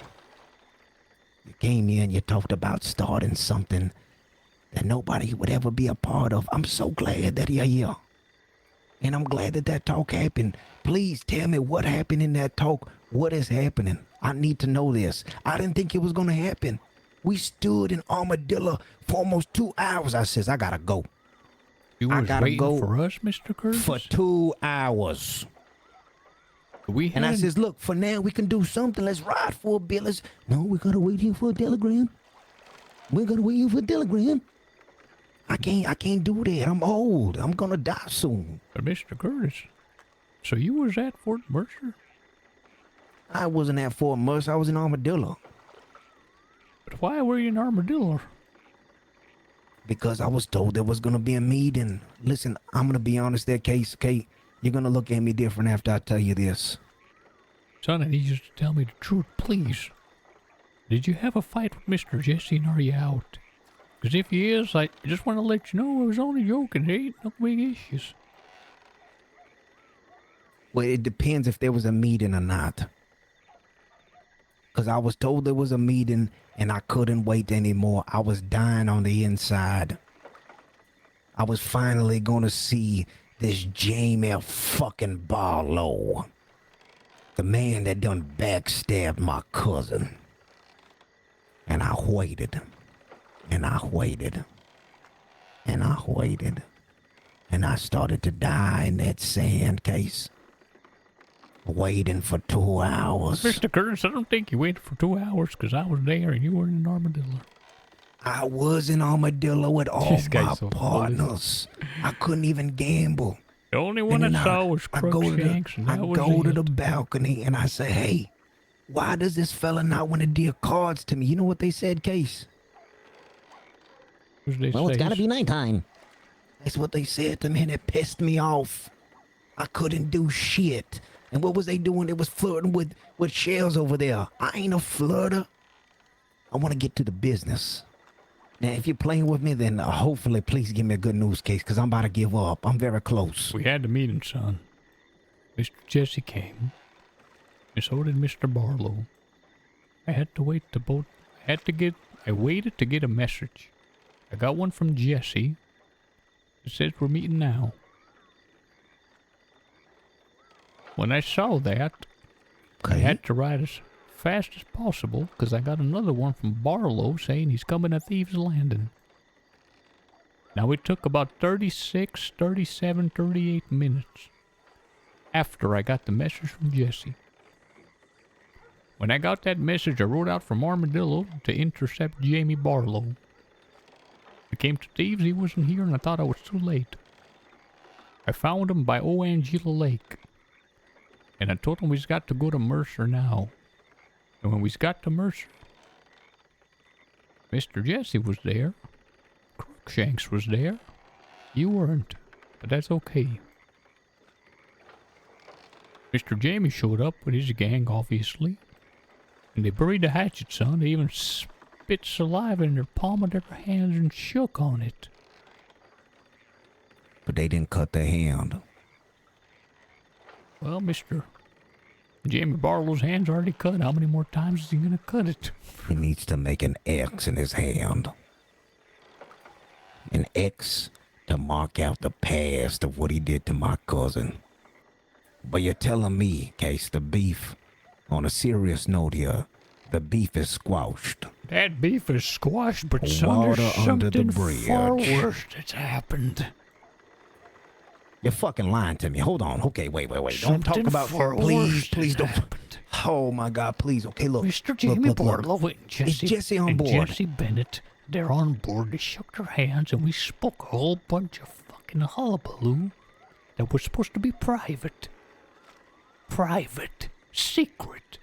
I thought all of Jesse's men could be trusted and all of Jamie's men can be trusted. There's too many Jesses and Jamies, damn it. There is. Everybody got a J in their name and it's bullshit. No. Thank God for Thursday, am I right? Now here's the thing. And I get an amen. Amen. Afterwards, Sure. it goes to Armadillo and we said it because I figured, okay, we says enough. I told him I'm going to draft a Declaration of Independence. We got certain plans, Esteban, the whole damn thing. There was even mention of Creed and Mr. Jesse Bennett talking about Creed is going to supply us with exclusive weapons for the war and all that shit. Oh, he sure is. And they ain't going to do it anymore, son. Why? Because I leave the meeting to go to Armadillo because it's my first day to have the exclusive rights on a lease to the mines. And would you believe me if I told you? When we went to the mines, at one point there was about 15 people. There never been so many people, I've been told, in the mines since. And who shows up? Mr. Cassius Creed and his muppet little brother, excuse my language, Miles Davis, wherever the hell his name is, and some more duds. Some man named Mr. Whitlock or Wheatley or whatever. Coltrane. Else. No, not Coltrane. Maybe. He's got this white hair. Long. Now, we, about 12, 13 workers of us, we keep mining and just dumping stuff into wagons. Just trusting them. And we'll be compensated. It's the first day anyways. And I noticed there's a huddle going on. And in that huddle was one of Jesse Bennett's men that was at the damn meeting. And I tried to walk there and say, step away, we're having a private conversation. And I was thinking, you sorry sack of busters. Shit. You mean to tell me I done called everybody here to mine? And now it's time to compensate the workers and y'all are having side deals trying to figure out who's going to take all the goods? But when they're done, I show up and they look at me and they say, Mr. Cassius Creed and his little brood say to me, what's this revolutionary talk? Let me get this straight. You, Jesse, and Jamie Barlow had a meeting and I'm supposed to supply oil and guns for the fight of the revolution? What the hell is this? That's what they were saying.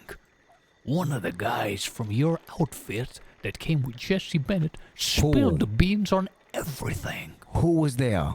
Mr. Santiago flipped a gasket. The marshals were in Armadillo. Who was it, Case? Who was there? Man named Gilbert. Oh my fucking... Gilbert was there?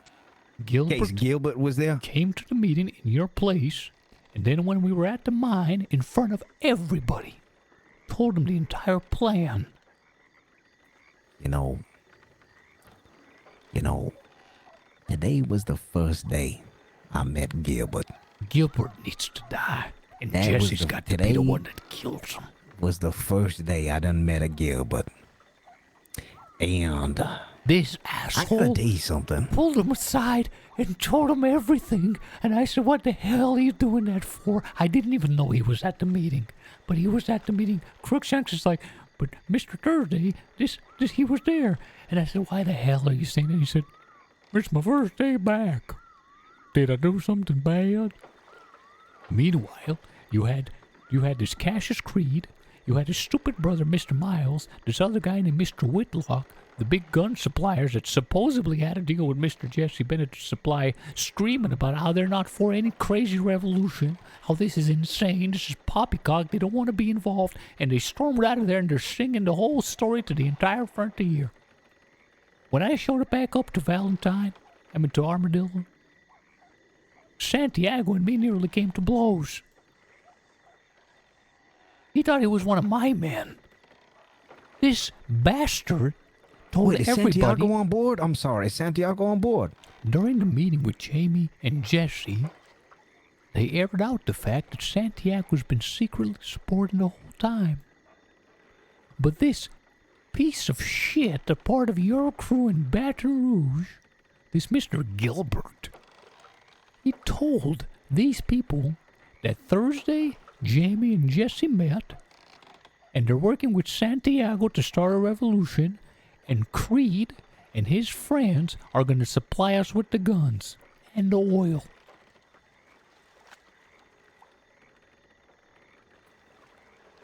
What do you suggest happens? Mr. Jesse's going to have to clean up his mess. I'll do it. Why did he bring a hobo to the meeting that doesn't know what's going on? I don't.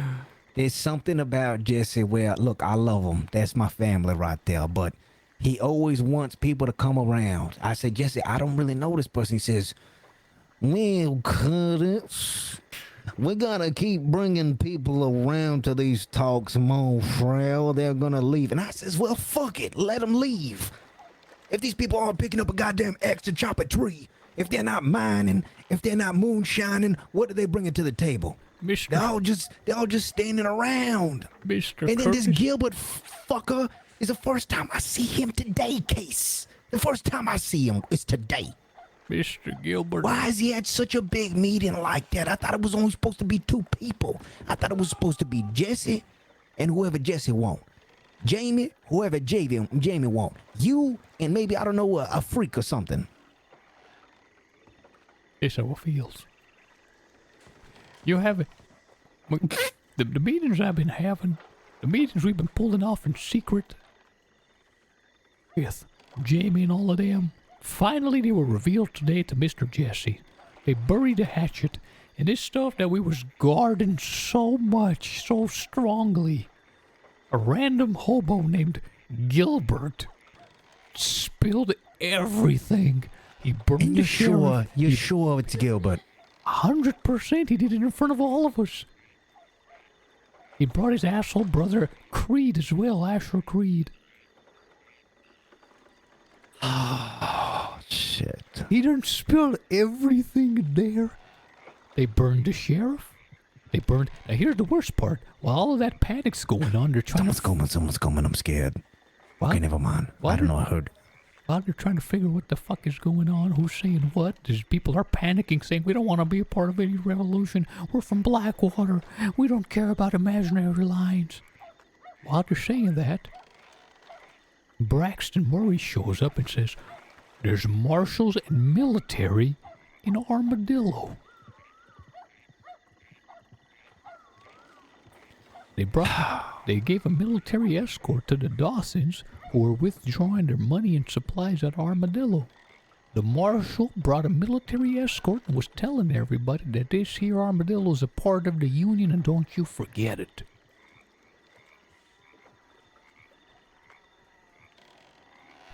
Mr. Curtis, I'm a peaceful guy. I don't like to hurt folk, goddammit. I swear to God I was gonna pull that man there in front of everybody and shoot him dead and just kill as many of them as I could.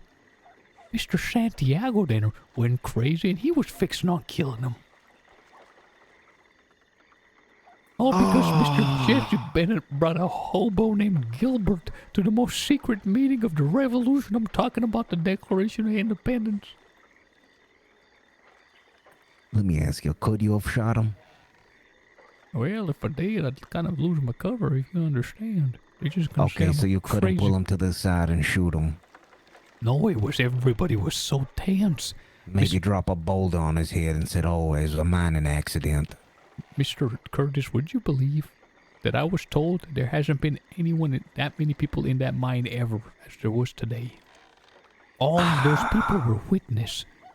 And these people got the whisper of a revolution, and immediately they were freaking out. They ran away. They went straight, came all the way to here. And then I got people coming from Blackwater talking about revolution. What's this crazy talk?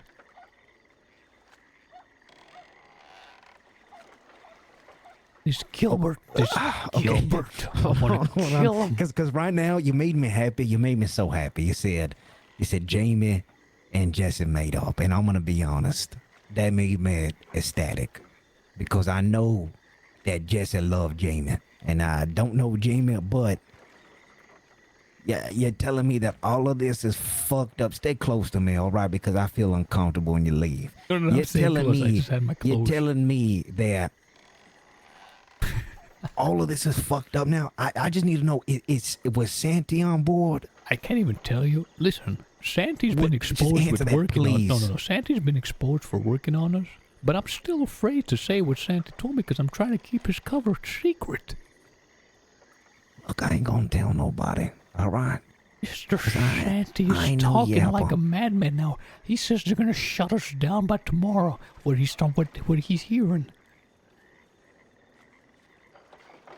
What do you mean shut him down? He's a sheriff of his own fucking jurisdiction. It's his jurisdiction until the fucking marshals come with the military, take him out of here and appoint somebody else. Well, they need evidence. What fucking evidence do they have? The testimony of the fucking bum. The testimony of Gilbert the bum is gonna kill all of this. Are we really saying that right now, Case? Mister, there was about 30 people at the mine. Okay. There was 3 of the most prominent businessmen in a circle. 2 of them from Blackwater and 1 of them from Valentine. And they freaked out because this Gilbert told them the entire plan. It turns out Gilbert is Mr. Cassius Creed's brother. Oh my God. They're all one family. Why the hell do we have these people into this? Why did Jesse bring these assholes? They're brothers. Mr. Cassius Creed is the brother of the town heckler. I just really want to know who else was there for this meeting on Jesse's side.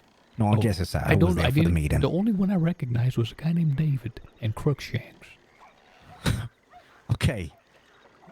He brought Jesse the hobos to this meeting. You know, I feel bad because Mr. Barlow's more is like compromised. He brought the whole thing's a mess. Well, this was gonna be a mess. Okay, hold on. Please don't blow that on me. This was gonna no matter what, this was gonna be a fucking mess.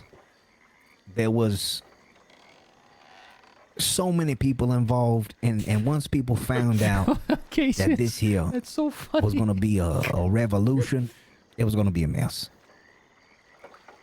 We gotta look at it as Blackwater was never gonna be in this. Fuck them all. We all thought that was Mr. Jesse Bennett's most trusted, closest associate group. You brought a random hobo. It's okay. It's okay. It's not over. It's not over. Listen, my cousin didn't do nothing wrong, okay? And whatever, if there is something wrong, Mr. Santiago's talking I'm about gonna make it blowing up right. railroads. He's desperate. Really? Yes. Well, let's fucking do it. We do that Let's now. make the fucking statement. We're gonna be lost if we do that.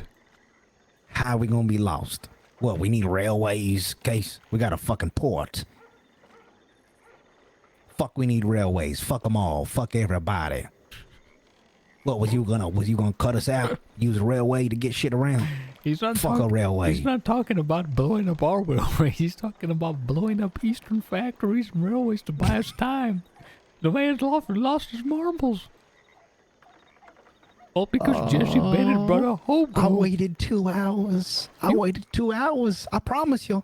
Trust me. I've been looking at my pocket watch all day. I want to share you how Mr. Barlow. You need to know how Mr. Barlow moves. When I want to talk to Mr. Barlow, I get a random message to show up somewheres. Like this. I show up somewheres at a landmark. I just got to stand there for a few minutes, and then a masked rider approaches, fires around into the sky, gives a signal. I'm then taken to another location. Another signal is given, and finally they show up out of the woodwork, and we go to another secret spot. Everything is done like that, clandestine. Jesse Bennett, meanwhile, is bringing a hitchhiking a hobo to the most important private meetings ever. You's nowhere to be found, Mr. Curtis.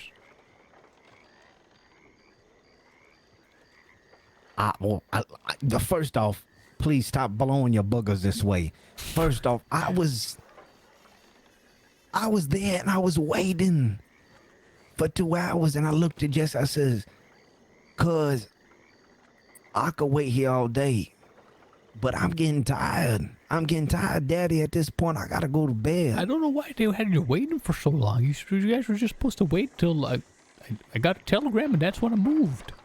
He telegrammed you and he says, "Don't worry, at any moment." I says, "No, Jesse, this could be 3 hours from now. We don't know when this is gonna happen. I got to go." He says, "No, it's gonna happen now." So I wait for 2 hours building sandcastles and armadillos. It was 40 minutes. It was not. Listen, here, I'll give you another idea.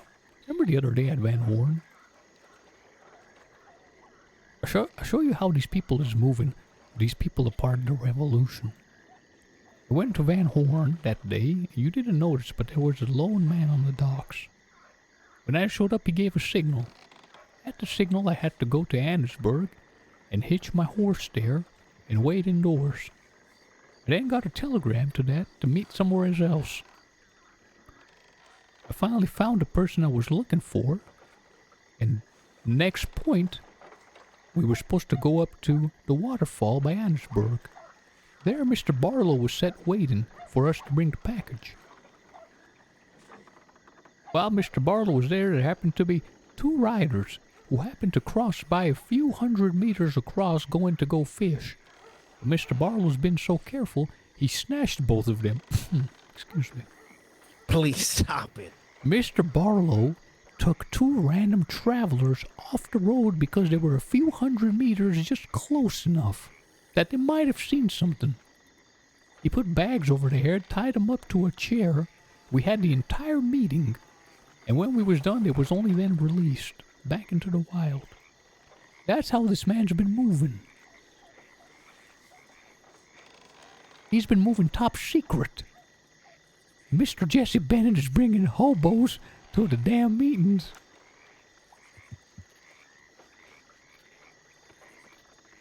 you know. Mr. Jamie please Barlow tell me on a shut scale. down all the I'm a numbers Dawsons guy. because of how numbers guy. sloppy they was. I'm a numbers guy. Please tell me on a scale from 1 being A, it's not so bad, to 10, you know, Sase Bong thinks it's good. How bad is this? Is it give me a number, please? I'd say it's a solid 9.5. Oh, you're fucking no case. Come on now. I'm not be honest with me. You're a fair man. Be fair. Mr. The amount of riding back and forth and waiting and secret meetings and dealings to get all of this in place to finally get Mr. Jesse Bennett and you to show up to talk to Mr. Jamie Barlow.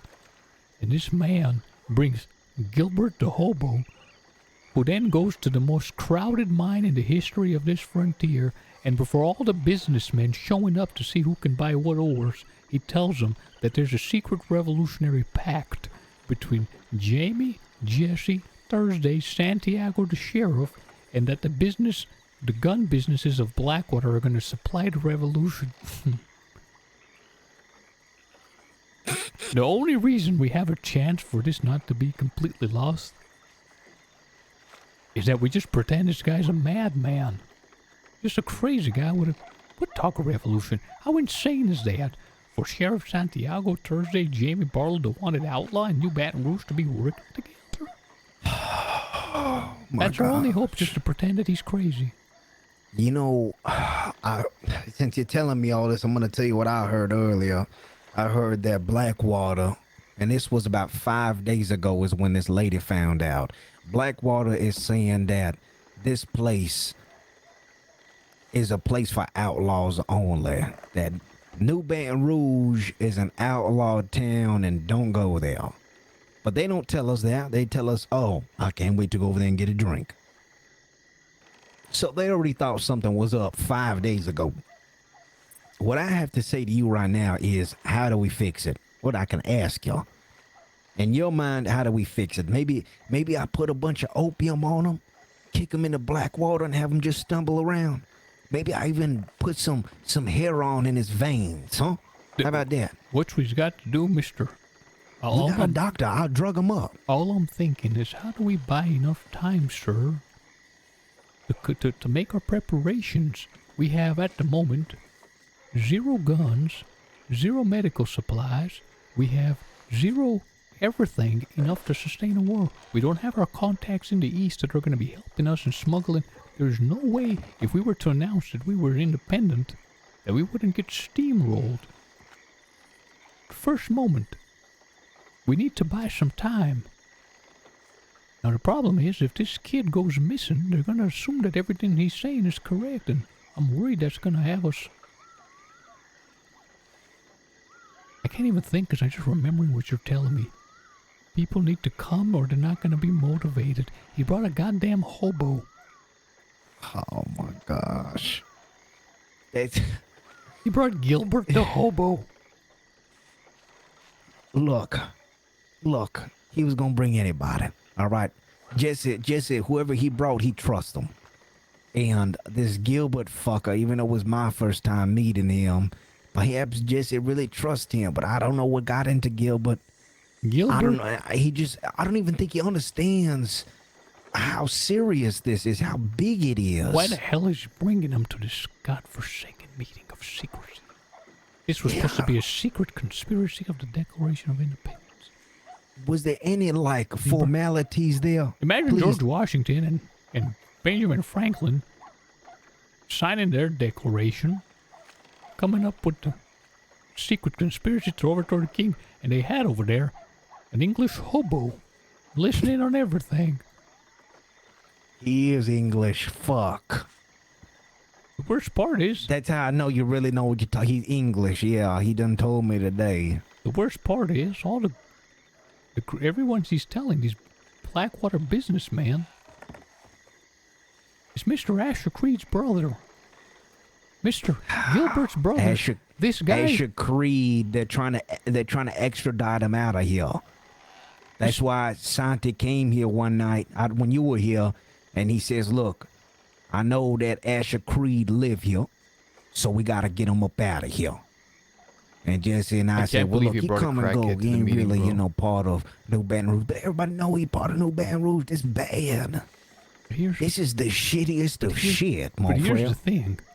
This is poop. I've just realized something.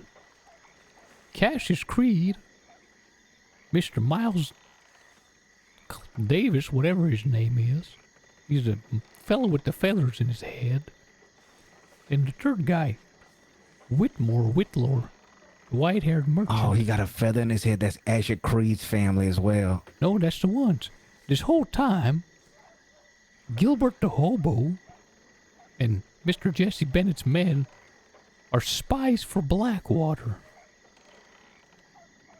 Wait. I know you're saying crazy shit now. That's not true. But I'm not, because he brought him to the meeting, and the first thing this asshole did is went and told everything, and he said, "But that's my brother. I wasn't supposed to say it." Oh my days! Oh my! They ain't part of Blackwater. The Creeds are not part of Blackwater at all. They're dumb. No, they're not. Cassius Creed owns the Blackwater. Yeah, he's not with Asher Creed. He has no relation. I don't know why he's telling they're that. brothers. Asher Creed told me that. Asher Creed's a fucking liar. You talk to the other Creed, he'll tell you. They're not related at all. We were standing in a group, and they're trying to justify why they told him everything, and they said they're brothers.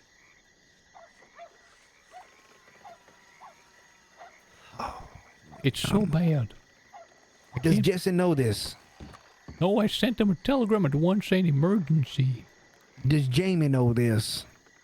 No, he don't know either. I sent him a message. Don't tell Jamie.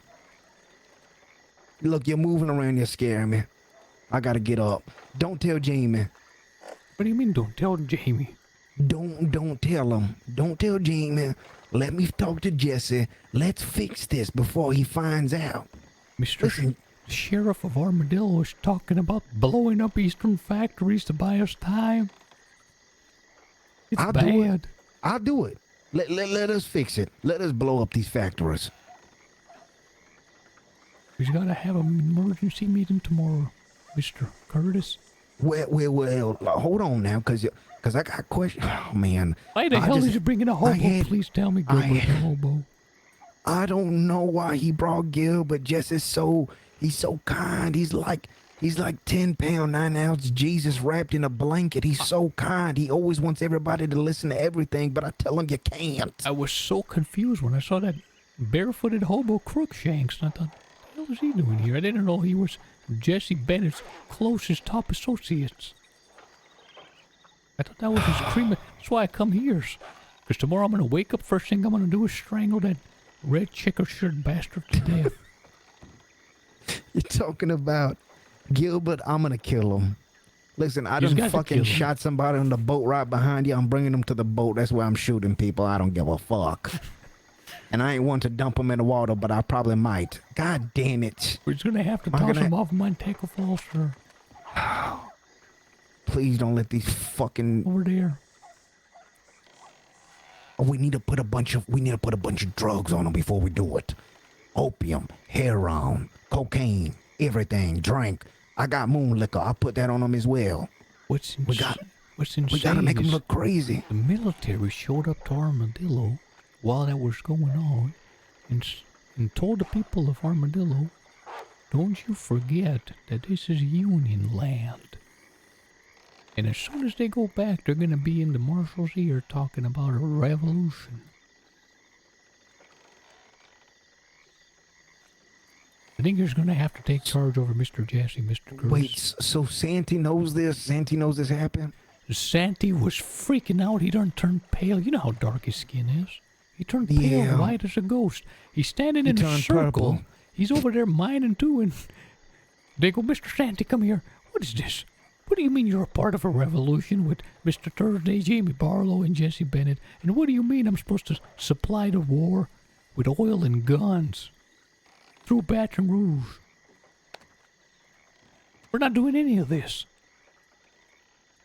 And this man went pale. He thought it was me that fucking spilled all the beans.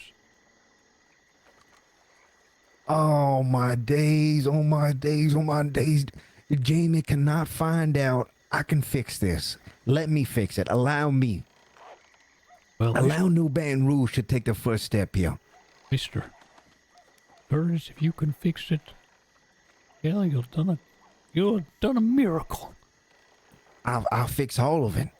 Tomorrow, bright and early, I'm gonna ride around.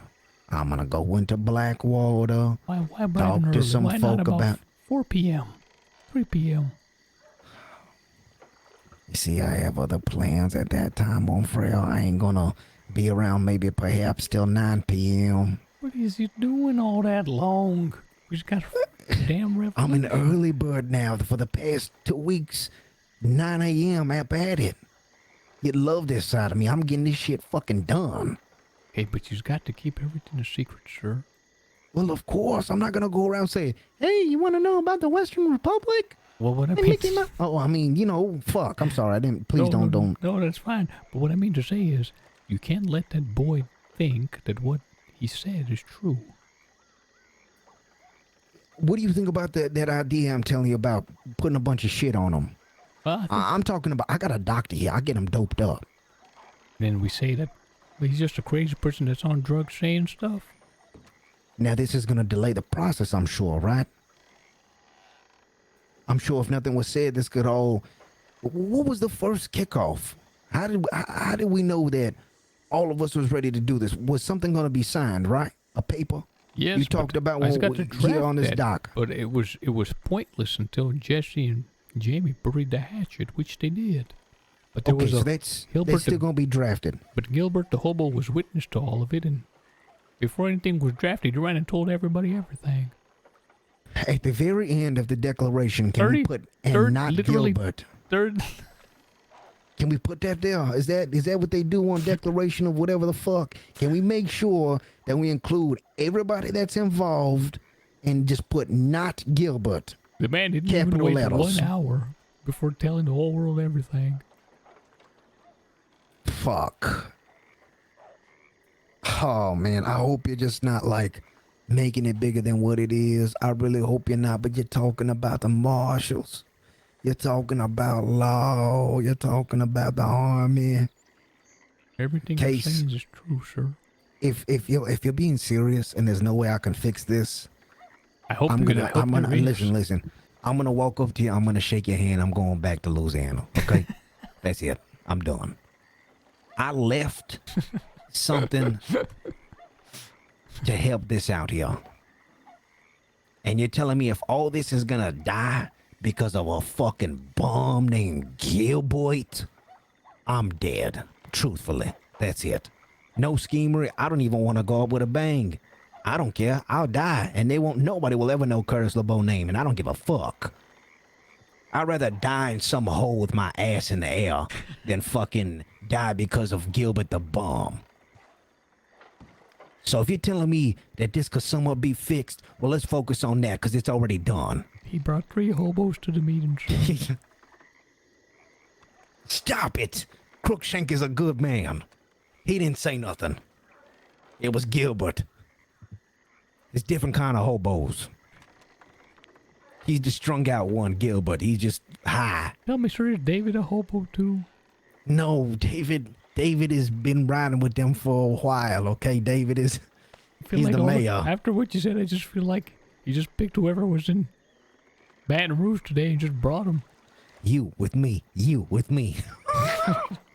I give you a bowl of stew. I'm just messing. I can't say that's my cousin.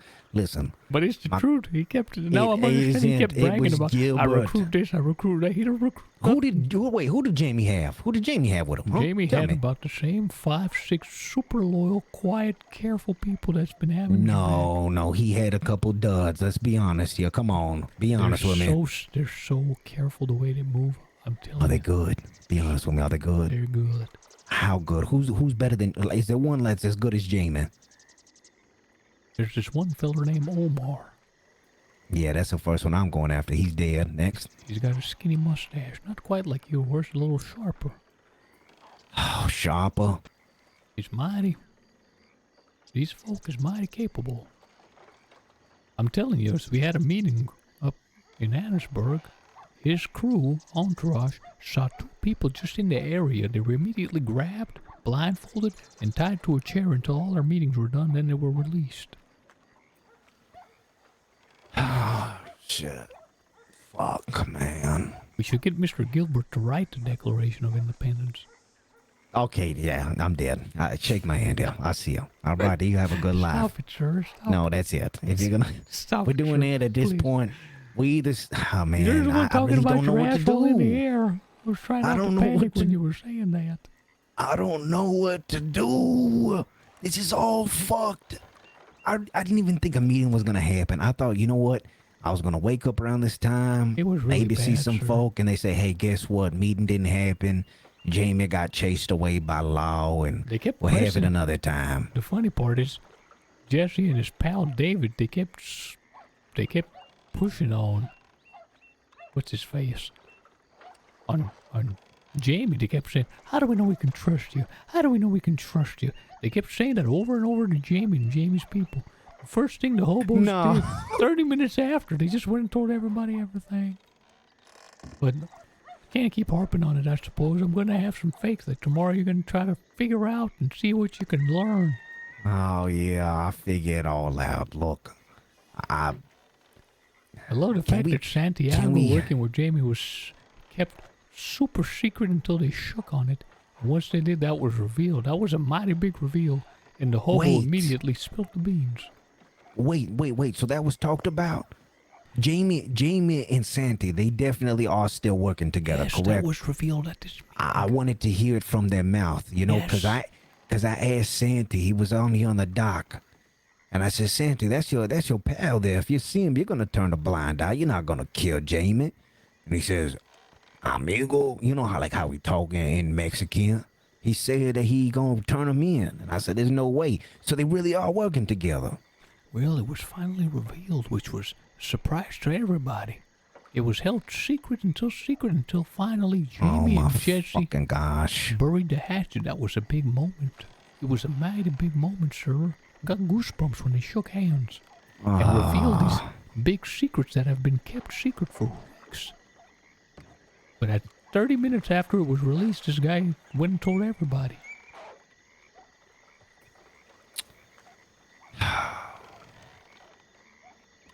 All right. I'm sure you had a long day. I mean, Let me you've try to seen fix this, this. right? What is this? See, that's something that I had received from Mr. Santiago to arrest Jamie. That's a writ of capture. That's how. Wait, they doing this? Yes, sir. Oh my days! Wait, this is actually quite nice. This is what Jamie Barlow looked like. If I turn, He looked like a play actor. He looked good. What the fuck? If I was to capture him, son, I'd get $100, dead or alive.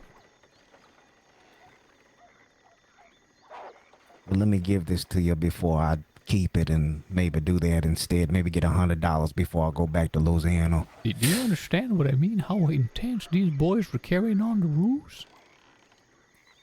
The hobo just burned them out 30 minutes after. Listen, when you came here and you talked about making this, I knew that there's bigger things happening. You said we can make this place here, work with the East, and just exist. And I'm going to be honest. I think Jesse might have liked that, but your plan was so sexy to the point where we really wanted to put all of our cards in. The way you was talking, the plan that you had, the vision that you drew to me.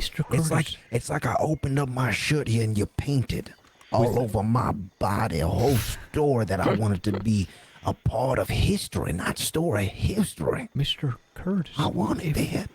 And I don't get that because Gilbert fucked me. Mr. Curtis, if the Western Republic doesn't separate, this place will just be a shithole forever.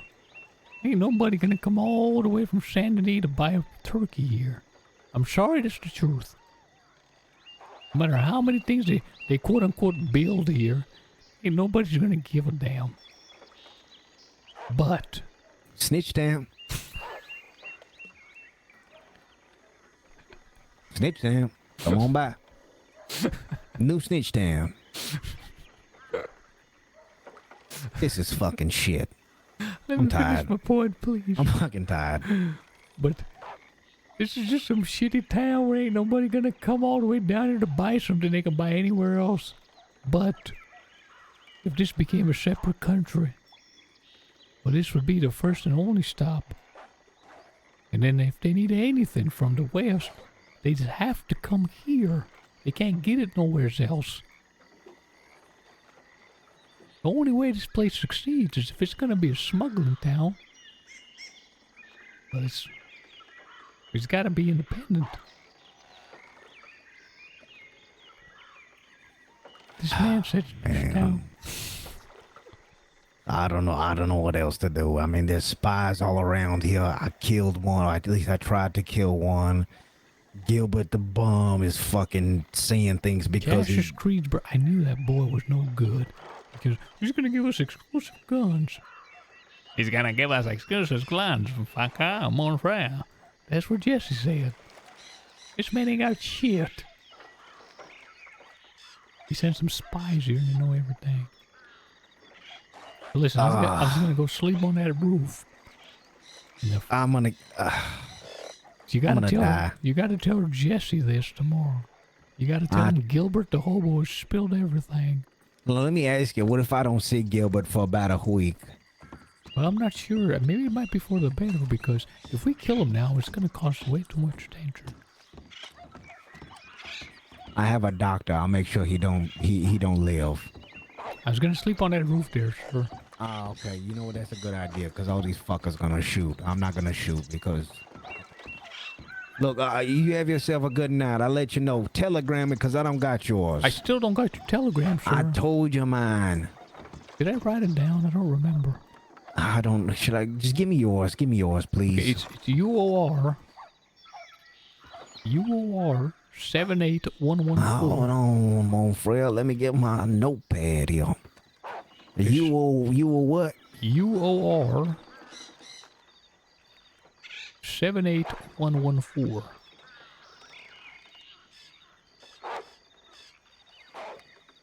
All right.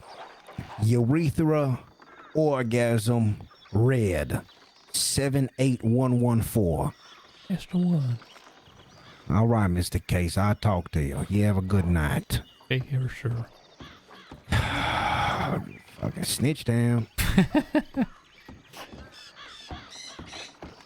Hold on, mister. I just want to leave you with one last thing. Can you shove me? I can't. Can you shove me? No, I just want to tell you one last thing. You're gonna have to shove me first, please. What do you mean? From the back, just shove me. Thank you. Is you okay? Just down, man. I just don't feel so good. Oh, fuck everything. Remember when the whole point of Mr. Jamie shooting at the Dawsons and gunning them down was because he was being sloppy. Just remember that. That's all.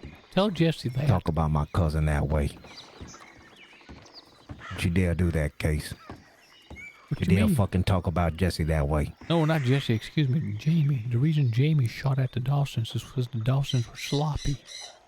Yeah, I know, but you're making it seem like he gonna get shot because of all this. And I don't like that. No, that's not what I mean at all, son. What I mean to say is this. That was the whole point of contention, and now he's being sloppy again.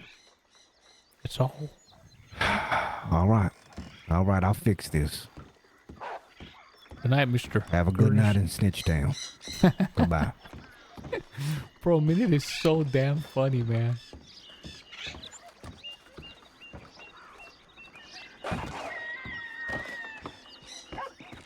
I can't believe he just brought random hobos to the damn fucking meeting, bro. I'm just thinking about Jesse's character face and it's just making me laugh. It's so funny. Oh, is he live right now? Cool, cool. I got you, bro. Hold on.